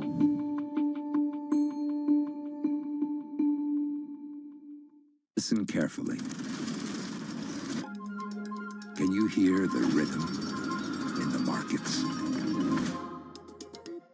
Not just in the syncopations triggered by inflation, but in the preludes leading to global elections, in the dissonance that moves the Nikkei, and the rising course conducted by AI. There's music in the markets, and if you want to learn to listen for it, we'll show you how. Always on the heartbeat of the tech spread across global markets. The real-time data aspect is going to be important. We're going to bring you expert analysis on that. Sure. Don't miss Bloomberg's interview with the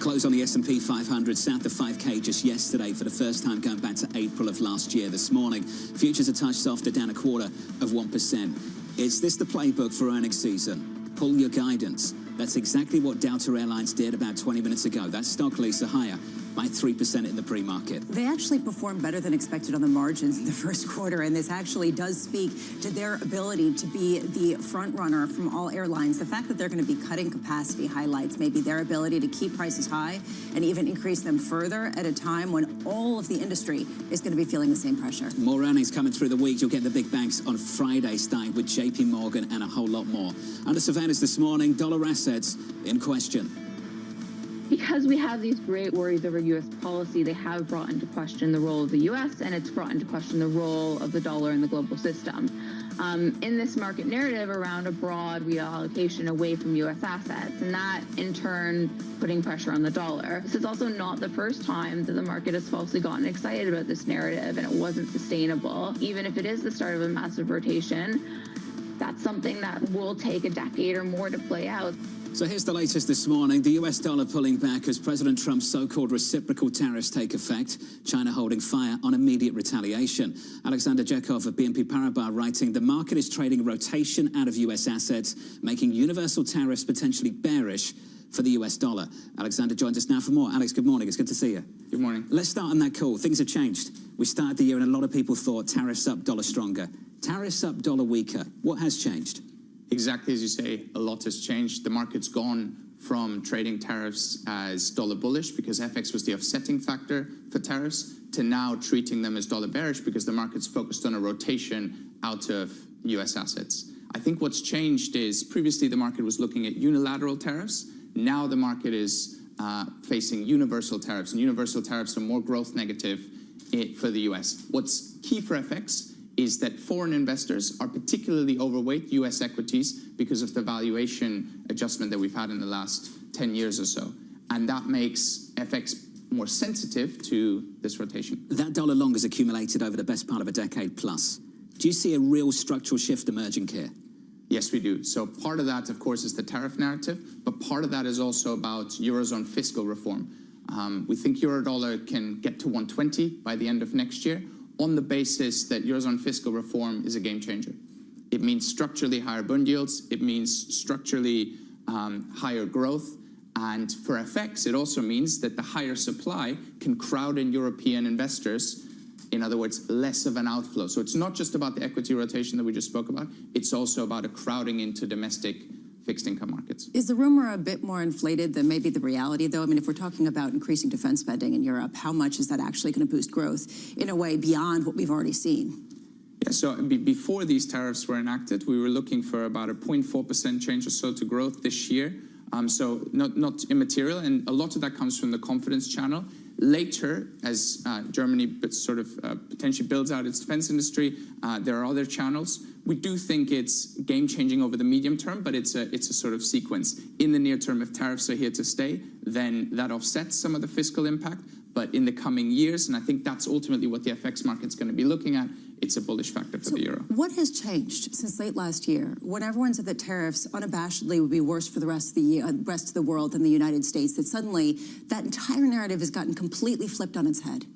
I think it's the universal tariffs.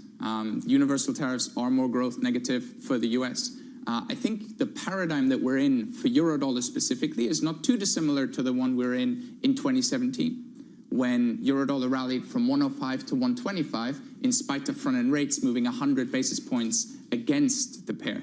This time we could see something similar if the Fed, for example, keep rates on hold, as we expect them to in the near term, given the focus on inflation, where FX then, rather than focusing on rates, starts to focus on global asset reallocation. What's the safe haven now? I see the Swiss franc money pouring into that currency this morning, but they're being hit with a 31% tariff, even higher than the European Union. Yeah. And Trump last night is talking about hitting pharmaceuticals, which is a main industry that they export. I think you can make a bearish case for the Swiss franc still. You can say, for example, the S&B are a dovish central bank. And as you rightly point out, tariffs on Switzerland are not immaterial either. But the way in which we think about it is when you have a big risk off, it's very hard to fight the inflow into Swiss. So it is still a safe haven. It might not be the best safe haven. So for example, yen, we ultimately expect to perform better than Swiss over the medium term. But I think in a big risk off, those factors like what are the tariffs on Switzerland or what is the S&B doing sort of move to the background for the market. You're focused on the European story. Can we just throw some China in there just briefly to finish the conversation? Do you see a potential for this to morph into a currency war from a trade war? Or are these tariffs just so large, so big, that any kind of devaluation on the side is just kind of doing things around the edges? I think that it'll be very difficult for the FX to offset the extent to which these tariffs have been enacted or the extent to which or how large these tariffs are. Ultimately, we have a more bearish view on Asia FX because that's where the real surprise came last week.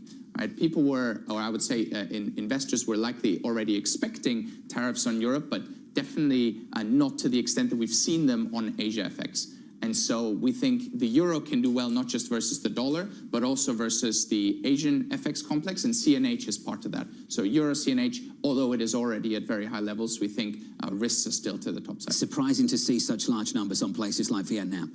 And I'm sure a lot of US-based companies were very upset to see that just last week. Yeah, which raises the question, at what point do they push back, and are we going to hear that in guidance? I would take that a step further. If universal tariffs hurt the US more than the rest of the world, at what point do potential deals offset that? Or is this sort of cat out of the bag and we can't really put it back in, genie out of the bottle, whatever kind of analogy you want to put. Toothpaste out of the tube. Thank you, that's perfect. And it's hard to really reset this clock. Can I mention another French bank? Forgive me, SocGen came out with this morning. Very competitive, the two. Slapping 104% tariffs essentially means China's exports to the US will largely be wiped out. The scale of tariffs is simply too large for any exporters or consumers to swallow. The FX channel is not going to change that story with 104% tariffs on. This is ultimately going to be a story of either negotiation or a cessation of trade, or potentially consumers paying a lot more, and that's basically where we're at. Alex, good to see you, sir. Thanks for dropping by. Appreciate it. Alexander Jenkov there of BNP Paribas. Up next on the program, Chris Harvey of Wells Fargo, Bloomberg's Tyler Kendall, Sheila Kaolu of Jefferies, and Tony Rodriguez of Nuveen. From New York City this morning, good morning to you all. The second hour of Bloomberg Surveillance. Up next.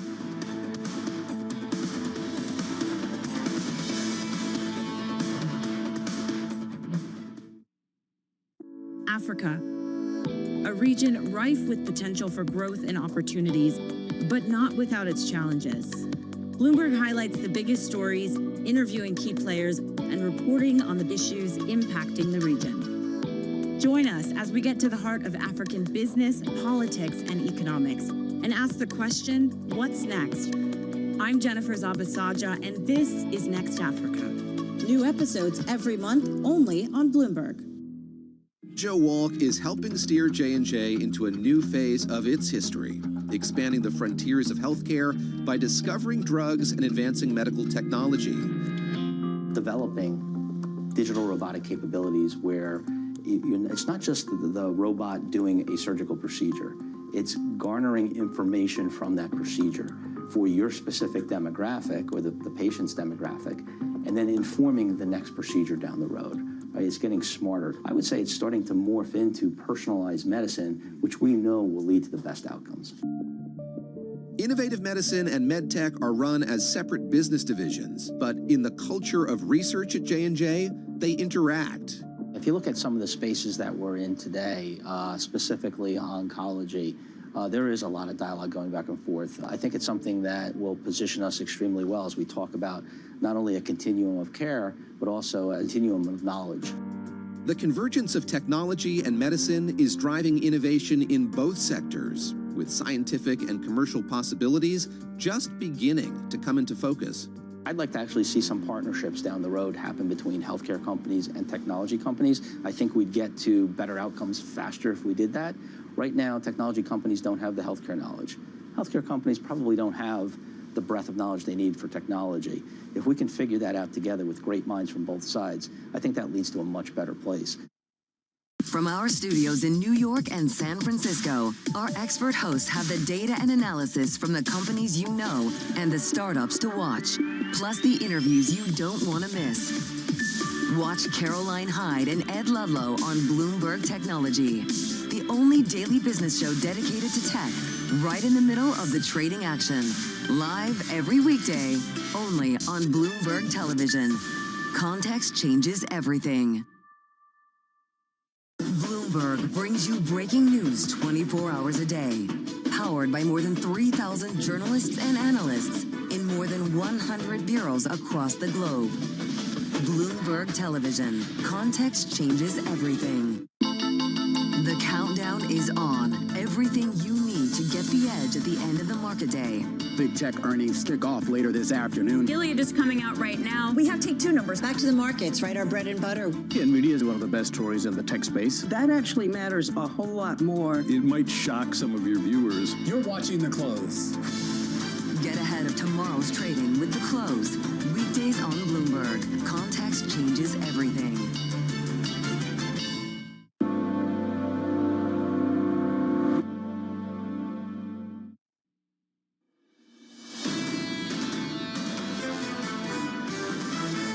You were in wait-and-see mode. Those are the three most dangerous words. We thought that last week would be the week of peak uncertainty. It was not. We could be in for a long period of pain here. The critical thing is to what extent investors really start to fully price a recession. What ends a market cycle is an oncoming recession, an uncooperative Fed, or bond yields moving higher. This is Bloomberg Surveillance with Jonathan Farrow, Lisa Abramowitz, and Anne-Marie Hordern. Live from New York City this morning. Good morning to you all. The second hour of Bloomberg Surveillance starts right now, and your scores look like this. On the S&P 500, futures are lower. We're down across the board. Wild swings over the past few days, and they continue. Gapping lower by 1.2% on the S&P 500. On the Nasdaq, we're down by 0.9. The focus now shifts to corporate America. Delta Airlines out just 30 minutes ago. In a few days' time, we'll hear from the big banks. Delta's up by more than 3%, and Delta doing what I imagine many others will do, pulling guidance, Lisa, this morning. They're pulling guidance at a time where they basically say, how can we have any certainty whatsoever? They say they're watching closely their premium content, as you were mentioning before, John, because that has been fueling a lot of their gains. But they do plan on trimming capital expenditures. This is important. They also are expecting no growth in flying capacity for the second half of this year. So it's not just no action. They are battening down the hatches, and they are preparing for potentially a bout of volatility. We're expecting more still to come on this front from other companies in corporate America, but just crossing the Bloomberg terminal, Walmart's a very different beast. Walmart this morning, Lisa, reaffirming their guidance for the months ahead. And they're going to have a much different story to tell when it comes to how they're negotiating the pass-throughs and how much they can pass along to the consumer. Nonetheless, they said that full year 2026 guidance remains unchanged, with first quarter sales up 3% to 4%. So not necessarily the same kind of flavor as we're hearing from Delta. Interesting to see that Levi's said the same thing. So at what point will the guidance that we're getting from corporate America be a lot more positive than some of the gloom and the doom of the projections of economists on Wall Street? This is the contradiction, the past and the present versus the potential projection of the future. This pendulum keeps swinging between deal hopes and tariff threats, and that continues this morning, depending on who you speak to. Your day ahead looks like this. A couple of things to watch for. Busy morning coming up. You'll hear from Secretary Bessent a little bit later on this morning. 8:30 Eastern Time. After that, he'll be very focused on this number, $39 billion of 10-year notes coming to market at a time when 10-year bond yields are higher, not lower. We're up 8 basis points at the moment to 437. Someone else speaks a little bit later as well, Anne-Marie. Jamieson Greer on Capitol Hill, day 2 for the U.S. Trade Representative. This is going to be very important. He spoke yesterday at the Senate, and that's when you saw Republicans come out, notably Senator Tom Tillis. Whose throat do I choke if this proves to be wrong? Republicans are starting to get nervous. What you heard from Ambassador Greer is that the middle class has been decimated when it comes to the so-called China shock, and they are excited about this being one of the biggest trade actions we have seen since China joined the WTO. But you have to imagine, given the market reaction this morning, and that 104% went on China, and remind you, it's even more for goods that are hit with 301 from Trump 1.0, north of 120%. He is going to get a lot of questions. I mentioned equities were gapping lower. We're down by 1.7% on the S&P 500. There is a why. So let's get to that why. This headline just crossing the Bloomberg terminal that China is raising tariffs on U.S. goods to 84%. So overnight, we moved to triple digits on the U.S. side. We sit here this morning waiting for retaliation, a response from China, and Lisa, we get it. It's 84%. So this raises the pressure that much more. Initially, there were reports that maybe the reaction was much more muted from China. They were taking a wait-and-see approach after having more than 104% tariffs put on all their goods coming into the U.S. as of today. A real question here, how does President Trump respond? How much does this affect the current products that are sitting on the ocean waiting to get to the United States? And frankly, what does this relationship look like at a time where you already have seen a huge drop in the amount of trade between these two countries? I think if you're in the market right now, you're wondering where to hide. And I can tell you at the moment, you can't hide in the bond market. It's not working. Yields are up now by double digits across the long end of the curve. On a 10-year, up by 10 basis points. On a 30-year, higher by almost 12. Lisa, that auction later, let's sit on that. 10-year auction, supply coming later at 1 p.m. Eastern time. You always make a big deal of it. I do. How much of a big deal is it today? It's potentially massive, because yesterday was not a good auction and it was an easy one. Today we have $39 billion of 10-year notes being sold at 1 p.m. Eastern at a time where consumers are not clearly going into these instruments as havens. Are banks going to have the capacity to take on the risk? Can they absorb demand if there aren't other investors that come onto the field? One thing I want to say, tomorrow it gets even hairier when we've got $20 billion of 30-year notes being auctioned. That is the note that has been most affected by potentially the basis trade unwind, but potentially also a whole host of other selling. Still trying to figure that out. Yeah. That's for sure. Many of you are at home, I'm sure. If you're just joining us, welcome to the program. So your main headline this morning, as expected, the reciprocal tariffs go on. Just moments ago, getting confirmation from the Chinese side of things that China's raising tariffs on U.S. goods to 84%. Equities gapping lower stateside, even more lower, much, much lower across Europe. The DAX, across France, across Italy, we're seeing losses across the continent. Coming up this hour, we'll catch up with Chris Harvey of Wells Fargo following another volatile trading day, Sheila Kahyaoglu of Jefferies reacting to Delta earnings, and Tony Rodriguez of Nuveen as the bond market offers very little comfort. We begin this hour with stocks looking to snap a 4-day losing streak and struggling as another round of Trump tariffs kick in. Chris Harvey of Wells Fargo writing, there's growing crisis of confidence brewing. Stock market vigilantes will not be that patient or ignored. It probably needs to get worse before it gets better. Chris joins us now for more. Chris, good morning. Good to see you. Good to see you too. This is a really difficult one, so let's take a beat. Typically, we sit here and think about the kind of threshold that it would take for a policymaker to step in and act as the circuit breaker. This time, the policymaker is the source of the risk, maybe not the solution. How different is this as a moment for you and a team? It's very different. And the issue is, and we go back to Greenspan before the 04 tightening cycle. He said, we can raise rates, right? But what we need to do is we need to communicate that to you. We need to tell you how we're going to raise rates, over what time period, so you can plan. If you're going to buy a house, you can speed up that house purchase. If you're going to buy a car, you can speed that up. This administration is talking a lot, but they're not communicating a lot. This weekend, we had one person saying tariffs are negotiable. We had somebody else saying they're non-negotiable. What are they? What's your goal? What you're trying to do? What are we handicapping? Over what time period? You need to communicate better. The other thing is the market is sending a big signal. It's not a good idea to ignore that. China's sending a big signal right now as well, so I'd love your thoughts on that too. Big tariffs coming from the US side overnight. China responding with 84%. I think at the moment for a lot of investors, they look at that headline and say, you know what, given how little we sell to China, that's not much of a big deal. But I think the bigger read across, the bigger read through at the moment, that makes it much, much harder to get to the negotiating table with this president who's pushed back against China, threatening to do exactly this. Yeah, so what people have realized is the weak spot for the U.S. is the capital markets and the economy. If they push back, right, we're going to lose, and we are losing some negotiating leverage. What are we talking about? We're talking about recession. We're talking about job losses. We're talking about the negative wealth effect. We're talking, in a recession, the deficit goes wider, not tighter, and people know that. So they're saying, okay, fine. If we're going to do this, we're just going to pull everyone down into the muck. And what you're seeing is just not great. Well, I'm looking right now. China also added 6 more firms from the U.S. to the unreliable list at the same time that we've seen incredible losses in the likes of Apple, which seems to be very much in the crosshairs of this. How much does this discourage you from going to the multinational companies, actually at a time when they potentially could be the most exposed? Yeah, Lisa, what we need to do is we need to figure out exactly what we're dealing with. And because it's a moving target, that's why it's so hard to, that's why the markets are so fluid at this point in time.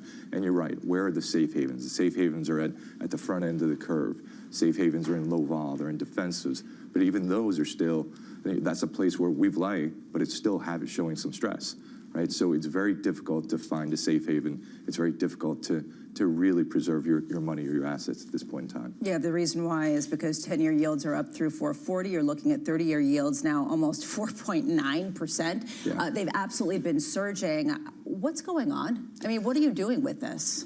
So there's lots of talk. One conversation is that out of Asia that they're selling duration, right?